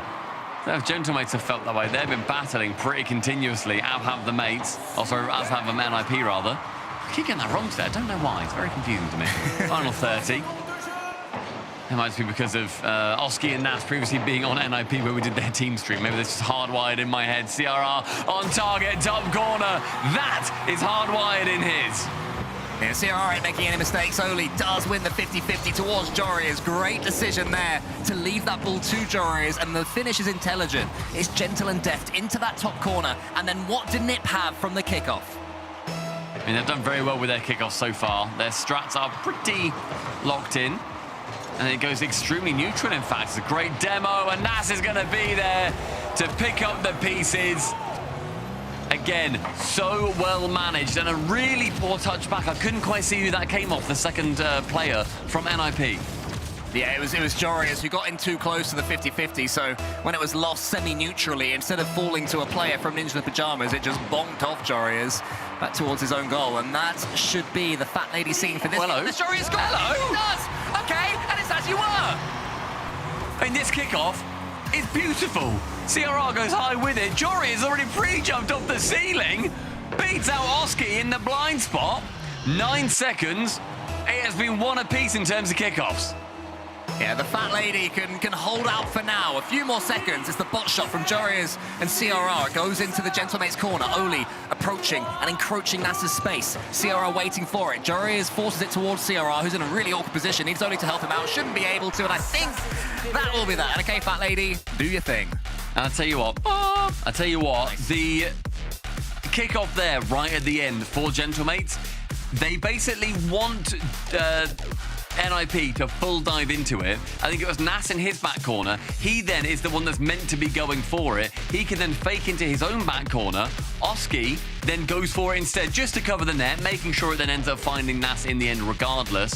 Very, very well orchestrated. A subtle kickoff strat there from Gentlemates, but it does end up winning them the game after they got absolutely slammed in the previous.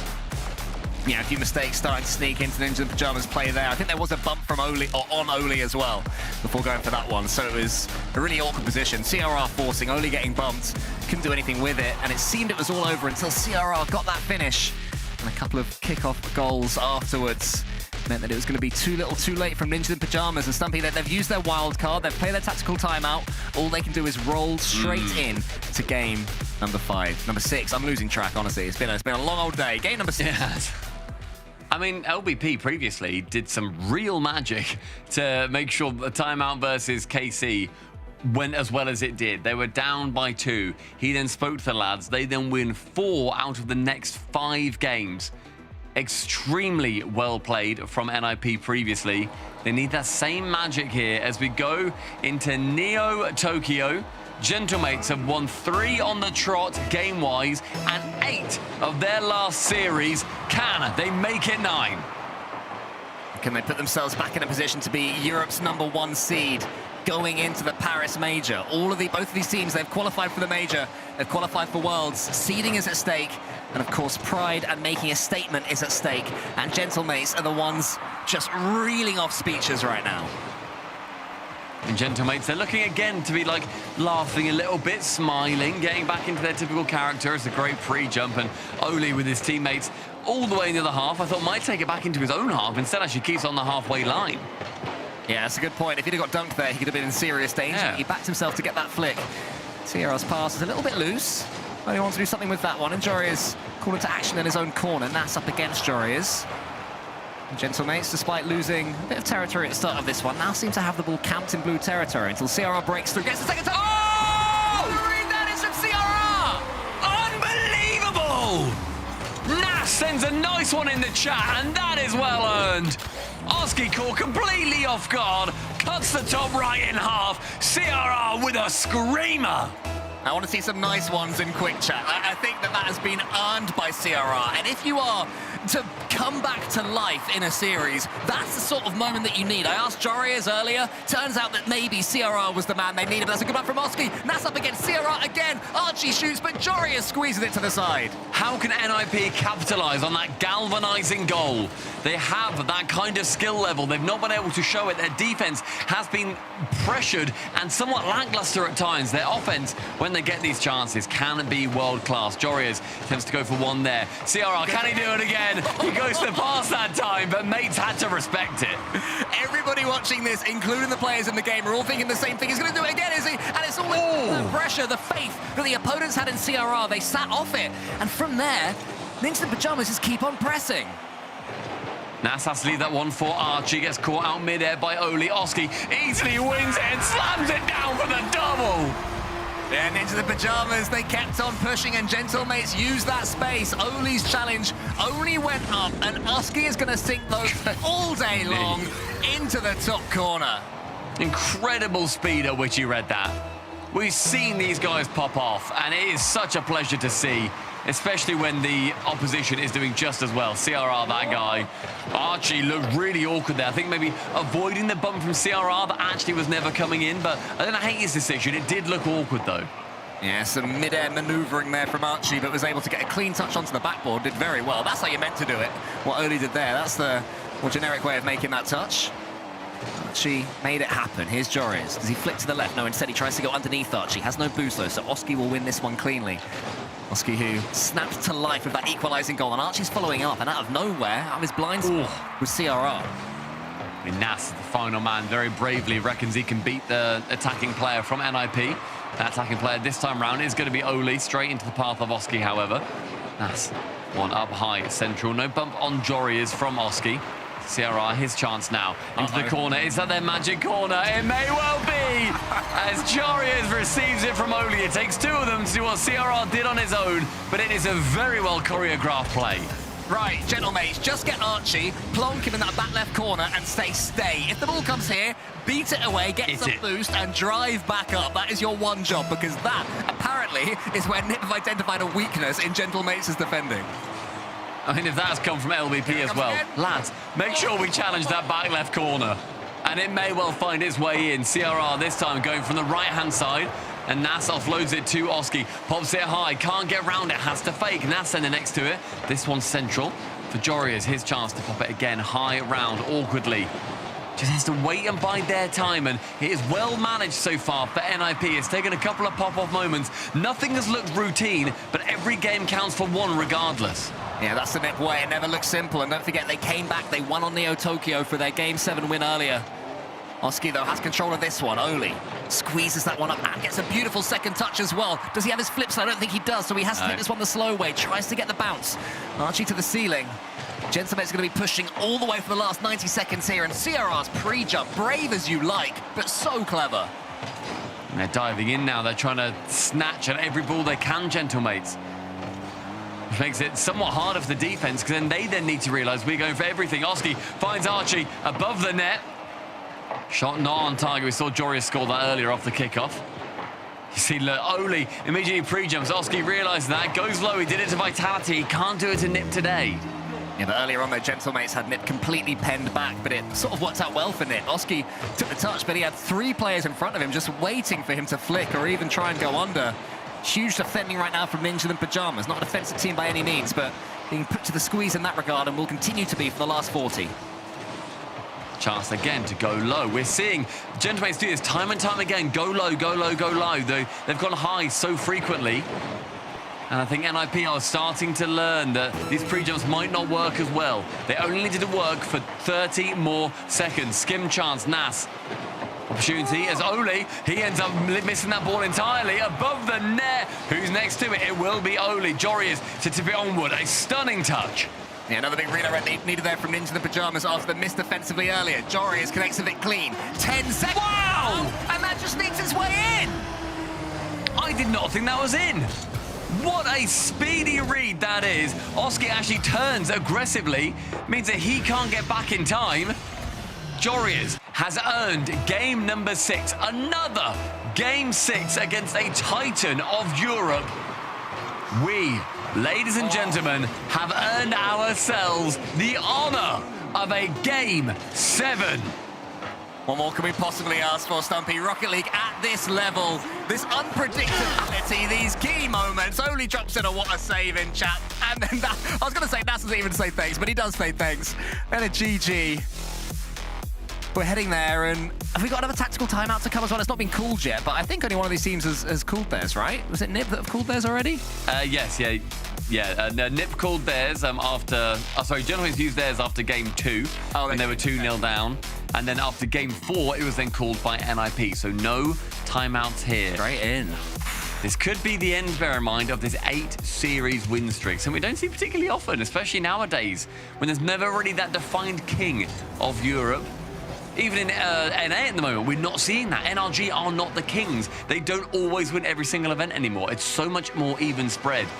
This kind of streak, it would be so ninjas to end it for the Gentlemates as well. Yeah, it would, and make this grand final against either Team Vitality or Novo Esports. After this game, make sure you keep an eye here on this broadcast, because that one is coming straight up afterwards as well. The Rocket League keeps on coming. We're going to turn all of our attention right now to Champions Field. Gentlemates looking relaxed, looking like they're having a good time, but I don't think they wanted to go into this game 7, Stumpy. They're going to have to battle through and stand up and be counted here. And both teams have earned their spot on Champions Field. The first 2 go to Nip, the next 3 to Gentlemates. Nip then bring it back to 3-all. Game number 7. Who will be going through to Europe's final grand finals? It seems that whenever we have Ninjas in Pajamas involved, the series is incredibly swingy. You know, it's never a clean one. It's never identifiable what's been changed, but there are big goal swings, big game swings either way. Last time they were on Game 7, they absolutely smashed their opponents. I've got a feeling it's not going to be the case for either team to be able to do that here. I mean, a smash was an understatement. 7-2 over Carmine Corp by NIP. They've got Gentlemates well in their sights, but Gentlemates, they've fried bigger fish than this to get through into bigger finals than this. Oski grabbing that back corner boost. CRR wanted to go for the Predator missile kind of attack. Catch him on the wall, wasn't able to. Jorius, his chance on the right-hand side. Low boost now wants to steal that in the back corner, and Oli attempts to find him, but he just has to retreat. Yeah, there've been some big hits so far. Neither team really keen to keep control of the ball until a couple of close touches there for Gentlemates in the centre. Oski's already up. Lovely pre-jump from him. Gets the flip reset. I think Oli is waiting for that ball to drop. He was hoping gravity was on his side, and it just about was.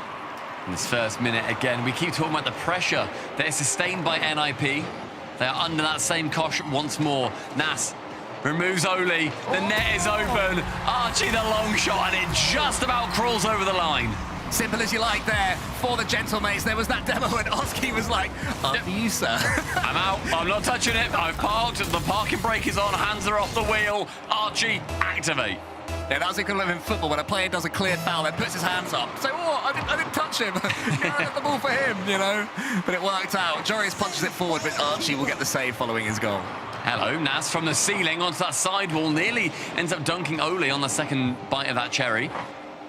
That's a close touch from Oski. Oh, I love how much he's read what CRR's doing there, because CRR is working off the data from 2 games ago. Well, CRR and Oli double commit. Jorius yet again. That is the last man back, and it's not going to work. Oh, you got to do better with a 50. He was in a tough position, but look at Nas's opportunism.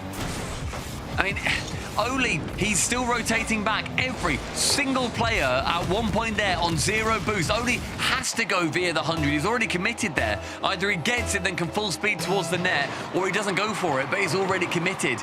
It's an awkward position. It's a great 50, and it's an even better result for the mates. Yeah, but how frustrating are those 2 goals to have conceded for Ninjas in Pyjamas? Not the sort you want to see. The ball rolling into your goal with the opponents not having to do too much to earn them. Nice save there from CRR. Takes into his own corner.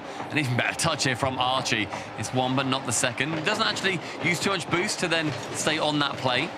And you just see these mosquitoes of Gentlemates flying around. They are lurking, wanting to get any touch that they can. Yeah, they're mosquitoes, but they get some serious power on the ball, especially when they're getting those pinches. And that sends it right back. This game not even halfway done yet. Plenty of time for Ninjas in Pyjamas to take a few deep breaths to get themselves back in it mentally. There's a double commit there from Archie and Oski. Really shields the ball to the side. Nas keeps it safely in his own corner, the safest place on the Rocket League pitch. Although that was the corner where Ninjas in Pyjamas scored 2 goals from in the last game. Opportunity as CRR goes above the net. Oli doesn't have enough boost to actually get any chance to play on that ball. Instead goes for a defender. Jorius up high above the net, but again, too much power on it. These awkward plays, and Archie, he absolutely sends it the other way. That's got just enough power on it. Oski chases it the entire run down. How did that happen? That was so powerful. I said that your own corner was safe. The opposite corner, very much not so. One pinch can punish you. And Ninjas in Pyjamas must be thinking, who on earth cursed us? Well, do you remember when you said, Archie, sit in the back left corner and just make sure that NIP don't get a crazy goal from here again? He did that and then some. Yeah, he definitely did. No problem, Snasky, mate. I'll send you some more tips if you need any of them for coaching. But here comes Oli. This one's still alive just about, but Nit need a response, and soon. Oh! And that one just missed right above the net. Hopefully not indicative of how their next shots are going to be going. Archie can receive in the back corner.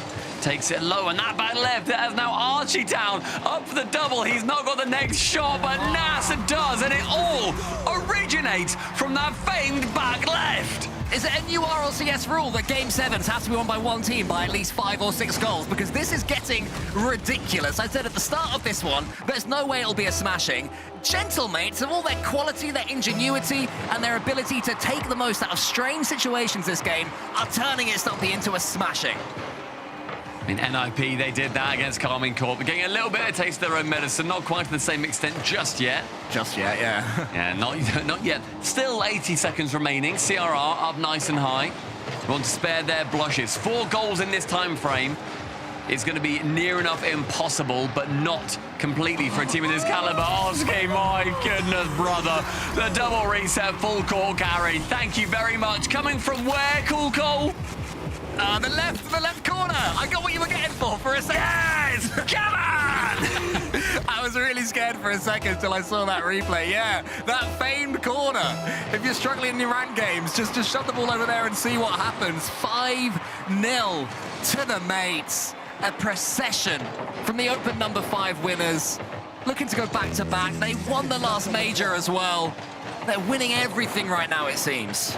We thought this might be Carmine Corp season. NIP knocked them out of this They did not make that grand finals in Boston. That went the honor to Gentlemates. It could be theirs. This is another step on the road to victory. We've already made a documentary about Gentlemates. They're being selfish with it now.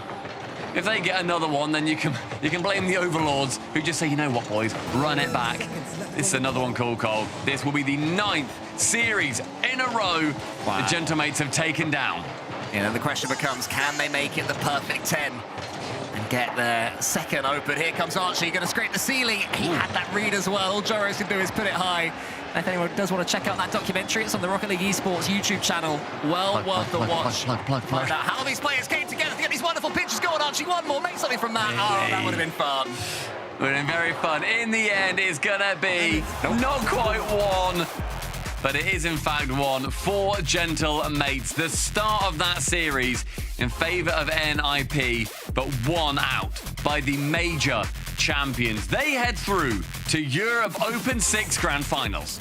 Yeah, Ninjas in the Pajamas have locked in the number 3 seed in EU with that loss, so it has been an incredible split for them. They would have taken that, and they will be going, of course, to Paris and to the World Championships as well. And as the whole desk predicted, Gentlemates get their win, but it was not easy at all. Nip made them put the work in. No one going for NIP is so disrespectful. These casters don't know what they're talking about. And Cole, this series felt like it was the big one of the day. The next one that we have got coming up, is it going to be deciding if we get some tiebreaker potential continuing through? It's very exciting. Europe never fails to stop entertaining. After the break and after the desk and after the chatting, we have got Novo Esports taking on Team Vitality. Oh, now this guy's going that way. Now I'm getting the lay of the land. Valets can be a big test for a young homeowner turning into their parents. There's an overflow lot somewhere in the vicinity. If the garage is full, they go to the auxiliary. He said if the garage is full, they'd go to the overflow lot. I heard him. I was right here. Let's just stand quietly. Right. I bet you guys have driven some great cars, huh? Progressive can't protect you from becoming your parents, but we can protect your home and auto when you bundle with us. I think you might have brought the wrong car. We had the red convertible.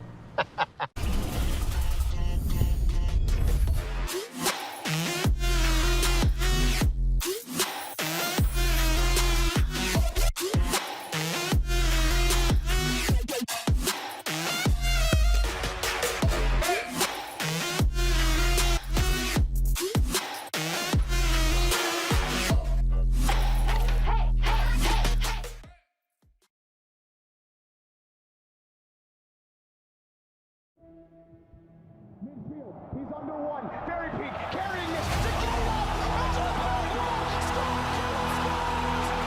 Challenge qui renvoie la balle dans le code. Exotic the finish. No, not the best time. But Tira! C'est une belle opportunité. La double tap, c'est un risque.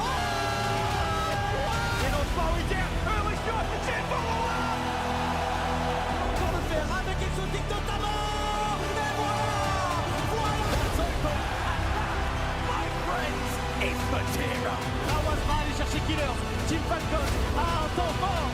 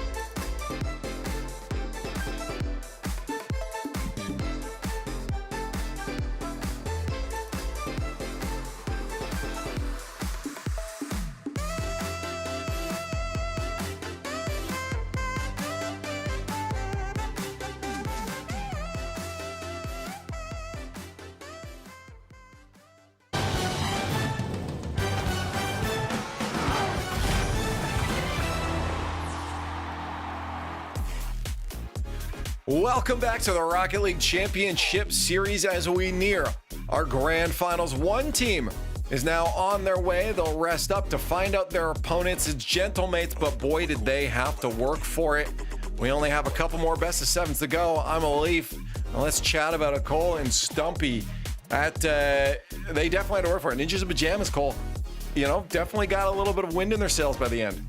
Yeah, never going to be easy against Ninjas in Pajamas, and for their second time today, they force a Game 7, but this time, the smashing in the final game, Stumpy, did not go their way, so it hurts when the boot's on the other foot. I guess it really would, because the boot would be on the other foot. Very true. Yeah, wrong shoes is going to just be horrible. I think that NIP, they had sort of a few moments, I think, where they could show off their brilliance, but the defense from Gentlemates really was fantastic throughout. They held NIP almost at arm's length a lot of the time, and it then took one play to then make it through. Whereas with Gentlemates, they battered and they battered and they battered, and eventually they got a goal. And the final game was different. I think 2 or 3 of those goals were from a 50 that then went NIP's way, or rather Gentlemates' way. I've been getting them mixed up, by the way, all day, and I don't know why. I think you answered your own question earlier on when you said it's because there's we had 2 of them who played for NIP last season. It does get, you know, a bit confusing, but it's in your head as well. That's tough. Yeah. But it was also a long, winding series that Ninja the Pyjamas took a 2-0 lead, and it was looking good for them. CRR, I'd say he is the sort of the metronome for Ninja and Pyjamas. He can be erratic, he can be a little bit crazy, but when it works, so difficult to play against. But when it starts to not work, you did sense that Gentlemates were going to be pulling away from them, Stumpy. Yeah, I think CRR for me was the MVP from NIP. I think throughout the entire series, personally, I'd struggle to pick out an MVP from Gentlemates. I think they all did their job spectacularly. I think Oski had those fantastic solo moments. I think that he made sure that he was getting up there scoring-wise. I think Archer was remarkably solid on defense, and his transitional play was phenomenal. And then Nas filled in every single gap in between. I don't know, Cole, if you or Leaf saw anything different to me, but I really would struggle to find the guy. I mean, ideally, that's the situation you're looking for, right? Is no one's really standing out. If you have a teammate that's popping off, that's great, but you don't want to have that be a reliant factor. So, Cole, if you got a whole team that's no one stand out, that means I think you're doing it right. Yeah, I think that Stumpy identified that Oski had probably the best moments, but to me, the overall best player there for Gentlemates was Archie. He is just such a great reader of the game, and those pinches that you saw in Game 7 completely took the wind out of Nip's sails. Well, what you can see now when it comes to the Paris major contenders, there's not a bunch of logos all bunched up anymore here in the European region because things are starting to solidify with Ninjas and Pyjamas out. There is still that one spot at the end there that Novo can try to grab if they can win the whole tournament here, but Ninjas and Pyjamas have solidified their seed now as the European 3, which puts them into Group C with Twisted Mind, Shopify Rebellion, and TSM. Yeah, that is a very, very tough group. I think that TSM, bless them, do what you can, fellas, because that's really rough. The TSM did a fantastic job of qualifying through. I think Sphinx is going to be a scary player, but then there are levels to this esport, and that group is going to be a fantastic experience for them. We're still deciding who is going to be going through in that 2, 5, and 1 spot for Europe. And I think that EU number 1, you are fitting yourself into a really scary group as well. I just wonder whether CJ is actually going to predict NIP for once when they're up against Shopify Rebellion. True. Oh, that's true. Yeah. I mean, yet to so far. Allegiance is going here, but yeah, today might have just been a meme. I think we'll know where he goes there. But here's the bracket again. We have potentially 3 more best of 7s. You don't see the third one there because it would be a tiebreak. Yeah. That would be if Novo can pull off a miraculous run here. Stumpy, this is it. I mean, we either have Man City or Novo. I mean, Novo still has a few games to get through.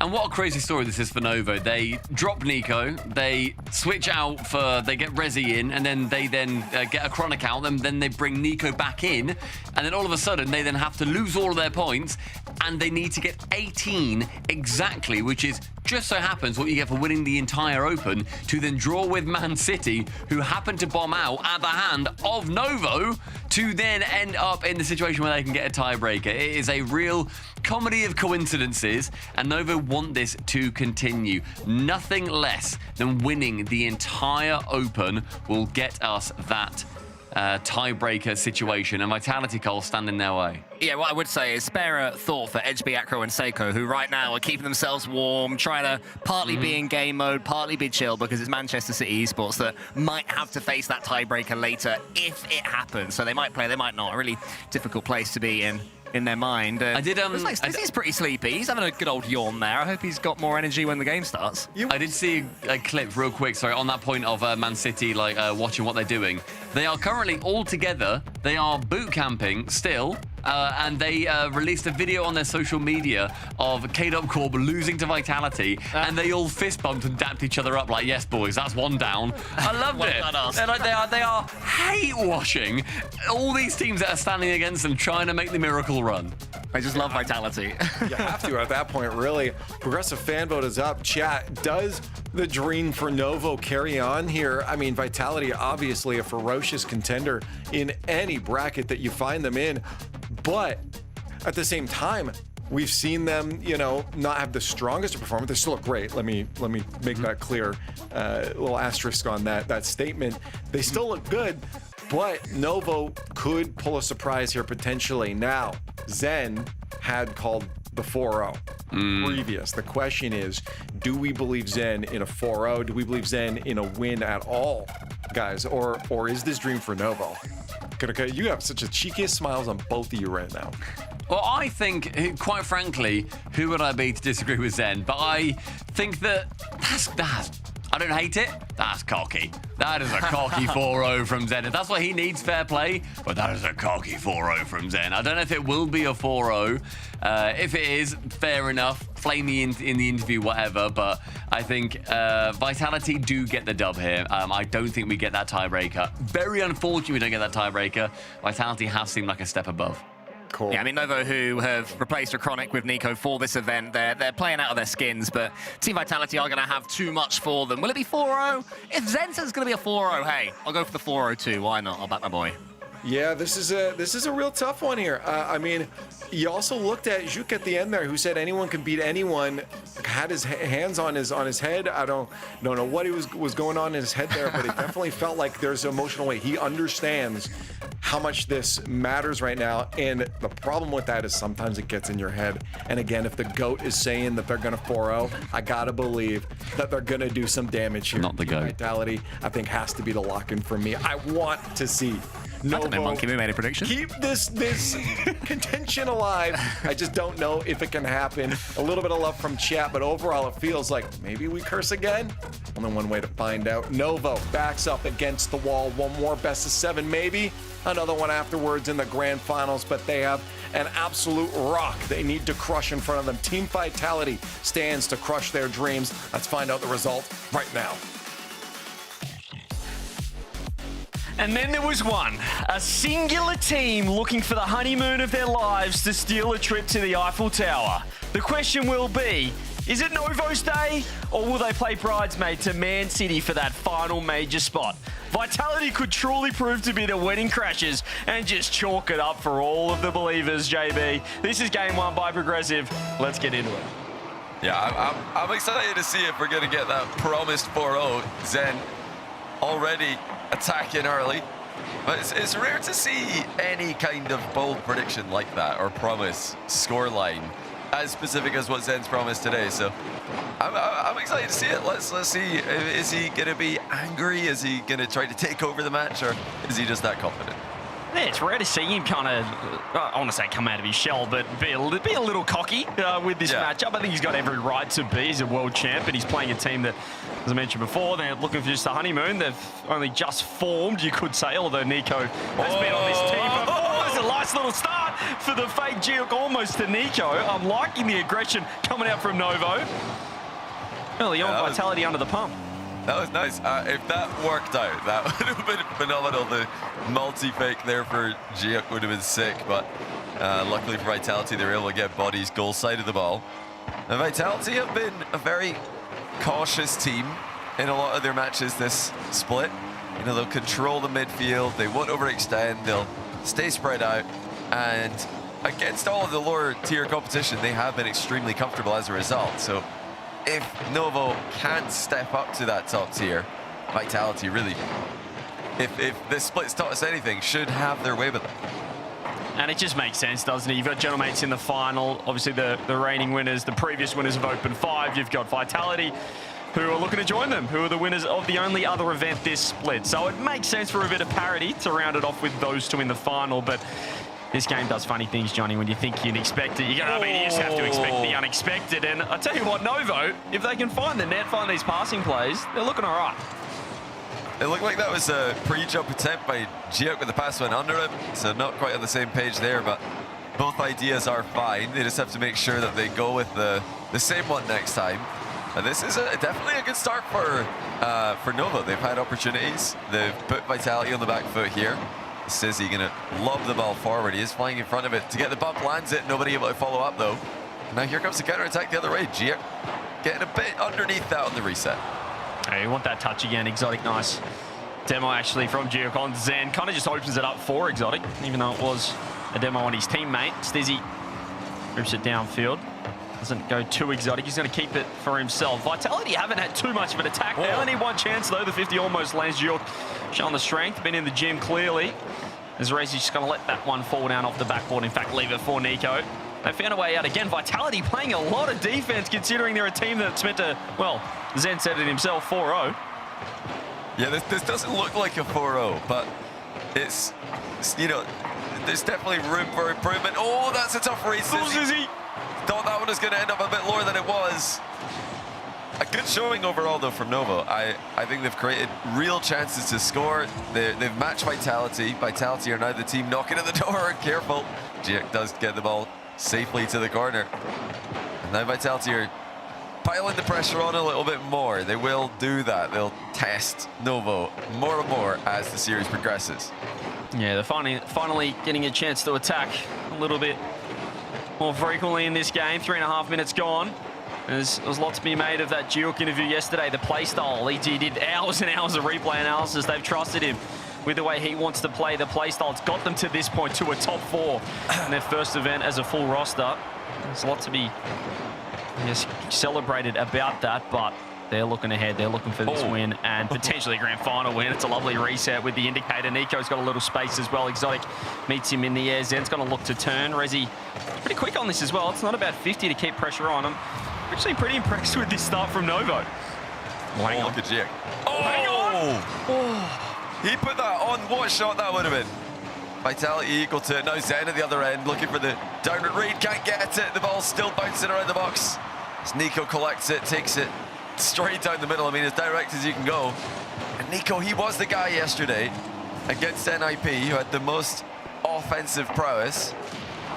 Day before that, though, in the group stage, I think the full team were excellent. Oh, it's in! Oh, just like that, they've conceded. Novo are doing so well. But Zen has just hard dunked on Rezi, who got a bit greedy with that one. And he's walked into it.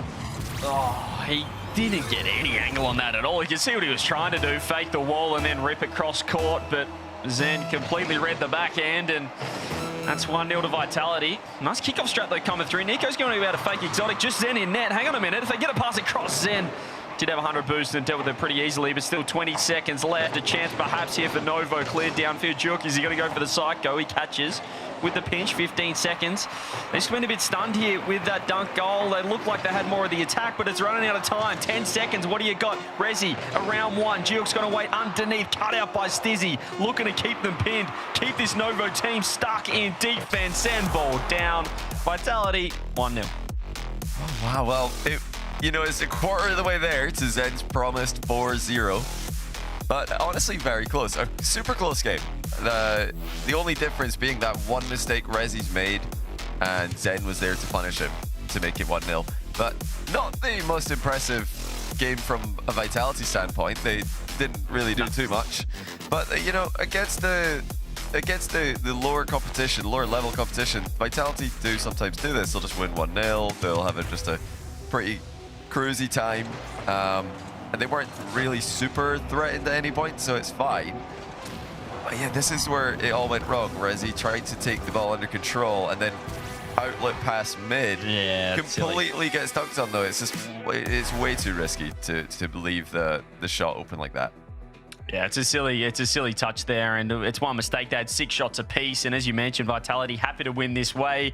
When Zen's saying it's a 4-0, though, we're expecting an absolute onslaught, a domination from the Golden Hornets, but this is another way to 4-0. If you're just going to 1-0 your way, prey on that one big mistake from a team that, lacks the connection, the time spent together, I guess, compared to Vitality, who have been stuck all season, but it's not a bad start from Novo. They match him in shots. They just can't afford those huge mistakes. Yeah, let's see, how will they regain? Will they regain? In game 2, oh my goodness, back pass, Zen into his own crossbar. I don't think that they were ready for that one. but he was able to clean up his own mess. Yeah, interesting start there. Duke has got a nice win on the 50, but Exotic should be able to catch this and keep it as close as possible. Duke with the 50, Stizzy. It's a nice catch from him, though, but can see Novo keeping the aggression on. They're not too phased by that game one loss. They're going to keep pushing it. Maybe that first goal could be huge. The bump doesn't quite land. Zen gets a one-on-one. Now it's trouble. It's big trouble. He rips the flick. He was going the complete wrong way. And Stizzy, he's been caught out. Is this the counter-attack? Duke, can he find the shot? Zen gets rid of the only target. I can't believe what I've seen there from Zenny. They were in a 2v1. I thought, surely he's going to air dribble bump this. Surely he just goes ahead of the ball. Get it to the moon. But he's flicked it to the post. Oh, that's a great pass. Oh, the finish is equal to it. Rezi makes it 1-0. But Vitality miss a glorious chance at one end. And Giak to Rezi secures the opening goal for Novo. Well, you mentioned in game one that Vitality weren't too threatened, but there were two key chances early for Novo that they just let slip. There was a beautiful infield pass that they just didn't get any connection on, no shot. But finally, they land the first goal, and maybe that does open the floodgates. This is another hot start for Novo. 3 shots to 1, and the first goal on the board. Well, there's no reset there. Trying to roll onto one. Now Stizzy will take over. 50 mid for Exotic, who's quick up to this, but so is Giak. So far, I'm not seeing a series that looks like a sweep at all. I think, you know, Zen might have got a bit ahead of himself there. He did admit that he didn't watch the match yesterday that Novo played against NIP. He's just looked at who was playing and said, yeah, we're going to sweep them. That's just a 4-0 for us. No problem. I don't think so. Vitality not looking like they're clearing the competition at all. Yeah, they might have underestimated this team. I mean, coming into today, they were the offense. They were the most offensive team in Europe, at least in the top 6. There might be another chance here. Nico has been the man that's led that. Not on this occasion. He's going to play third man, but he, coming into today, Johnny was sitting number 1 in goals. He was sitting number 1 as well. Sorry, number 2 in score, and number 2 in shooting, number 6 in goal participation average, and Giuk was 2nd in assists. So these guys they know how to score. That's for sure. Yeah, and then definitely a lot of that in the group stage against Man City, against GK. These guys played a much more aggressive style at that stage of the tournament, and then they've shown that they can also switch it up and play a more defensive style against NIP. So it's a team with a bit of depth to them, Novo. Nothing too scary yet for Man City. Want to see this team get eliminated. Can Stizzy get on the end of this? It's actually covered well by Gia, because another chance goes begging for Vitality. Yeah, Exotic's trying to get a bit of the boost of the ball there. Forgot about the ball. I think he wasn't aware of that bounce. He was never getting to that one. But just Vitality need to be a little careful. There's a couple of times where they have attacked and they've sent the absolute house, sent the troops, and been vulnerable to the counter-attack. As you mentioned before, that Novo are comfortable playing defense, and they will prey on that counter-attack. As we saw with the infield pass, just completely opening them up. Here's Rezi, who does get 2 back posts. Dizzy finds a clear downfield. Zen's more worried about Bumpson being an outlet pass, but still does get on the end of it. Lost possession to Rezi. Giuk with a free touch off the wall. He's looking for some connection downfield to a teammate. They're all kind of more worried about bumping each other, though, than playing the ball right now. With 1 minute and 40 left, Vitality have yet to score. Still, their best chance of the game was the flick that Zen slammed into the post. Oh, what a skip that is. It flashes across the box. No one is there for it. Zen is he's looking dangerous. He's definitely creating opportunities. Another one right now, but Rezi's able to soft clear the ball. They're not getting big clears here, Novo, but they are buying some time. I'm not sold on Vitality's playstyle. Honestly, this is rinse and repeat of the KCorp series. They were 1-0 down in all 4 games that they swept, but late in the piece, late in the game, this final minute is where they did come alive, and, well, they did get that late goal in game 1 in this one as well. Stizzy pops it up, gets the bump. Nico has to worry about the extra touch. Exotic's there. They've done it again. It's a final minute equaliser. What a touch as well. Stizzy with a huge first touch into the ceiling, dusts the first man, bumps the second, and Exotic's got the tap in for 1-1. Phenomenal play. Ahead of the ball there by Stizzy. It's what Zen probably should have done earlier on in the game. Stizzy does it just as we get into the final minute. They're just a team that loves to time their run, or maybe they're the poorest starting team of each game you'll ever see. Either way, they hate that first goal, they hate the lead, or even early goals, as we saw in game 1 in the previous series. 35 seconds. Will we have an overtime here? Zen going to keep the ball as close as possible. Doesn't get the touch on it, but He was absolutely making that ball talk. Reset from Stizzy. Does he have the pass to Zen? Cut out by Nico. I love it, but he hasn't really done much with it. Pop it off the roof for Exotic. Stizzy's underneath it. Going to leave it for Zen. Takes it right up top. One more on the backboard. It's very awkward. It's low boost. Novo having a hold on. They found a clear. A nice, easy collection in the back corner for Vitality, but one more chance for Novo in regulation. Otherwise, we will be headed to overtime, and that's exactly where we are going to decide game 2. Vitality, with the momentum, thanks to their late equalizer, will they be able to put the underdogs down by 2 and halfway to delivering Zen's promised sweep from his interview earlier on? Maybe I just thought he was, I wasn't thinking this kind of sweep. It's a lot closer than perhaps even Zen was thinking, but whereas he's going to be able to pass that one back. I like the way Novo plays. It's a bit old school there with the infield passes and the connection. The first and second man downfield. Third man playing nice and safe. As you can see, Nico right here collects the corner boost, keeps the ball in. Zen catching off the roof, popping across, looking for Stizzy. Has found him. He's looking for the roof himself. Another 50 with a double commit. Not sure what Exotic was thinking of doing, but that's probably going to lose their pressure. Yeah, I'm not sure why Exotic was up there. Maybe yelling for Stizzy to fake it, but it was pretty clear Stizzy wanted to go for the double. Giek leaving it now for Rezi, getting involved. The player who assisted, or sorry, yeah, that was the same combo, Giek to Rezi, for their only goal of the series so far. Now Giek looking mid, but no one's there. Rezi deciding to sit back and let Vitality have that one. Oh, he's lost control. Back corner should have been just free there, but instead, Vitality are able to take the ball away. Still, yeah, Novo are quite comfortable on the back foot. They don't mind defending, it seems, even for extended periods of time. Lovely. I love the cut. They've got players in the midfield now. It's opening up space. It's an open net, and it's a tie series. Well, no sweep. Zen's promise has not been delivered. We had Giek assisting Rezi for the opener. Now Nico assisting Giek for the winner. And they've tied it. This is very interesting. It looks like a legit series that we've got in our hands. 2 very close games. Novo tie it up. Man City better get free play. I mean, you just got to start wondering. The percentages are increasing. The percentage chance of Novo winning this event. They're going way up with this performance. Still so far to go, but it's scary if you're a Man City fan. 100%. I'm loving the change-up. I mentioned it before. They're starting to park someone in the middle and just watching the infields from Vitality. That little tip in the overtime, that little redirect there, I believe it was Nico who was able to just pop it up. That just completely exposed Vitality in transition. I love that. You said he was Rezi. He just cut off the infield. He had about 20 boosts, but he starts at Exotic. And then Zen's gone for corner boost. He's not back in time. And once again, it's the old school infield pass strat for the first 2 goals, the only 2 goals of Novo. But the team plays, it's great to watch. Just unbelievable. I mean, the fact that they even have a chance to qualify, like the fact that it's mathematically possible for them to make the major, with this being their only event that they've played together. They've had to leave all the points behind with the late addition of Nico. You can't do that and keep your points, making the double roster move outside of the transfer window.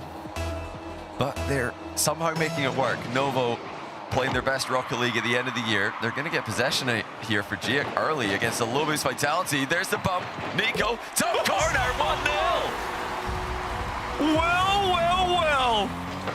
You thought maybe it's just a pipe dream, but it's becoming more and more reality. This Novo team are not a flash in the pan, Johnny. The way that they play, the offense, the League Cup is beautiful to watch. And that just illustrated so perfectly. I'll hold that thought. Zen's looking to fire one back. It's off the bar and out. He just couldn't quite get the flick close enough, and now he's cut off. Whoa. Vitality have cut each other off there, so they're going to need to do some defending here. But that first goal was all the way from the kickoff. Double half flip. You get the boost advantage. Vitality weren't able to get back and defend the air dribble bump. You need 2 players with boost to do that. They didn't have any. Here they come again. It's off the post. Rezi almost opening the door for Nico to score. Yeah, I think Zen got dusted on that 1v1 reset, but it just wasn't on target. He had the pop reset, it was beautiful, just didn't find the precision, the placement that he was looking for. Zen gets challenged there as He'll be thinking about that open net miss. Oh, there's a pop with a bump on Exotic, who had 0 boost. The confidence of this team is only growing, but they've done it again. They're looking for the cross-court clear, and it is getting red. Oh, great play by Exotic in defense, but what was Jake thinking? Why would he hit the ball into Exotic? It was the only angle that Exotic could cover. That's the same mistake they made in game 1. It was Rezi in game 1, and now Jake in game 3. They're just greedily playing the ball directly into obvious dunks. You got to take that off the wall. He had boost, he had space. Exotic made a huge save, and then the shot. Here's a chance though. Rezi, can he follow up with his own double? What a shot! Well, the answer back is 2-1 Novo. Vitality in one area. Everybody covered in the same part of the goal. Nobody up to challenge or defend the backboard. And that's clinical. Rezi with the return of the investment. I mean, they're getting these little advantages after kickoffs, and they're immediately punishing. I love the kind of, it felt like he changed it up on the fly as well. He went for the shot, hang on, man, Zan's found a double. This is going to be 2-2. As Stizzy gets the reward of Zen's work. What? Wow. He just killed all of them. Just landed. So, I don't know, the recovery was ridiculous. I don't know how he's done that. That's a fantastic setup. Great assist from Zen. That's actually crazy. I mean, popping the ball like that and then recovering to get up that fast. I mean, Zen is still just doing different things.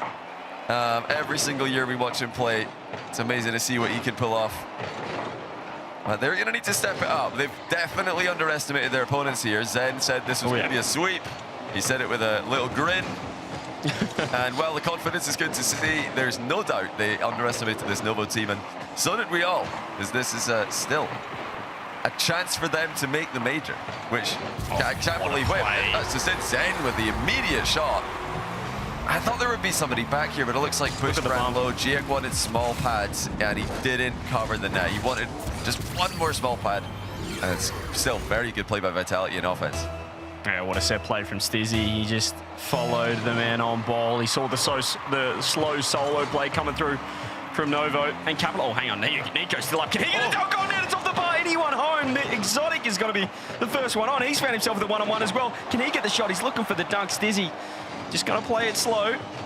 It's a pre-jump from Rezi. He's actually quite effective. Zen won't be able to shoot this. Exotic will, though. He finds it on net, blocked out by Nico. Here's the clear, got to come through there. Looking a little bit discombobulated here, Novo, but this boost downfield. Nico has to slot it on net. Zen just respected the shot. Found himself in the right spot. Yeah, Nico had options there. He was trying to catch Zen off the goal line, but Zen was in a good position.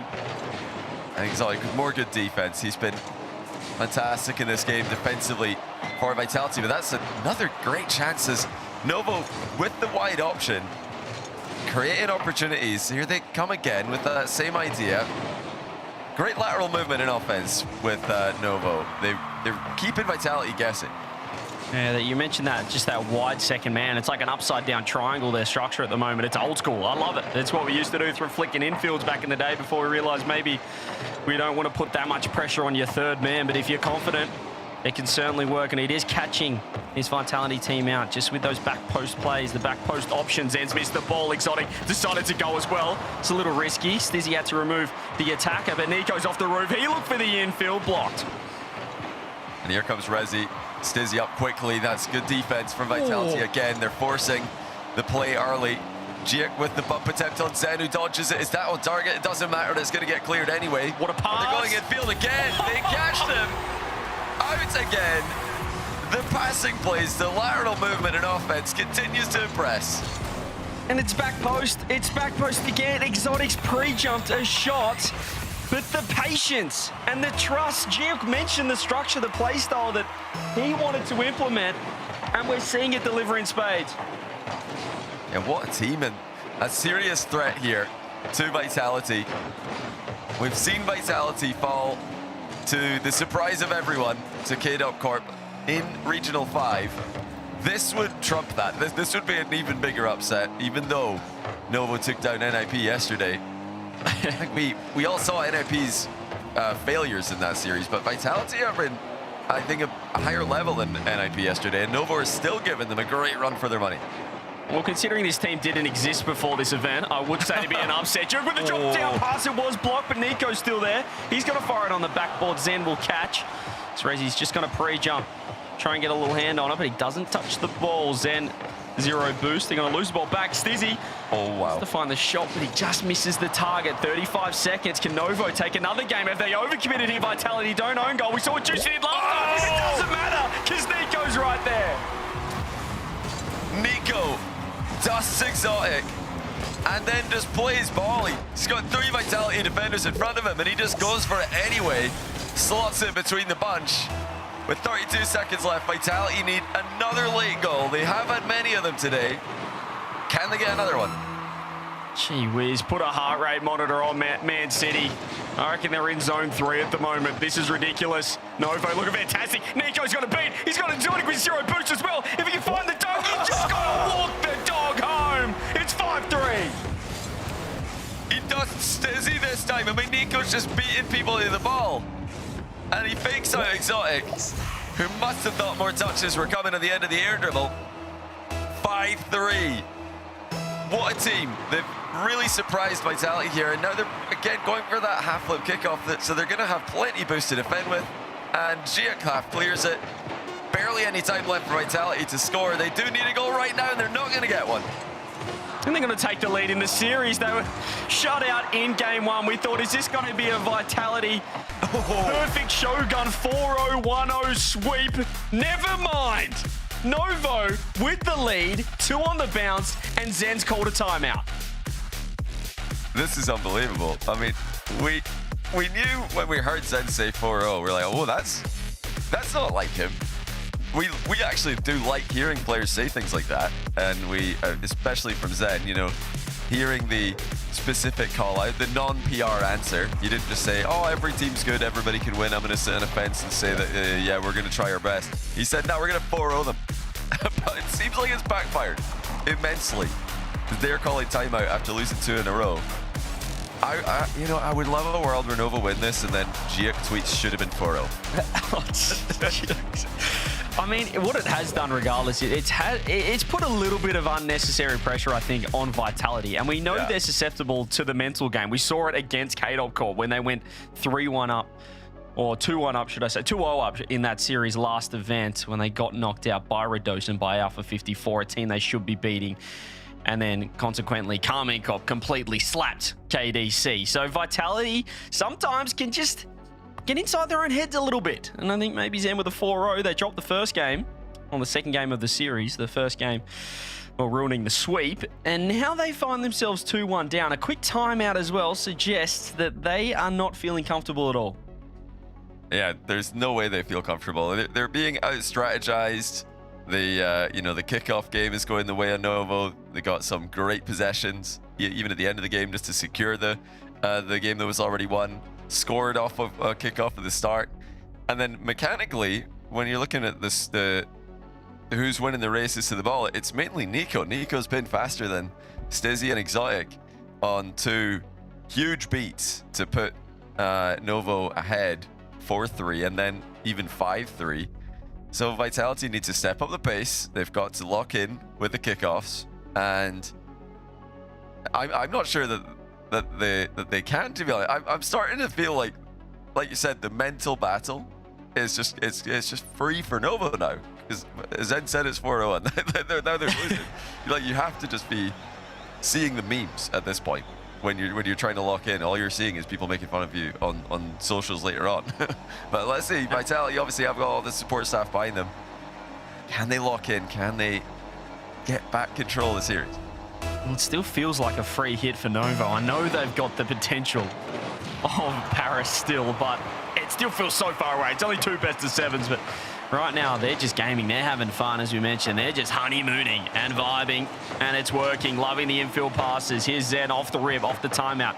Can Vitality answer back? Have they been able to just fix their problems here?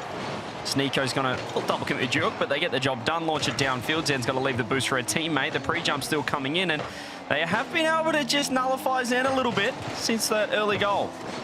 Oh, wow. GX been bumped into the ball there. That's not what Novo wanted.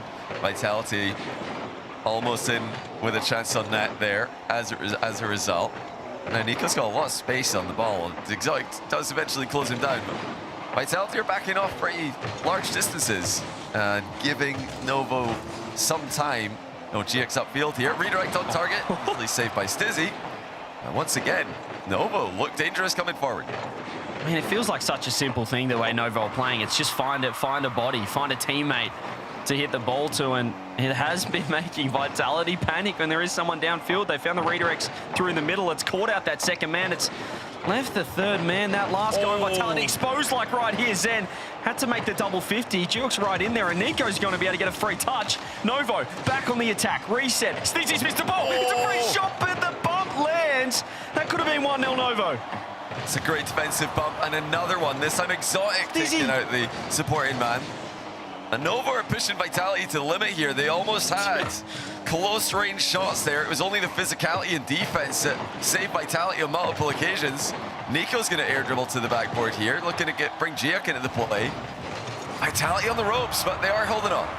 Yeah, the bumps, the demos will help them get out. Novo are absolutely flying, and while everybody, the content, the believers are cheering for Novo, Man City can't stop saying, oh no, when they're watching this. Nico with the pass, it's 1-0 again! What passing play! Nico up to Giak, and look at that vision from Giak to fight Nico again in stride. And they've actually put another lead past Vitality, who are starting to get more and more nervous. 3 minutes to go, a long time left in the game, but this has been all Novo. I've got him on the ropes. They put him out for a 10 count, and we're only in game 4 here. Novo, 1-0 once again since that game 1. Well, I think they're well and truly warmed up into this. Zen gets dunked by Rezi. The disrespect, they're up early. Stizzy with space, what can he do? Nico's going to pre-jump, it's a reset, that'll beat him. There's a bump land, Rezi has to get 2. But feels like Vitality are kind of disrespecting the defense of Novo. Even there, they're not expecting Rezi to get 2, and that overcommitting is just putting a lot of pressure on the last man of Vitality, and they're not up to the task right now. Yeah, it's great defense from Novo. Look at how they're forcing every single ball. They're never getting faked out. You know, they did make some mistakes earlier on, getting dunked on for no reason, but when they're not making those blatant errors, I think the rest of their game plan is clearly working. They know that they have to just play the ball against players like Zen and players like Stizzy in the air. You cannot get faked, and there you go again. Nico just goes for it. He's double tapping off the challenge. It's 2-0. The recovery, simply ridiculous, and it's Zen getting dunked. They have not respected the man that said, we will 4-0 these noobs. Not his direct quote, but it was something like that. 2-0, minute 51. Double half-foot kickoff again. Vitality with a boost disadvantage. They don't have a counter to that one. So every time, we're just getting safely to midfield play. And as you can see, if Novo can keep getting back to midfield play, time's getting wasted. Vitality are the team who need to take risks. Nico's survived easily there with the Exotics attempt to take him out of the game. 90 seconds to go. Vitality scoreless. And it's not a 4-0 either way, but we're about to see 3 games in a row for Novo. Oh, the overcommitters. I mean, they're scoreless, Johnny, but they're also not looking like scoring, and that's a double problem. And the second point is worse than the first right now. Minute 10. Shook's going to be able to control this. Doesn't have boost. Gets dunked. Exotic's right there. Zen wants in as well. But that's a poor touch from Exotics. It's an even worse one from Rezi. Has that opened them up? The back pass. Stizzy's not expecting. And there's the bump. Make it 3-0. Giak makes it 3. Vitality get completely caught out of position. Stizzy was too far forward for that back pass. Gets bumped from behind. You know, I almost wanted Giak to try and stop that on the goal line just to rub some salt in the wound, but what is happening? Novo still in with a chance to make the major. There's again, safe kickoff strategy. I absolutely love this from them. They're going to waste even more time. I mean, it's as if Vitality said, do we want to try some of this passing play action? And they just weren't ready for it. The back pass wasn't on. The third man was so crept, and the disrespect continues for Vitality. Now getting caught out by that rotation back. It was a beautiful bump. There's 30 seconds left. They might shut Vitality out. This is crazy. I mean, I'll tell you what lost his agent very well is NIP's loss yesterday to Novo. Apparently, we just didn't know. So we all owe Novo an apology. We were not familiar with their game.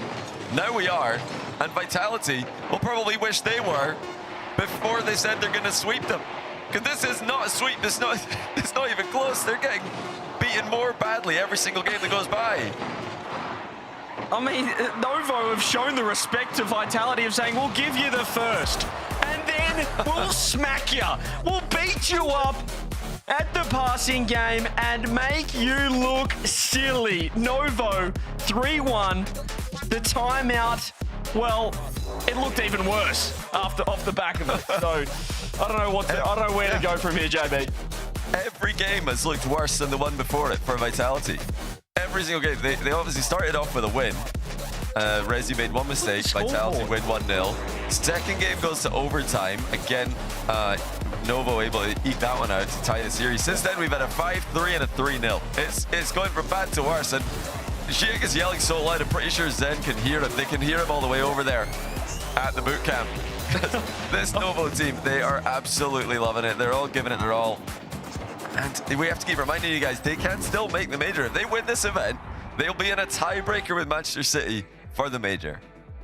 They look fantastic right now. And I think Zen's gone for the card change. He hopped out. I mean, he's just dropped 148 points. He also, I think, was on the bottom of the leaderboard in game 2, the first game that Novo did won. So he's not performing. Usually used to seeing him absolutely dominating that score per game. The MVP's coming through, but he's not feeling it right now.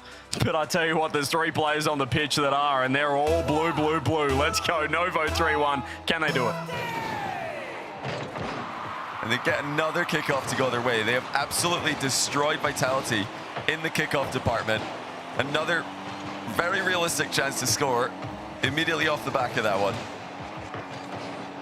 And, you know, credit to them. Full credit to Novo. They have played so well, and it's amazing to see this late in the season after such a disappointing streak of events. They've not even been close to making grand final. Never mind making deep runs. Or they've not even been close to making playoffs. Never mind grand finals. And yet here they are. I mean, it sets a dangerous precedent for all the lazy teams out there. You don't have to play open 4 and 5. Just rock up for the 6th, win it, and we'll see you in Paris. We'll see you on top of the Eiffel Tower. There's the pitch downfield. Just got to wait for Stizzy. Exotic, recognising the danger of the situation, but they are just looking so confident. They're happy to sit downfield. Exotic is going to be able to get much on that touch. Stizzy's going to rip it on net, not on line. And Novo, they're out. And again, Novo are able to just comfortably get the ball out of defense. Vitality are not one of those teams who will keep you back all the way. That does force through, though. Resi tried his best to get goal side of it.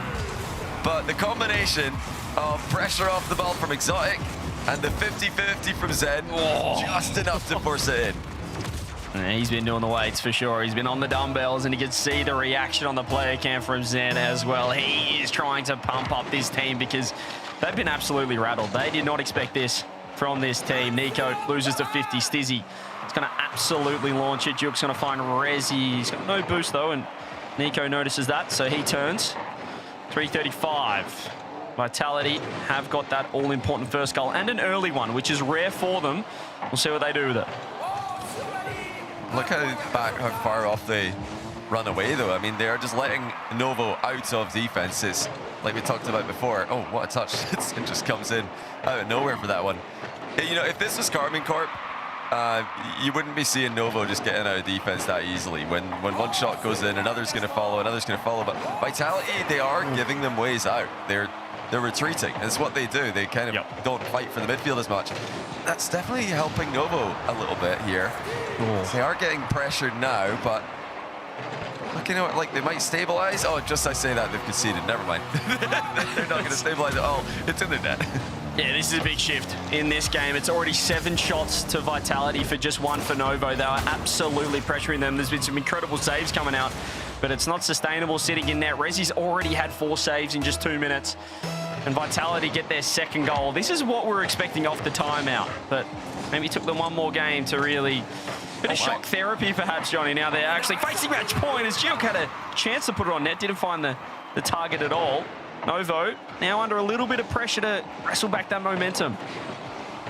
Big chance for Stizzy. He's got all the options. He just goes straight at the goalie though, and didn't really commit to any bottom corner, top corner. He just wanted to force it through. I would have liked to see him go for an outplay there, to be honest, but Stizzy looking a bit lost on the pitch at times. And defense before that got on the wrong side of the ball in the back corner as well. Oh, what a pass. The blind pass mid. This time it is covered by Vitality. I mean, by now Vitality know that that's going to be the main way that offense is being generated for Novo. You'd think so. You'd absolutely think so. Stizzy's a pretty awkward touch here, and they're still looking for those passes downfield, Novo. In under 2 minutes now, Rezi going to take it straight up. He actually goes low, recognize the pre-jump from Exotic, but doesn't get the dunk. Exotic is downfield. He's got the shot on net. Nico just saves that second flip. Let's get the ball to work as Zen is going to fire that one off target. Can he get the follow-up? There is a bump, and Exotic has overcommitted a touch, but this time there is a third man. It's Stizzy, and he's got time and space. Oh, yeah, we thought he did. Then a challenge just comes flying in as he's on his own back wall. Very bold there from Novo. They know they've got to start forcing the issue at some point here. Vitality will let them have the midfield, but they're not going to give you uncontested shots as Rezi gets his deflected into the post by Stizzy. He'll wish he had some boost here, trying desperately to get it mid, but he can't get the reset. The ball's just bouncing harmlessly in the back corner. Minute to go, Novo trailing by 2. Yeah, Vitality at camp, and here comes another infield. This time Zan just went a little wider than usual to cover that one, but they're still trying, Novo. Still looking for that pass of Vitality. Are just camping now. Another infield. It's covered again. They've clearly spoken about it and have adjusted because that was absolutely 2 goals in the previous couple of games. Zan gets a reset. What on earth is this 1v3 gameplay?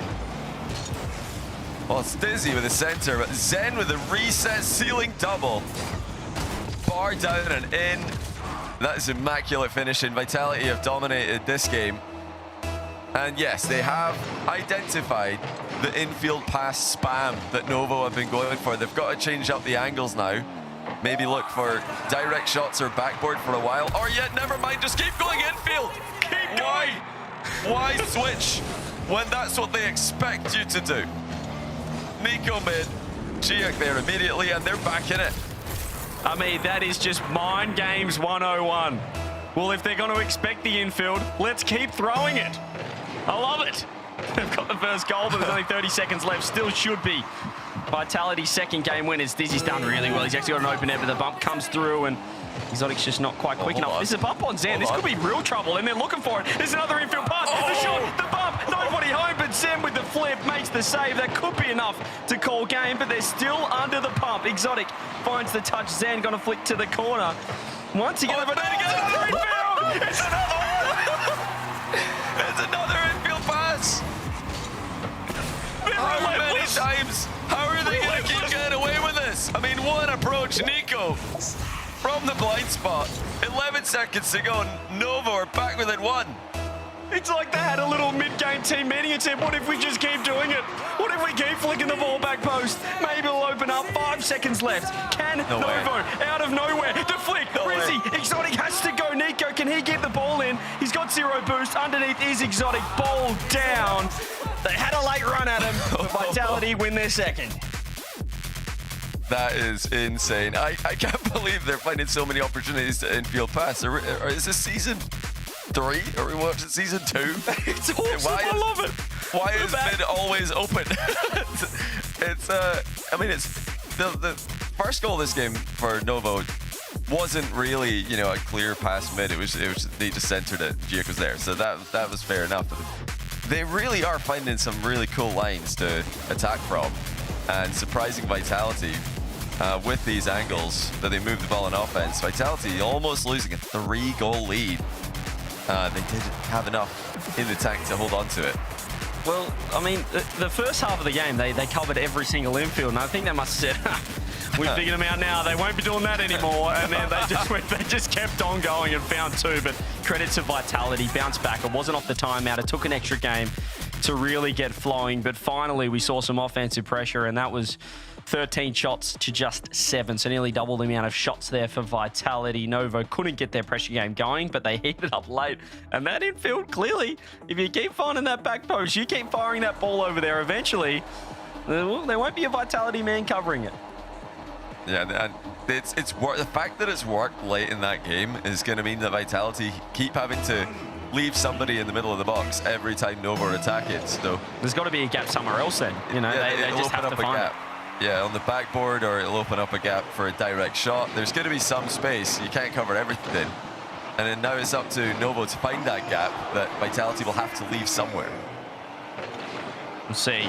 It's just mind games galore right here, and it's certainly a more entertaining semi-final than perhaps we'd hoped, but you're thinking a sweep. You're thinking Vitality, get the job done. What a save. Can Zen find the shot? He goes low. It's another great save. Exotic gets a free backboard. He's got a fake for Stizzy. He goes low.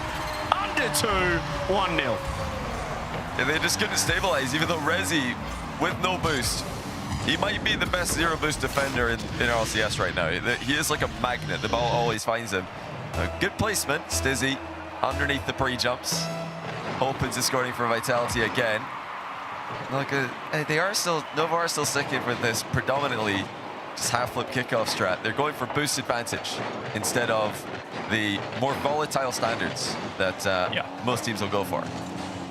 And the one thing that Novo don't have going for them, because they only just formed, is they've only worked on one playstyle, which is very clear.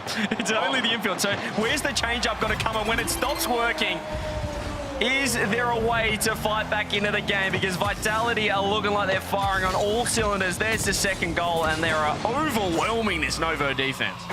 Yeah, good play by Zen in the setup, and a little bit, maybe double coverage there from Novo with one on the wall, challenge, forcing the ball low. You want to have that go up towards your player on the wall, but they couldn't quite get it the direction they wanted. It's obviously very difficult to manipulate a 50-50 when Zen's on the other side of it. Can they come back again? Novo have been able to score goals against Vitality, even from deficits as we saw last game, but they don't want to leave openings for Vitality while doing it. And it feels like a combination of, that final game syndrome where it's always the hardest one to win. You start thinking about it, and for Novo in this situation, you start thinking, could we possibly do it? Can we go all the way? It's only one more game than a grand final, and it could be a tiebreaker from Paris. And you combine that with the fact that Vitality have absolutely got these infields covered now. They've adjusted their play style and they have put the foot down. In fact, Novo, it's been a minute 45, minute 50, and Novo haven't put a shot on the board. Vitality have put 7, including 3 goals. Yeah, the boost just isn't there. Nico went for the clear. Rezi trusted him, but he's missed it. And yeah, they've really had some issues keeping their boost totals up in the past couple of minutes. It's many a time. Okay, now there we go. Vitality do read the double half flip. Nice play after the fact also. But this has been the play almost every time for Novo. So Vitality have taken a while to spot it coming, but when they do, they get a goal immediately. Yeah, Stizzy has absolutely ripped that shot top left over the top of the second man. Third man not back in time off the corner boost, off the kickoff. It's 4-0. And the questions have to be asked, what else do Novo have? Now they have been figured out, if you would. Goodness me, Vitality putting the foot down. We are going to be heading to Game 7 unless something crazy happens. We saw a late surge in Game 5. Oh, wow. 4 goals seems a long way away, considering, Johnny, they still have not put a shot on the board. In fact, that's their first. Oh, he's like chasing Nico. Dunk comes through. Nico does enough to keep the ball away from danger for now. And even in that last attacking play, Novo were looking mid. They always want that pass, but Zen covered it easily this time. So I would like to see more direct play from them at some point, even just for a moment. And then going back to the mid passes afterwards would make more sense.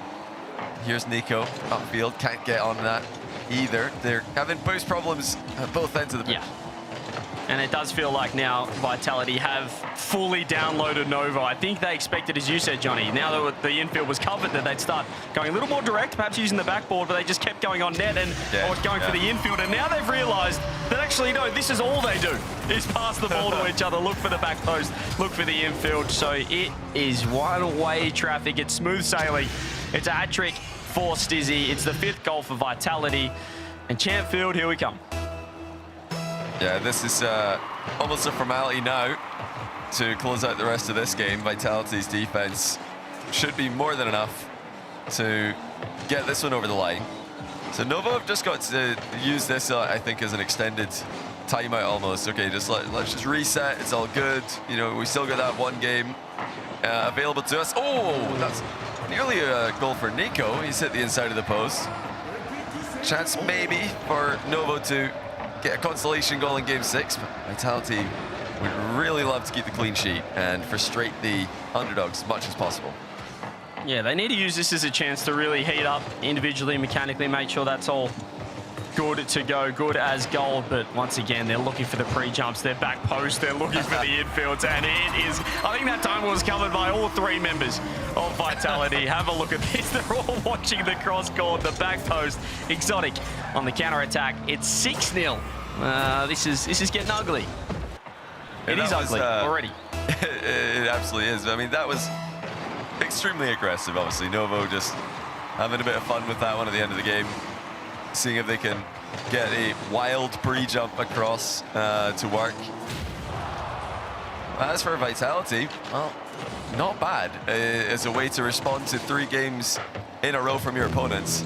They have really dominated in this one. In the last game, they had control for the vast majority of it. They're crushing the confidence of Novo here. Exotic makes it 7. Goalie's tripping up while the ball's coming at him and didn't have a chance to recover. Just doesn't look like there's a way forward now for Novo. It's crazy to say because they were 3-1 up and we're on triple match point, but 7-0. The only way that this can work is if Vitality nearly get too ahead of themselves and go away from what has been working, just because they're absolutely... Oh my goodness. I'm trying to find a positive here for Novo. Johnny, can you help me out? It's looking tough. There really is not much. And, you know, I was talking about earlier on the kickoff battle going the way of Novo. Well, Vitality have won that in this game comfortably. Another kickoff goal going the way of them. And this will maybe scare Novo a little bit from trying these risky strats. Oh, surely, is that in? Yeah, it is for 1. So Nico puts 1 on the board. At this point, it's obviously too little too late, but that's at least something. At least something for them to smile about. It looks like he thought about not scoring it at that point, but could be on track for a Barcelona here. As another goal would be required. Perhaps they're just thinking Vitality can get rid of all their goals in Game 6. They'll have none left for the final one. And really, Game 7 is all that matters at this point. Not the final 30 seconds right here, but Novo, what do they have? And do Vitality have the mental fortitude to just keep playing this way? Or will they start thinking about just one more game and perhaps panicking at the pressure of a pickup team, a honeymoon team, beating them, knocking them out in a semi-final? But what a response. Game 5, Game 6, Vitality. Just, this is maybe what we were expecting coming in. And this is looking like an open qualifier match right now, but it's still 3-3. Novo 1-3 already. Can they do one more? It's going to be tough. I mean, you said it well. I think the last game is the hardest one to win, especially when there's so much on the line. Vitality are playing for the regional, of course. They want to lock in as high a seed as they can for the major. Put as many points on the board as they can. But Novo have got to win this. They need to win the whole event if they're going to make Paris. So maybe they did start to think about that when they had triple match point. They start to think, well, guys, we're actually doing this. You know, how are they going to play today? We're not sure. We had to wait until now to see them. Yeah, they've not called timeout. Do they know they have one? I mean, that's the 7th that they've ended. Do they know they have the timeout? They're not willing to use it, which is honestly astounding, but we have probably spoken about the lack of timeout use, the incorrect timeout use enough, so I'm not going to dive too far into it, but it would have been nice to maybe ice out Vitality for a little bit. Maybe they feel like they just had one with the final 2 minutes of that game being so chalked. They might have just had their timeout, but or feel like they've had one. Yeah, they look like they're prepared for this. I think the main thing has got to be composure and defense. They've really not been able to keep their boost totals high, especially at the start of Game 6. They were consistently ended up in positions with no boost, so they've got to just ease up on the boost usage a little bit. Try to trying to focus on the efficiency. If they can do that, they can definitely get the ball out of defense, but they're going to need boost to do it. Best thing about Game 7 is it doesn't matter what has happened previously. It's all about moments. We'll see who can make the most of theirs. Will it be the honeymoon period Novo, or will it be Team Vitality joining Gentlemates in the grand final? Will we lock in our 5 EU major representatives right here, or will Novo have one more thing to say about it? Well, it's been a good start, I'd say, because they're not 1-0 down, and that does something with the bump on Stizzy. A huge save from him. Novo might have fired back up here, Johnny. That's a great stop from Stizzy. And Nico and Rezi both have 0 boost in defense. Talked about this before, but luckily Giek was able to help them out, get the ball clear. Now here comes Nico at the other end. Reset, mind game. Can't get the ball past Stizzy. Giek might. It's Vitality is keeping it in the corner here. Not going to rush the clear from this position. Minute in. Much better from Novo. They're not losing 5-0. It's a great call, and they're looking all right. And I think Vitality are maybe having the situation or the struggles that Novo had. They're starting to think about it a little bit. Zen, though, has space. Pop reset, rips it on. Rezi does make the save. We are starting to see a little bit more of a passive Vitality, Johnny. I don't know if you noticed this, but kind of retreating a little bit more to net than what we saw in the previous couple. Stizzy, though, off the roof, intercepted by Rezi. He's going to find the 50. Exotic is looking to fake, looking to get the touch involved. They've got to cover those infields for both teams here. Stizzy, he's going to take it up. He's around one. The bump on the infield. Zen's just trying to recover, trying to get there. Exotic works his way through the 50. Can Zen find the first goal? You betcha. And again, it's the same problem for Novo. Nico's in Vitality's back corner getting boost. GX also 0. Rezi's got 0. They're all just losing boost at the same time, and no one's able to get a good, clear ball and buy time for the team to get back in position. 1-0 Vitality. They've locked in and clamped those infield passes that were harming them so much earlier in the series, and they're just chipping away, putting Novo in awkward positions that eventually cause the underdogs to concede. Oh, this should be 2-0 as well. They've just got 0 boost. Nico does well. Got that back corner stolen. Zen's actually found himself with 0, so he's just going to launch the ball as far as he can down the other end. But the demo helps, and there's an infield on if the ceiling pitch didn't go as far as they were expecting or were hoping. Stuart's going to have to track back. Rezi looking for the bump on Exotic. He's actually doing really well, just playing it slow through the net. The demo comes out onto Nico as well as Gio cuts rotation. But as you mentioned, at least it's not 5-0. They're giving themselves a chance, but Vitality's still looking fairly comfortable, and I'm liking these bumps through the middle. Yeah, Vitality have really focused up here. This is what we thought was going to happen from the get-go, especially after the 4-0 was promised from Zen. That could not have been further from the truth in hindsight. Exotic looking to make it 2. Good challenge from behind by Rezi. Nico scrambling to try to get ball control, but it's going to be Giek to get them out of defense. Pitch spin, that's a creative infield. Zen's back to handle it. Skip from Exotic into the post. The ball's now flying around the pitch, end-to-end stuff, but scoreline remains the same. You can see Novo just trying to bait Vitality in when they are in defense. They're just going to wait on these touches and see if they can force an overcommit, but to Vitality's credit, they have not faltered since going down 3-1. They've looked fantastic. They've looked like the Vitality we were expecting, and Zen is just only heating up. Rezi's going to let that one go on the backboard. Minute 30 now. It's a 1-0 situation. It only takes that one chance, one goal to perhaps throw this Vitality team off. So far, Novo playing a lot of defense. Will Vitality overcommit? That's probably going to be the question that could decide this Game 7. Well, time's getting away now from Novo. They're trying to just up the pressure a little bit. Don't want to get caught in the counter, which Vitality are so well known for. Exotic down the line to Zen, who just pops it into the side wall. GX going to take it, but it's sideways. Not the most positive lateral movement they've had. Now Rezi with the bump. Great dodge from Exotic. Defensively, Vitality are holding strong. Yeah, where's the support for Duke, though? He's waiting for his teammates to rotate back. Finally, Resi offers support. Vitality playing pretty slow. They've actually found an infield pass. They found a transition. They look for the bump. Resi with the pinch. Can Zen get removed? No, he can't. He's found under a boost, and he's just muscled his way through that bump end to win. Nico to the corner. 35 seconds. Novo, what do you have for us? We're only able to score 1 goal in Game 6, but it didn't matter. They have looked lifeless since going 3-1 up.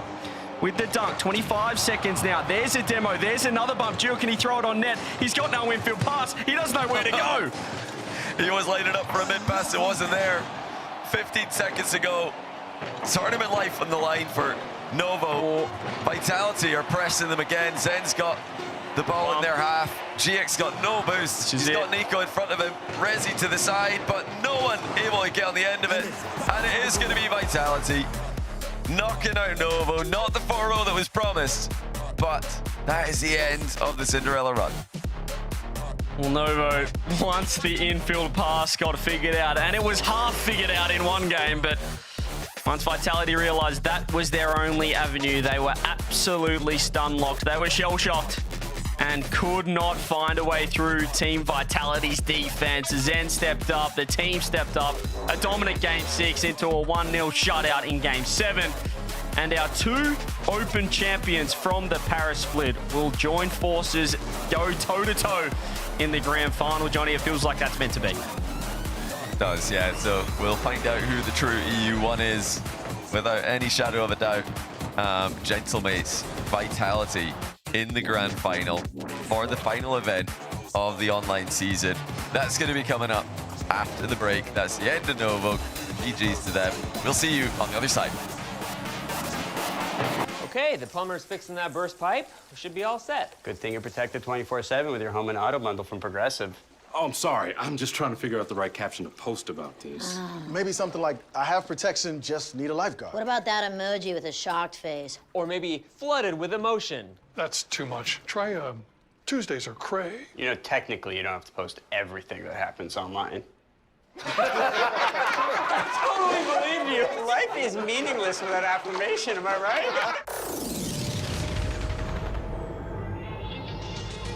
Don't hold back, cause you woke up in the morning with initiative to move, so I make it harder. Don't hold back. Galvanize. Trajectory and balance look good. You're confirmed to go for orbit. Every day, Michelin innovates to move the world forward on the road and far beyond. Michelin, motion for life. He's under one. Very peak. Carrying it.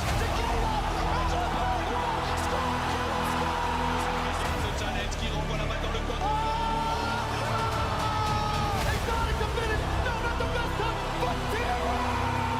C'est une belle opportunité. La double tap, c'est un risque.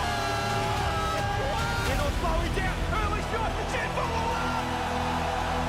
Pour le faire avec exotique notamment. Et voilà. Voilà. My friends, it's Matera. Awas va aller chercher Killer. Team Falcon a un temps fort.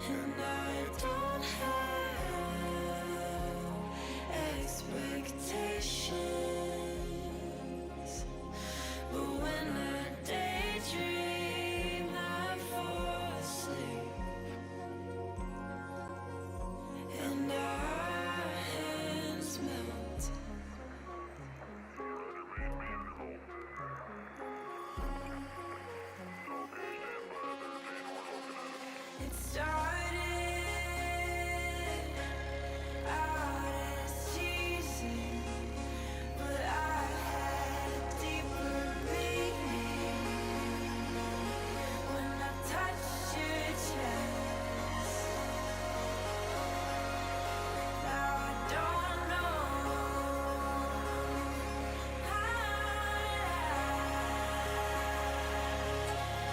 but if I did, and I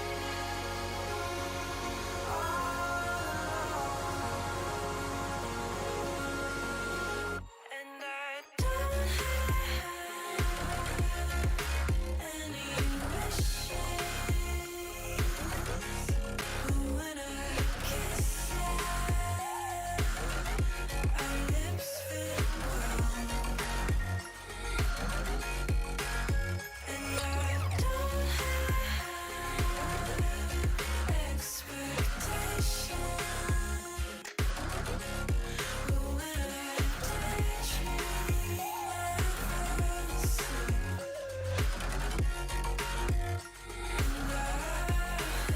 hands melt. But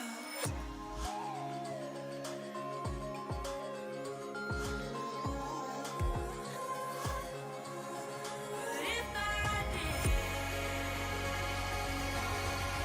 don't have wishes.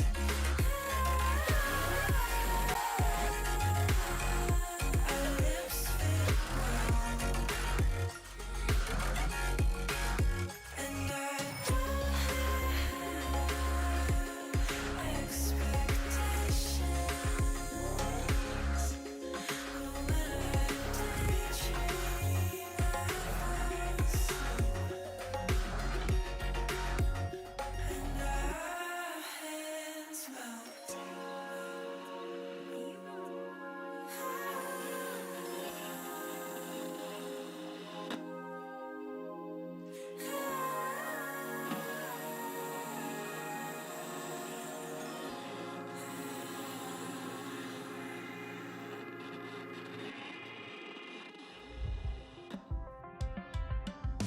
Never thought I'd hear your voice again, and now you're taking up my mind. One spark to ignite the flame, and then it happens all the time.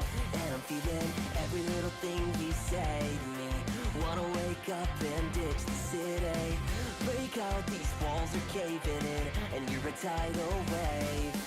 Yeah, take me back when you said we can do this until we're dead.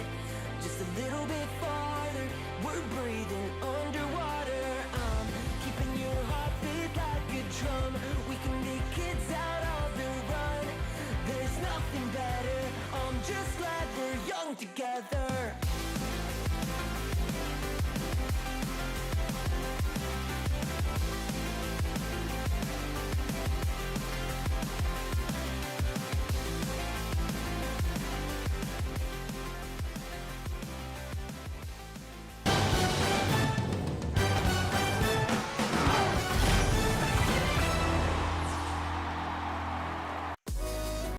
The Dream Killers, Team Vitality running through the last two hopefuls in KCorp and Novo Esports, and they make themselves a grand finals appearance while the other two fall short. Man City, however, their dream alive as they now secure their spot because the other two not past them. Welcome back. I'm Alif, and with me CJ and Johnny.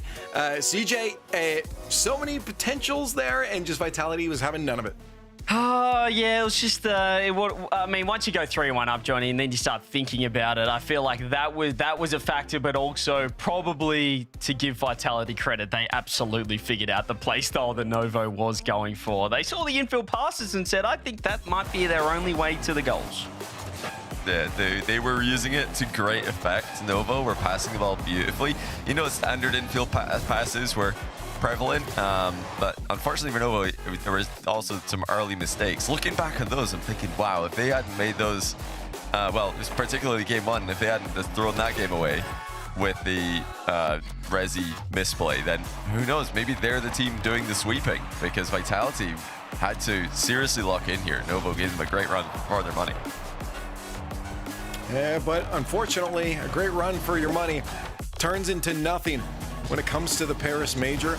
Novo eventually fall apart. Hopefully a great learning lesson for them, CJ, as you know, this is what you're looking for in these kind of brackets as you look towards the LCQ. I mean, what a warm-up for the LCQ. They've proven they can beat the likes of Ninjas in Pajamas 4-1. They nearly beat Vitality 4-1 as well if they locked in this game. But yeah, Zen absolutely stepped up. They found their way through. They locked in Man City, lock in obviously Paris and the World Championships as well. So we had a little bit of fun, and it took until the penultimate series of the final online day of the season to find out our 5 teams. But yeah, Novo, credit to them. They really created a little bit of a drama, some story coming into Champ Sunday. Yeah, quite a turnaround for Vitality there, CJ, or sorry, not CJ, Johnny at the end. I mean, with Team Vitality, do we figure, they figured it out coming into the grand finals here? Do we feel like they're on form or still got a little bit of ways to go? I think they've still got ways to go. I mean, the level that Gentlemates are on just seems to be different at the moment. They handled Vitality pretty comfortably yesterday, and Vitality's run today, although impressive in some ways, has also been, it's not been a dominant run through the bracket. They 4-0'd KCorp, but that wasn't as one-sided as a 4-0 would suggest. And then they've just gone game 7 with Novo. So I don't think so. I think Gentlemates are the clear favorites here, but Vitality in with an outside chance. Well, there it is. Yeah, you see it. Our Paris Major contenders all locked in across the board. Man City pulling up that 5th spot there for the European region. We had a couple others secure their positions throughout the rest of today as well. APAC and SAM being those other 2.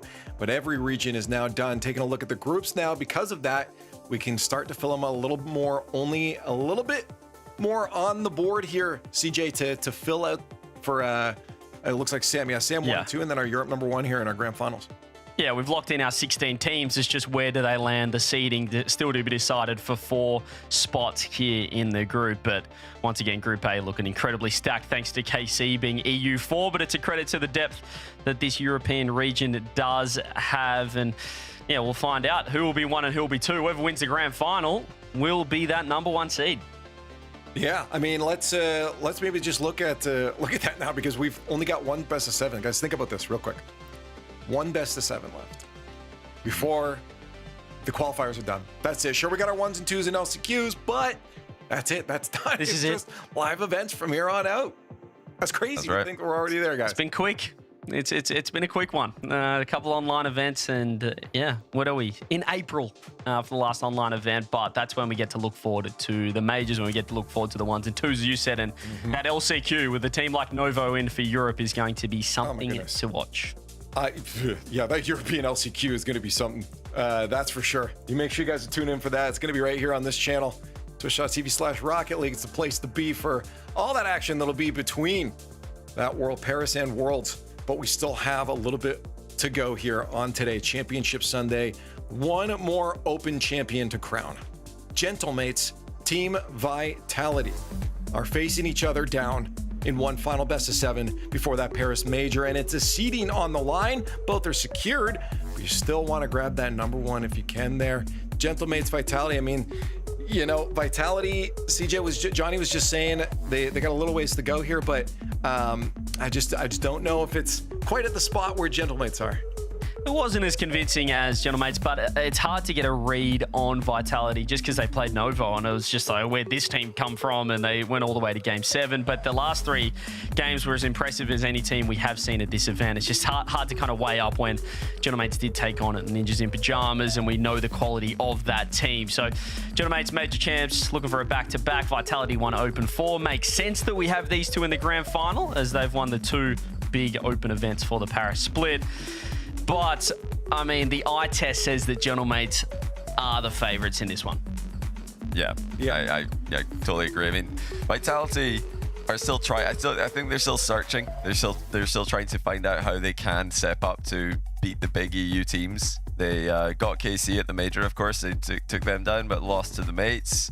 They were able to win Regional 1 for this split, but they didn't play KC or Mates to do that. So Vitality they're still looking. This is still testing for them, seeing if they can figure out how to make that jump. Oh, you saw them doing it right now. They're trying to figure out the game plan as they go up against Gentlemates. Again, the favorites of the European region. Yeah, they're coming off some hot streaks. One little flub there, but hot streaks overall for Gentlemates. Who you guys think it's going to be, chat? Let's get you involved one last time. Progressive fan vote up. Hashtag M8, hashtag VIT. Who's going to walk away champion today on our last European Open before the Paris Major? Gentlemates, the favorites into this, but Vitality smiles on their faces as they sit down and get ready for this last best of 7 grand final.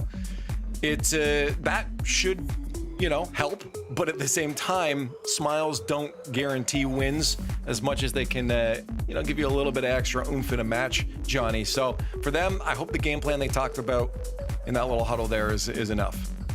Yeah, they need to have worked some magic there. They needed a big jump up in quality today. They've not been playing all that cleanly. And Gentlemates, look, it looks like they've taken the plot armor from KC now, Gentlemates, so they're the plot armor team. These guys are scary. So yeah, I'm definitely leaning comfortably towards Gentlemates. I think they are going to go back to back. I think they're going to win the final online event of the season for Europe, and they're going to be the #1 seed, best team in the world at the major as well. I mean, when we're looking at the field here, CJ, what are we expecting it to look like? I mean, just when you clashing these play styles together, what are the fans expecting to see on the field?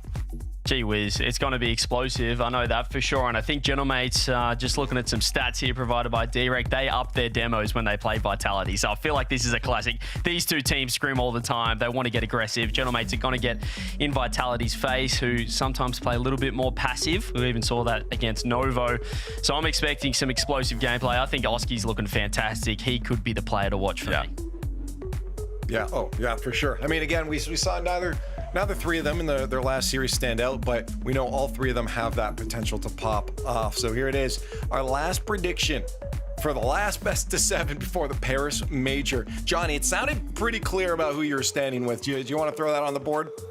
Absolutely. Gentlemates, all the way. They're the favorites. They've established themselves as the best team in Europe, and I think they're going to prove that with the final event as well. I was thinking coming into today, maybe they can have a little fall at the final hurdle, but after seeing the ice, I mean the way they close out series, I'm thinking that they've got. So you don't have any doubt the fact that the Ninjas Pajamas brought them to Game 7 there?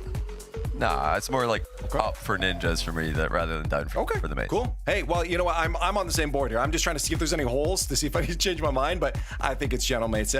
I think they're the clear favorites for the European region. It'd be silly to go against them.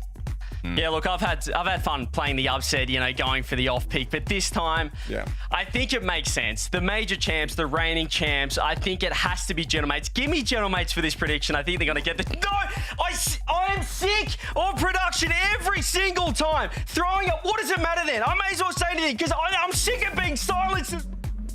Okay, well, chat, what do you think? Looks like you're going Gentlemates. Good call. You know what? Good call. I think CJ's absolutely mad for what he's done here.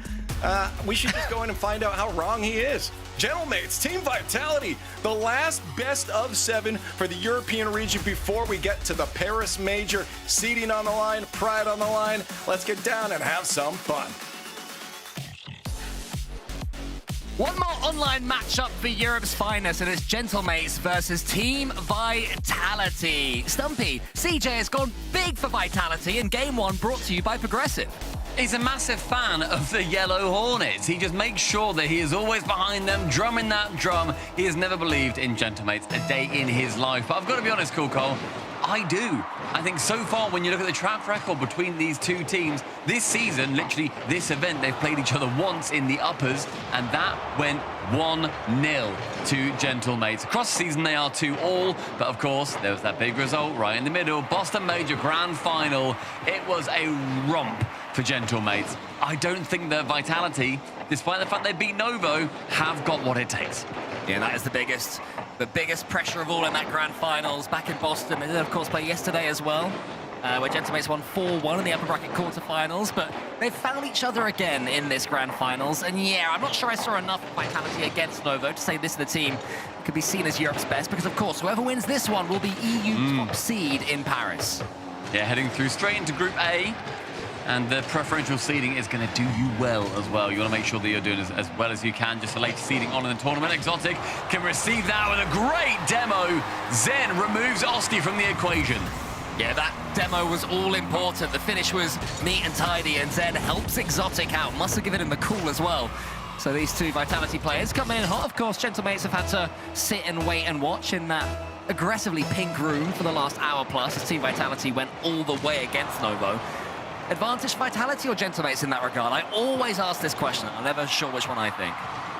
I think I've got to give advantage to Gentlemates in that situation. I think I just back them in general, though, but with the double demo coming in, it's already looking like it's going to be a very violent affair. CJ bringing up the great direct stat of the fact that there are normally more demos coming through for Gentlemates, but Exotic, after having those double demos fallen a little bit earlier on, that may well be rocking the side of Mates entirely, and Exotic steals a little goal from Stizzy.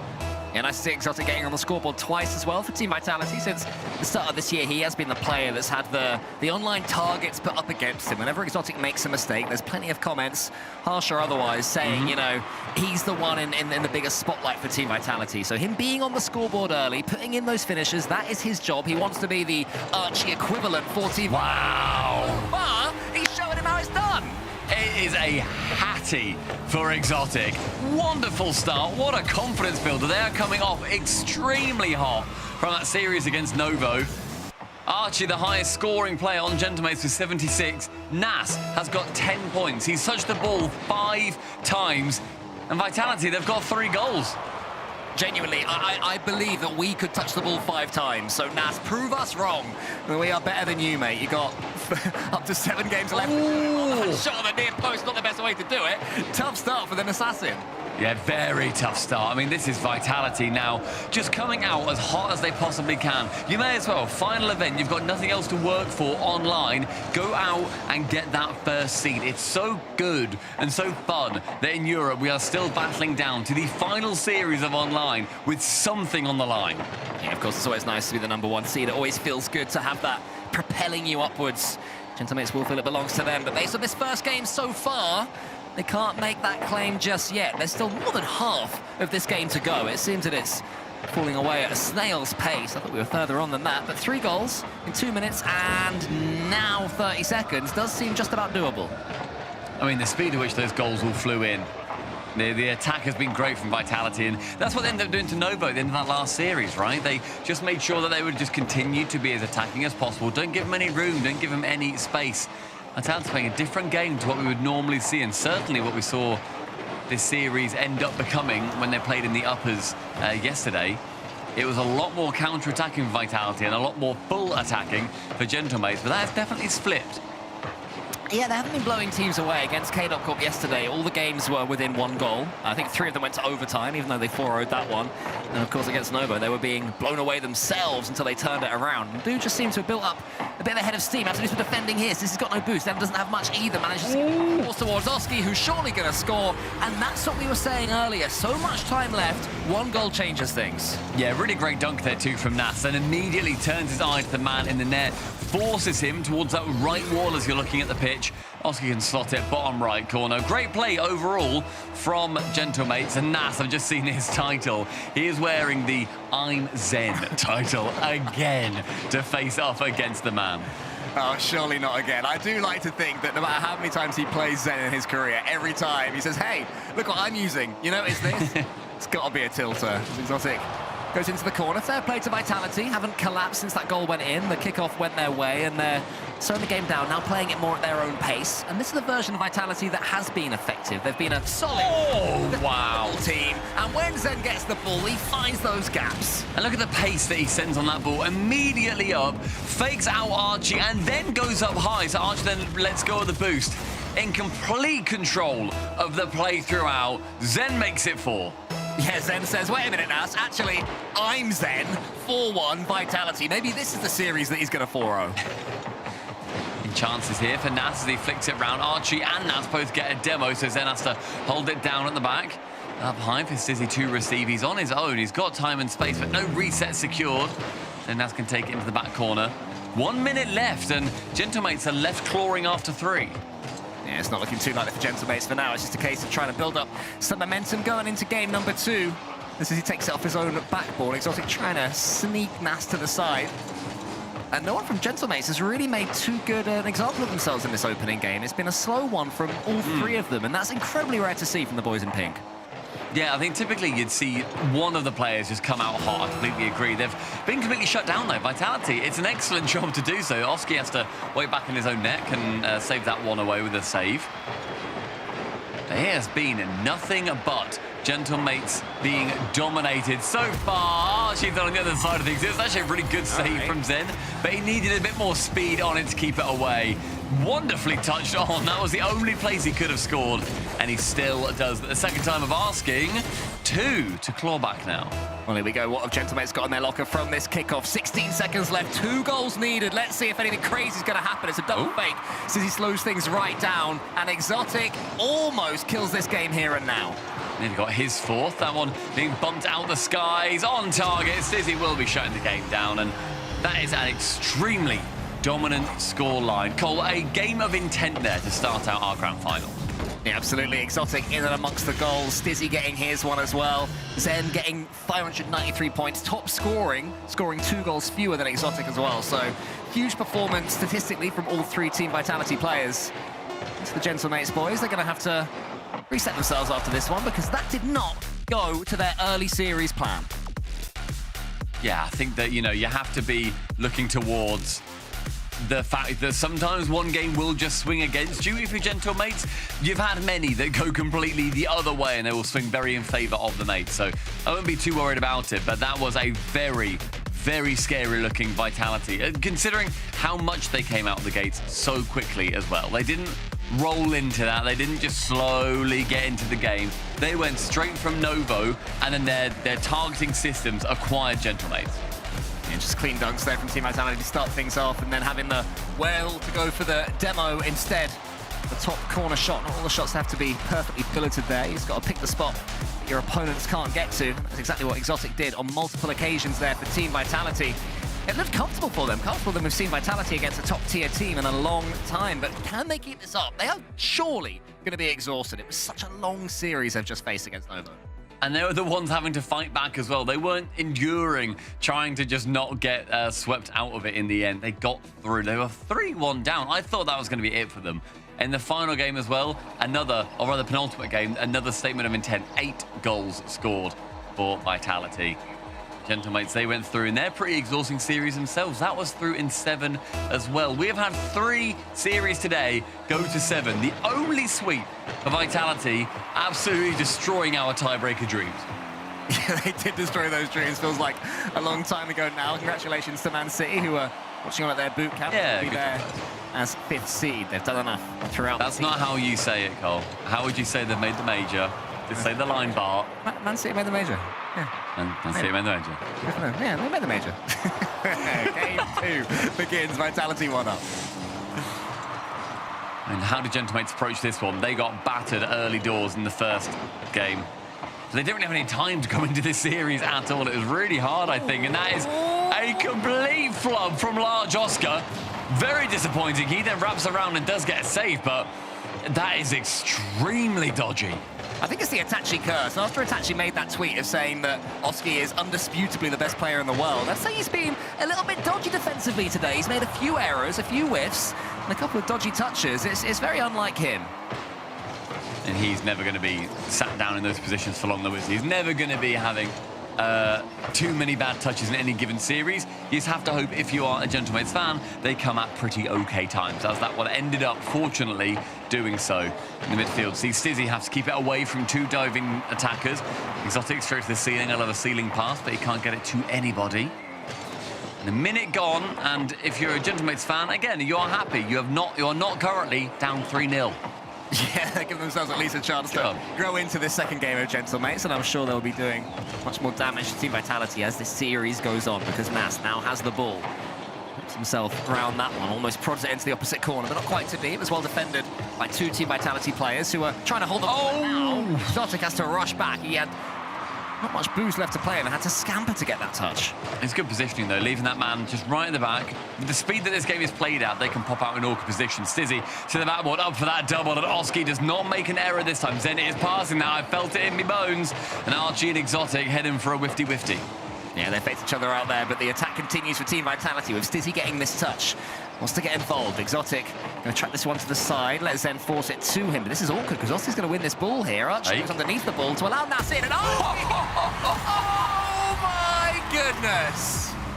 I'm spamming calculate if that's in ranked. I'm going to be honest, Archie. Great fake. He then lands, wants to try and backflip out the way of it. Ends up getting the perfect touch.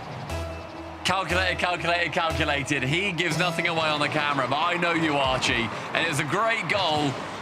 And it was an even better pass from Nas. Oh, Stizzy here has to be careful because Oski's coming in. Could be 2-0 to Gentlemate straight away. Not quite just yet. Zen will be able to get this touch. We'll let you guys debate in the comments whether Archie meant that. He didn't. I'm going to go with yeah. I'm going to go with yeah. I'm going to go with no shot. I don't think he did either, but I'm going to go with yeah. That's fair. I'm okay with that. Thank you for admitting it. Halfway through the game now, and it's going to be Zen taking on Nas, or rather Oski right at the back. To the map board, up high, beats one.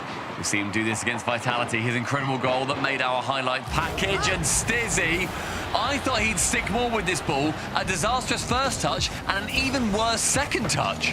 Yeah, that's really poor there from Stizzy. Didn't know what to do with it. Got too much power on it as well. And Nas, to his credit, was sniffing about and made the most of that mistake. 2-0 Gentlemates. It shows how quickly a game can get away from you. In Vitality, they were up by more goals at this point in the previous game, but it's going to be tough for them to work back to and then get the win within regulation, especially if Nas continues attacks like those. Stizzy takes over, maybe wanting to repent for his previous sins. High from Zen into a corner that is currently unoccupied.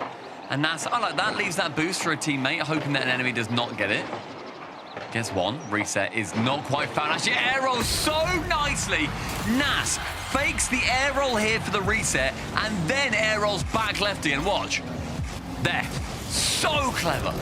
And built upon what was, we'll call it a stroke of genius from Archie for that first goal. Gentlemates have taken that bit and completely run with it. All of a sudden, we've all collectively blunk. And it is 3-0 Gentlemates. I don't know, I don't feel like they've done too much individually to steal the game away from Vitality, but they've taken all their opportunities. In 90 seconds, those opportunities are going to be even thinner and fewer between. It's going to become a lot harder for them to try and get too much going. I said that 2 was going to be tough with about 2 minutes left. Not impossible, obviously, but it just becomes a little bit harder. One chance, one save, a few more seconds ticked off. Zen will be able to have complete control of this ball, though. Goes over the top of Oski. Can't do too much there with Archie waiting. In a perfect position defensively. Gentlemates looking to squeeze the life out of game number 2 and keep this series close between a foe they've been historically beating. They beat them in Boston. They beat them yesterday. Now they're trying to get up ahead again in this series. Oh, Exotic almost gets the shooting chance, but Oski should be able to take it away. Another opportunity goes begging for Vitality. That back corner, but the only person waiting and lurking is Oski on no boost as well. He just makes it that bit more awkward. It becomes a little bit harder just to score from those positions unless you're Archie in those back left corners. We've seen what he can do. Beating out in the midfield, that one's going to be trickling back, and all these precious seconds falling away from Vitality. Yeah, that'll be enough, I think, for Gentlemates. They won't be making too many errors from here, if any. Oski's able to get those couple of touches in the air. And Zen slams a flip reset towards goal, but Oski and his teammate Nas had that one combined. And Gentlemates show Vitality how to play when you're 3 goals to the good. I still don't feel this is Gentlemates at their best, though, Stumpy. Oh, I agree. I agree. It's been really good game management. In the end, Stizzy does get one. Unless. It would. No. No. Everybody temper your expectations. No. No, temper them. Take your expectations and temper them. Look, I'm team unless. I'm chucking in an unless. I'm chucking in a ... No, stop it. Stop your ellipses now. Let's see what we got. No, it's not winnable. Chat, it's not winnable. Stop it. I'm doing the voice. Vitality have something up their sleeve. Here's Exotic. It's not winnable. Quite Archie-esque, and now, literally, it's not winnable. Thank you. Thank you. Cole can't dream at chat. I've just seen that comment. No, he can't. I'm here to make him not dream, thank you. You have been for years. So 3-1 game number 2. But again, no, I completely agree. I think that is actually not Gentlemates at their best. We've obviously seen them play out of their skin to beat Vitality in the grand final, and I think that when it comes down to game management, they played that game really well. They took their chances. They had a decent number of shots. Vitality, though, I believe still had more, 11 shots to 8. So they still had more shots on target. Yeah, Gentlemates come out the good. I mean, it came down to 2 moments. This moment of ingenuity from Archie. Look, he didn't even look at his teammates after, like, yeah, fist bump, yeah. That's so Archie. to not have a laugh about, like, yeah, obviously. You didn't mean it, Archie. You didn't. I'm telling you, you didn't. We know, Archie. But then that from Stizzy is pretty poor. To concede that second goal just after what happened with Archie, that's a real tilt for Team Vitality, and they couldn't mentally get back into that second game. I think the Stizzy, it's annoying because his movement was actually fine. His chipping up, don't hate it, take it higher. He just has to stick closer to the ball, and then whatever challenge comes in, 50 it into the corner. That's all he had to do, really. It's just that both touches were so heavy that the ball goes flying away from him, and then the problem being that Nas is just immediately going to dunk. So game at number 3. A few more on each side, and we will have our Kings of Europe heading to Paris. I'm excited. I'm so excited for Paris. Looking forward to it, Stumpy. Yeah. Oh, yeah. I am so high. 1, in chat if you're going to be going there. 2, if you're going to go to the website now and buy more tickets, because they are still available. Are they really? Unbelievable. Indeed.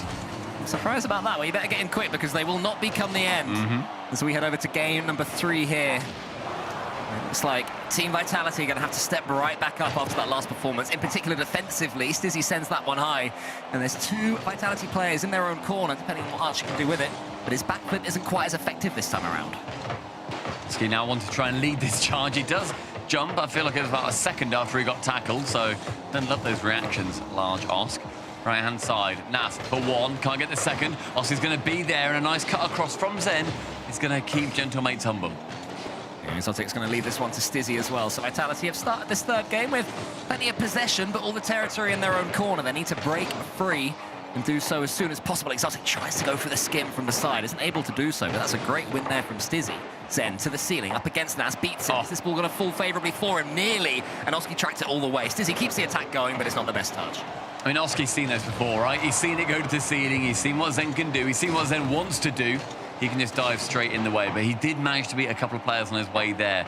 And it does look like it is Oski versus Zen to be the guy to take it for their team. So let's see if that can continue happening. The amount of off-ball play that we saw from Vitality in previous series, especially in that one versus Gentlemates. Bear in mind, in that series, the 4-1, that scoreline is so deceiving. It was 1 goal between them every single game, and it felt like it could go either way at any given moment. But Vitality just couldn't get it over the line. And Nas now wanted to slow it down in the corner. Zen dives in.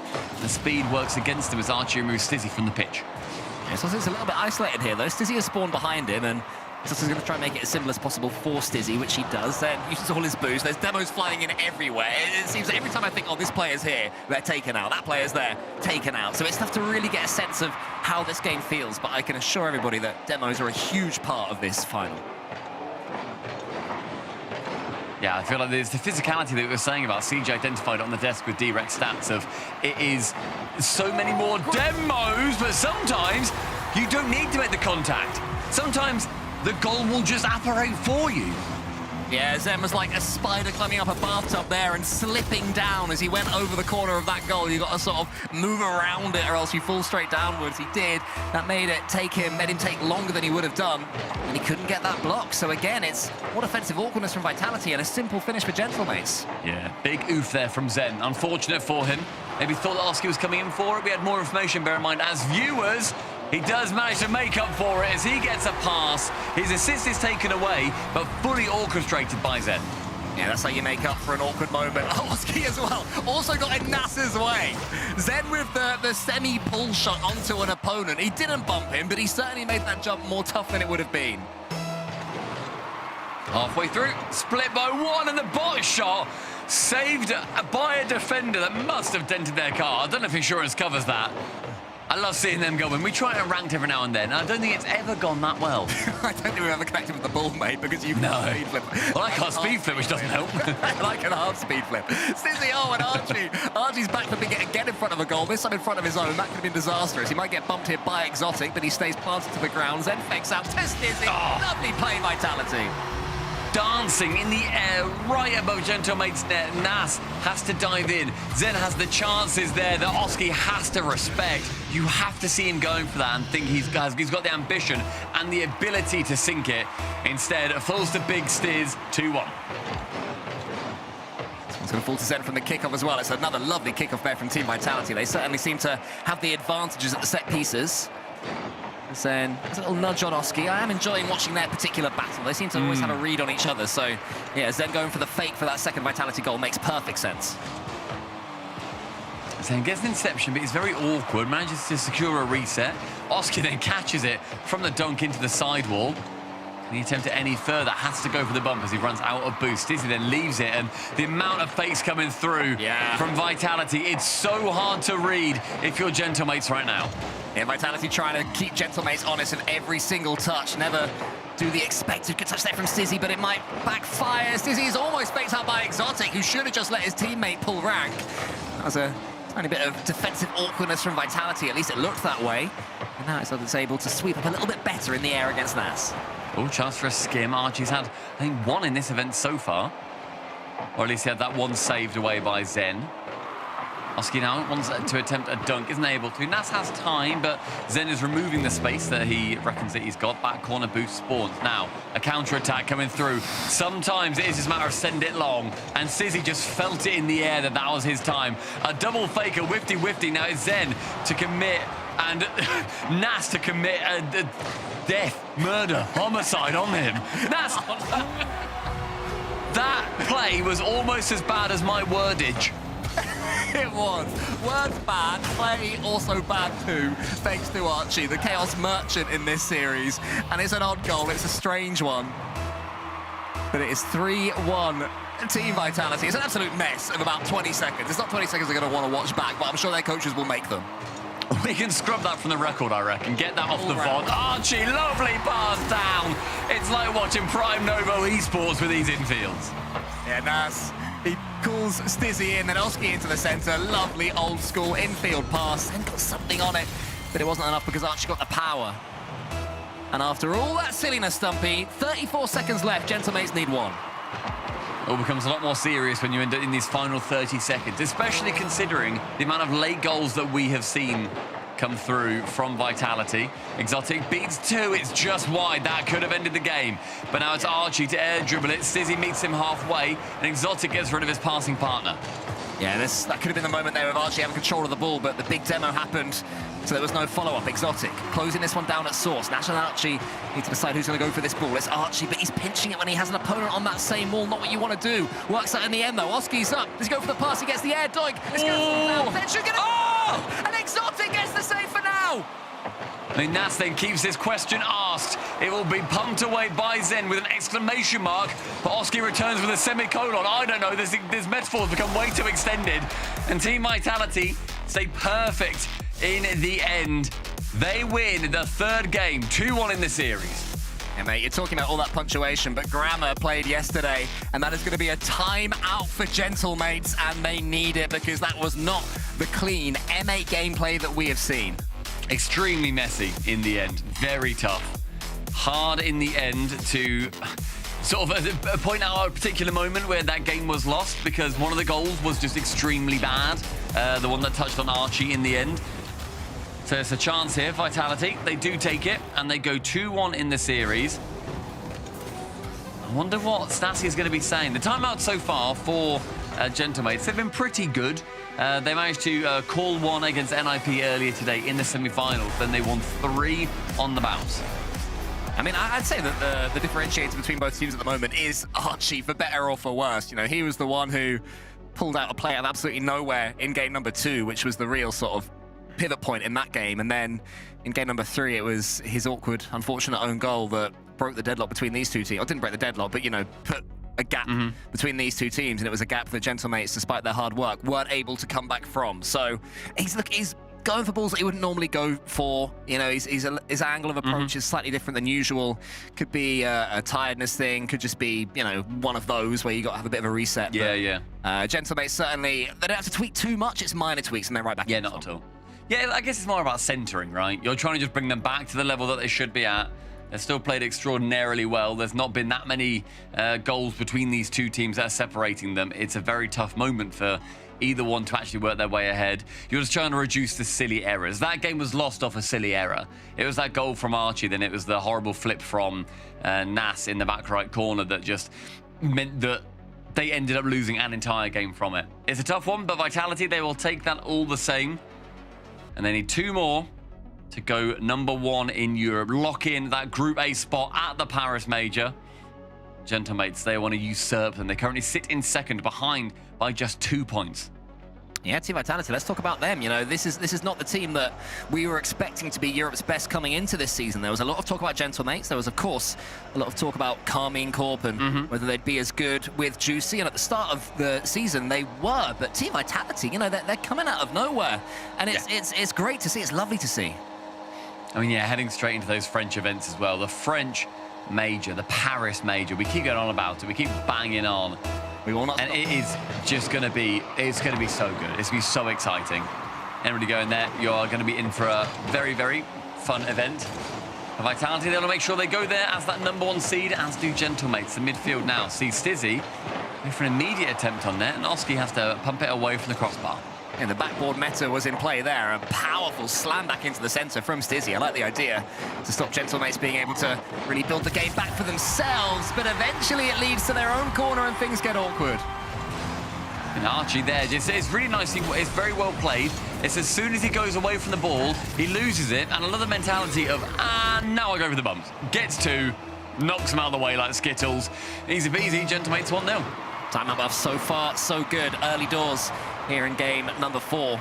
Stizzy has control of this ball, gets the flip reset around the corner, gets a chunk of Nas as well. Everybody wants a slice of this ball. It's Stizzy who keeps it all to himself. In the first 30 seconds already, there's been goals galore. The reset from Stizzy completely changing the angle, and then he gets bumped into it. He then continues with the ball. And do you remember yesterday, Stizzy bumping Archie into the skim to then get the 0-second goal? Yes. It has now been returned. Stizzy gets bumped into it, and then gets a goal for himself. Oh, that is nice. Return to sender. Here comes Exotic all over again. Wants to get over the top of Oski. Nas is going to be in here, nipping in. And he'll continue. No boost, but able to cause all sorts of chaos with that fake. Oh, Exotic. Huge demo. Just when a Gentlemates player was ready to pull the trigger. I mean, Archie here has now just cocked and loaded the gun. Exotic and Zen can team up to clear it away. The Stizzy sending it long. Exotic, what a lovely dive in. Zen now is on his own. Can shoot it on target. Archie is having to just about dodge that bump. And this has been over and over again. Multiple challenges. Stizzy, great play. Immediately put back in the danger zone by Exotic. Thankfully, Gentlemates find themselves low on boost. Oh my goodness, Zen almost scored from it as well. So earlier on, Team Vitality had such awkward angles. Every touch they were making was back towards their own goal, and they were taking them and trying to get the ball high and trying to follow up, but not able to put it to any sort of safety. In the end, they managed to work it down to the other end. And now here we are, Exotic up against Oski. Zen rotating back, picking up 100. Hoping Oski will go cleanly above Stizzy and hoping he doesn't get dunked by the bump Stizzy, which almost happened. And this one remains nerve-wrackingly at 1-1 in this pivot point in the series. Oski removes Zen, and I think that Archie there was hoping for a nice 50 along with Stizzy. He doesn't receive it, instead he just goes straight back into Vitality control. Stizzy to receive in that back corner. Boost about to spawn. Archie will be getting it. This will be setting up an extended period of play for Gentlemates. Archie keeps that question asked. Lateral play after lateral play, side to side, just skimming the goal line. Yeah, he can't give Archie that many shots, though. At some point, he is going to make the net ripple, but those two hit the post and go just wide after. Vitality will say they had it covered, but I think Archie could have put that one away with slightly more accuracy as Oski camps over that 100 boost and gets it. You can see it spawning underneath him with this new update. Zen comes in. Archie beats into the ball. Exotic has to go backwards. Let's get more boost as well. So boost seems to be spawning underneath these players at the moment. The rotation is perfect. Oski goes for the double tap and again a miss, but Vitality have to stop banking on Gentlemates not scoring. I mean, that backboard has been free so many times now, and it cannot remain free. Oski had to completely dust the defender, but you can't rely on that. Oski now attempting to get it just around the side of Stizzy. It's a 50 from Nas. Next to it is Oski going for a bump. Nearly works out, but an even better save. Yeah, did you see Exotic had to go under one, then dodge to make it through the between the two of them? That is impeccable defending there from Exotic. Nas, midfield, goes up high. Runs out of boost, tries to go for that bump on the final man, but Zen just waits very patiently, knows that no one else is committing in, so he can just slow that ball down, and he waits in the air to get caught midfield. It'd be tough right now for either of these teams. It's been a big midfield battle. Neither of them really breaking their lines. This is quite an awkward touch, does alleviate the ball over towards Zen. Archie has to dive in. And I feel like we're finding a little bit of a stalemate right now. Zen backs Oski not to get a powerful shot on target there, and somehow it pays off. Oh, that would have been out of absolutely nothing. Zen had overcommitted, but now he's trying to make up for getting some demos. Double! Shooting chance, takes the shooting chance. Vitality have the lead. Zen's warpath through the final defenders. There's one, there's the second. Laying down mortar fire for his teammates. I don't think I quite realised till the replay how close Zen was to accidentally saving that as well after he smoke bombed himself, but not to be. Great kick, although from Archie. Since he's coming back with boost. And Gentlemates, when they won in Boston, their key man, without doubt, was Nas. In this game, he's on 72 points, barely had a sniff. You need more. You need more from one of the players. We were saying earlier on, I don't know what you can really say to, you know, have those percentage changes in your play. But right now it is Nas. Get more involved. Oski dives through, challenges. Stizzy is there to catch. Nas attempts the bump. It's just a few of these awkward little moments. Archie can drop it on target. Exotic's there, and again, the defense from Exotic has been sublime. Yeah, he had no boost. That was so tough. He had to use the crossbar as well. Stizzy goes up, defends Zen behind him, who has no boost still. Just wants to get 12, but he's getting bumped out of the way. Oski shoots. Stizzy gets the block for now. Oski's going to steal that 100 boost. Vitality still starved, but Zen knows that that's a free corner, and he manages to get the pinch, the all-important touch of nothing in the attack. But here comes Nas. We said he's being quiet. Will he change that now with a bang? Not to be. Yeah, this rate has been finishing on double digits. And it's going to be floating awkwardly toward the net. Nas with a touch. One last chance. A flick to Oski. On target, Zen! Post and down! Whoa! Gentlemates made the most of that one. But Vitality stood up to the moment to give themselves 3 match points. An incredible shot and a great last play. And Zen, at their death, keeps it at bay. One to separate them once more, Cole, and a single game will send Vitality through as Europe's #1. Yeah, but credit to Nas, he did get 100 points, so, you know, that was that's good. He got in that 0-second play, but he'll be too happy about that after losing it. They did take the lead out to 20 seconds. The Vitality responded almost immediately. It was Stizzy who was just determined to keep that ball all to himself. Nobody else could play. And then Zen really made sure that nobody from Gentlemates could play. Look how close he was to saving that as well. In that far corner, almost prodded it out. Would have been agonizing, but not to be as far as Gentlemates are concerned. And he had 3 games in a row. Do they have it in them? I mean, it's the first time in the main event that Gentlemates have had their timeout broken. And they might not know how to deal with that. It's been a couple of weeks since Open 5. They've been on that upswing, as have Vitality. Both of these teams have had their massive errors. But at the end, they are finishing just as strong as they thought they could. Parc de Paris, potentially to decide who will end up as Europe's #1 seed for the Paris Major. Gentlemates are going to have to dig incredibly deep to stay in this series. Vitality have all the momentum and all the belief behind them after, as you say, Stumpy, some tricky moments of their own on this final Sunday of the European season. And the ball is camped in orange territory to start things off. Decent kickoff from Gentlemates, but no chances from it. Lovely play, though. Archie ends up receiving that ball central with low boost. He just had to turn and shoot. Don't hate it at all. Exotic to the corner, and his defense has been great so far, but the defense gets a lot harder when you're not on the pitch. Zen manages to snatch away a save, takes the shot on target. Oski to receive, sends it high, opposite side. Archie now into the orange half. This is do or die for Gentlemates. Yeah, they're starting off well, though. You know what? I will say that. After having their timeout broken, they've started this game okay, but almost conceded at the death. Stizzy pushes it to the side. Gentlemates having a real chance here. Zen leaves it to Exotic. Archie is in control of that ball for a second until it falls to Zen. Exotic's going for a redirect. Can he get the skin here and generate any power? Sort of, but not really. So now Oski has a chance, Stumpy. Yeah, full court carry from Oski on for the double, goes towards the side post. Archie has to jump. Zen knows that. He then just has to get in front of the ball. Very good positioning from the defenders. And we're seeing, again, just these awkward plays. We're seeing it become a lot harder. Nas, backboard, again, the backboard now defended. Vitality, have they learned that big hole that was in their defense? Yeah, I think they have, but there have been still some shooting opportunities that they've just not taken. Zen puts it on a plate for Exotic. Archie tries to bomb Exotic out of the way. Not going to happen. Exotic wants to slam it down, but Archie had got that near post. Then gets the second save as well. Tremendous defending from the Englishman. I mean, they were forced into that position, though. It was completely unforced errors from Gentlemates. They tried to be a little bit too fancy with it, and it didn't work out. Stizzy has a chance to bomb Archie out the way. It's going to be a low 50, and it does go very much in favour of the mates. Oski to beat out one, instead beats out none. Yeah, Oski had to slam the brakes there. If he'd have gone into that one full pelt, there was a Vitality player waiting. He had the reflexes to do so and take the ball lightly to at least get the 50-50. So he pushes it. It's the Gentlemates corner. Gentlemates using their own corner right now as a defensive stronghold, seeing if they can at least pick up some boost, because Vitality are getting all too much control of this ball as far as they are concerned. As Zen continues to dance and continues to keep that ball. Chain dashes his way up there into the corner, and two Gentlemates players have to get it away from him. Halfway through this potential final game as Zen dives in for a bit of defense against Oski.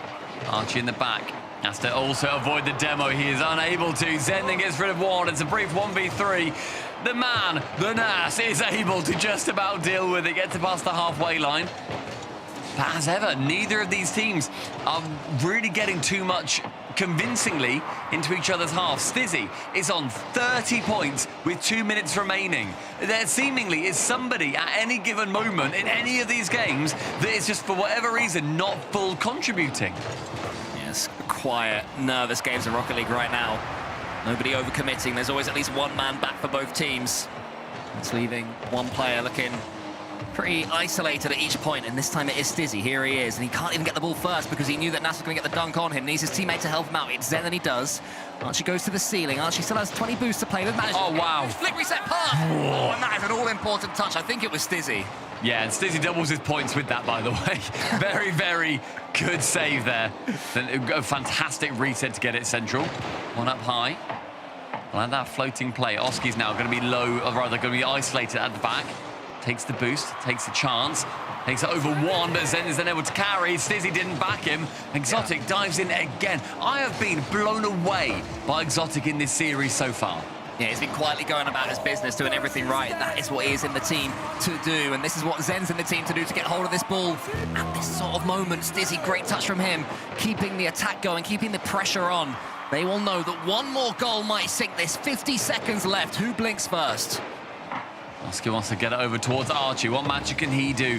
Normally towards the goal line rather than here. Archie's going to tap it on one more. Oski's burned a lot of boost just to get in front of that ball, which he wasn't able to do. Nas, high, keeps it to himself. Unchallenged until Stizzy works his way in. Finds Oski on the right-hand side. He has 70. Gets over one. Not quite the second. Archie's there to shoot, but Stizzy to intercept. Yeah, with zero boost as well, but Oski keeps the attack going. Archie's there, might be able to nip in nearly. Is anyone following up for Gentlemates? It's Nas. It's a light to get the double, but Zen read it. And then somehow that second shot, the ground pinch, doesn't find its way in.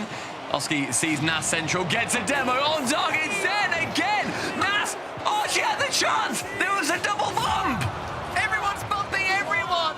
It's a Royal Rumble. Nobody knows what's going on. Archie ends up backwards of control of the ball. Can't get the thing. Oh my! Save this time from Zen. Nas is trying to follow up, but it swats it away. 0-0 somehow. Massive breaths from Stizzy there too. He shrugs, he takes a sigh, he locks in overtime. Stizzy has control of this one, wants to get the skin, but Oski beats him to it. Zen, 55 boost to pump it forward. Vitality want a second to breathe, and Archie will not allow it. He comes forward with all of his boost, pushes it right back in the Vitality corner, and says, go again if you dare, Vitality. One midfield, and Oski gets drawn in with it. Stizzy, chance to finish it here. Archie has to send it towards the right-hand side, but Exotic will be lurking towards the backboard again. We're seeing Vitality have a few chances after their massive defensive effort at the end of regulations. Then to the ceiling, he has a reset. It's on target, but saved away by Nas. Exotic, though, gets the catch, keeps the attack on. Archie has to make a decision and does make the decision. Oski had to get out of his way and did so. Stizzy, another pinch into the middle. Hello. Vitality 1 goal away from being EU's #1 team at at their home major. And Vitality, they can sense blood in the water, they can sniff it. There is no boost across the board for Gentlemates. Vitality are definitely aware of that fact. Zen to the ceiling. Has to boost a lot to get the reset, which he cannot get. Exotic just ahead of target, and Nas can clear it away with a great clear off the crossbar. Stizzy on target again, just pummeling the net right now of Vitality. Exotic, though, keeps Gentlemate's pen back once more. Nas, the edge of his boost, the edge of his reach, gets the ball back to Vitality half, but it's only to Zen with 100 boost, who can go end-to-end. Oski gets a huge bump and then takes out Stizzy. Does Archie have a chance to sink this one? He does. It's going in. Gets the own goal, and it is going to be a continuation of the series. It's on target. It's soft. And Exotic has to go for it. If he doesn't go, that is going in. Gentlemates, by the skin of their teeth, get through on Parc de Paris. Game number 6 incoming, Cool. We queue up for Neo Tokyo. Goodness me. That is the man you need to break a deadlock. So little area of that goal Archie can aim for. And look at his score right there. 804 points. Pretty much double the player in second across both teams. A huge performance from him. But there are so many scary moments between now and then. I mean, the amount of defense at the end. Here it is. All these shots and attempts and passes. I mean, I don't blame. I mean, that bump as well, sorry. Oski going for it. Exotic has to go. Zen doesn't get it. Exotic has to bound, has to jump as fast as he can, try and get the crossbar pinch. It was placed perfectly. Any lower, Exotic saves it away. Any higher, and that ends up not even making it on target. Perfect positioning. And Archie buys another game for the mates. Well, we're not quite at the Paris Major just yet. There is not a real-life crowd around us, but let's do some practicing right now. If you want this to end on Neo Tokyo, type Neo Tokyo. If you want to see Champions Field, type Champions Field. Let's see what the people want. I can tell you what Team Vitality want, Stumpy, and that is to end this right now, go to bed, because it has been a long day for all 6 of these players. What Colin's asking is if you wanted to end on map 6, type 6. If you wanted to end on map 7, type 7. That is 6, 7. 6, 7. Nice one, mate. Nice one. And this is the do or die now for Gentlemates. Is there going to be another heroic effort? Can they push it even further than they have? How many lives do they have? I honestly think that you've just broken Twitch chat. I think that it's going to snap with 6 and 7 and Champion Field. I like the 6-7 cat. That's very sweet. But we're going to have to keep on talking right here and keep on watching as 30 seconds go by without too much going on. Archie slams that one down, but it's a tired touch, it must be said, understandably so. And what a long day. This is going to be we've already seen 3 Game 7 in the best of 7s. We have had an incredibly long day. Everyone, you've been here for all of it as well. Pats on the back all round. This first minute has been pretty uneventful. In these midfield battles, Cole, they have been the decider so far. It has to be said. Yeah, huge block there from Zen, who had the read there. That's the first moment we've really seen in this opening minute that changes the narrative of this game. That's not just about clean rotations, and it was from Zen, who was playing on the front foot. Maybe he'll be the player that wants to man that ball. Some solo Zen magic would be nice to see here if you're a Vitality fan, but Nas first has to do some defending against Exotic, who squeezed it past him. Sizzy's almost in, and Zen is the last man back. A chance. About halfway, or rather 90 seconds in. Sizzy on towards the backboard. Oski has to try and prevent the donk. Exotic keeps the question asked. Then is technically on target, but slow enough where the save can happen. Now, a low boost Vitality. Stizzy's the only one with anything. Takes it low, but the bounce is not what he wanted. Goes to the corner. That only benefits Vitality. Actually should be able to get the block on Stizzy, but Stizzy just drives straight through him. Oski, this touch wasn't the best one here, so Exotic with 100 boost can do something with this one. He slams into the backboard, wants to knock it down, can't quite connect. Here's Stizzy though. He's only trying to cause more chaos, but somehow mates get it away to Nas. I mean, he wanted to cause more chaos, and I think the Gentlemates are quite happy making the chaos of their own to commit onto that save. Then a reset into a sort of a musty stall type play halfway through the game, and we are seeing it ramp up. Cheers, Johnny. She goes long to Exotic, and is Zed to get the catch in this far corner up against Oski. Exotic, and he gets as far as Nas. It's not the best touch from him there, but Vitality are able to wriggle away with the ball for now. Still waiting to see that big moment. Zen almost had it. He's looking most likely to me. Oski on the other side of things. He's not looked as activated as usual, but I still think he is the guy.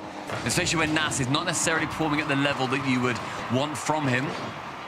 It really is just a matter of percentages. And Stizzy here wants to try and play the highest reward play. Goes up high. It's a great save from Nas.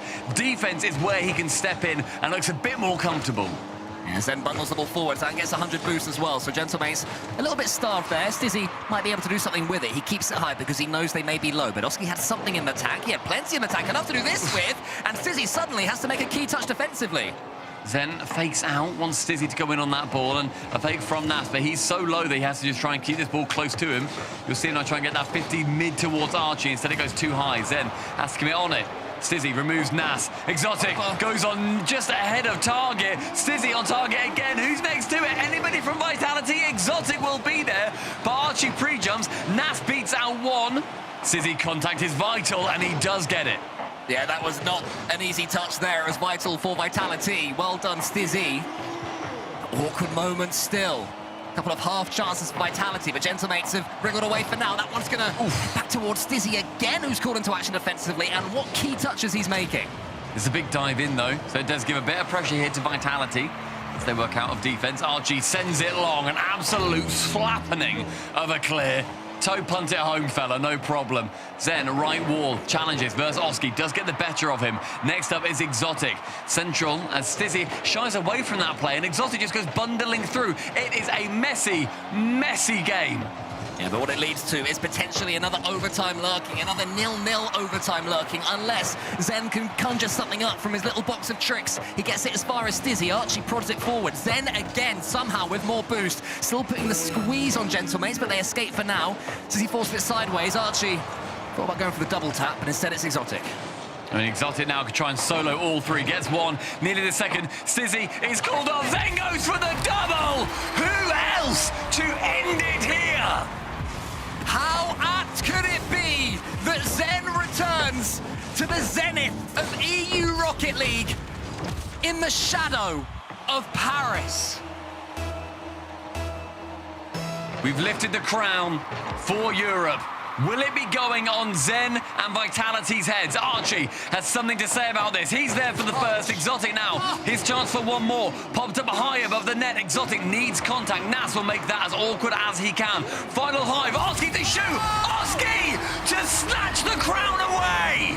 Gentlemates just kept slamming it on the ceiling and following it up. Eventually something was going to fall. Archie, as ever, causes mischief on the goal line.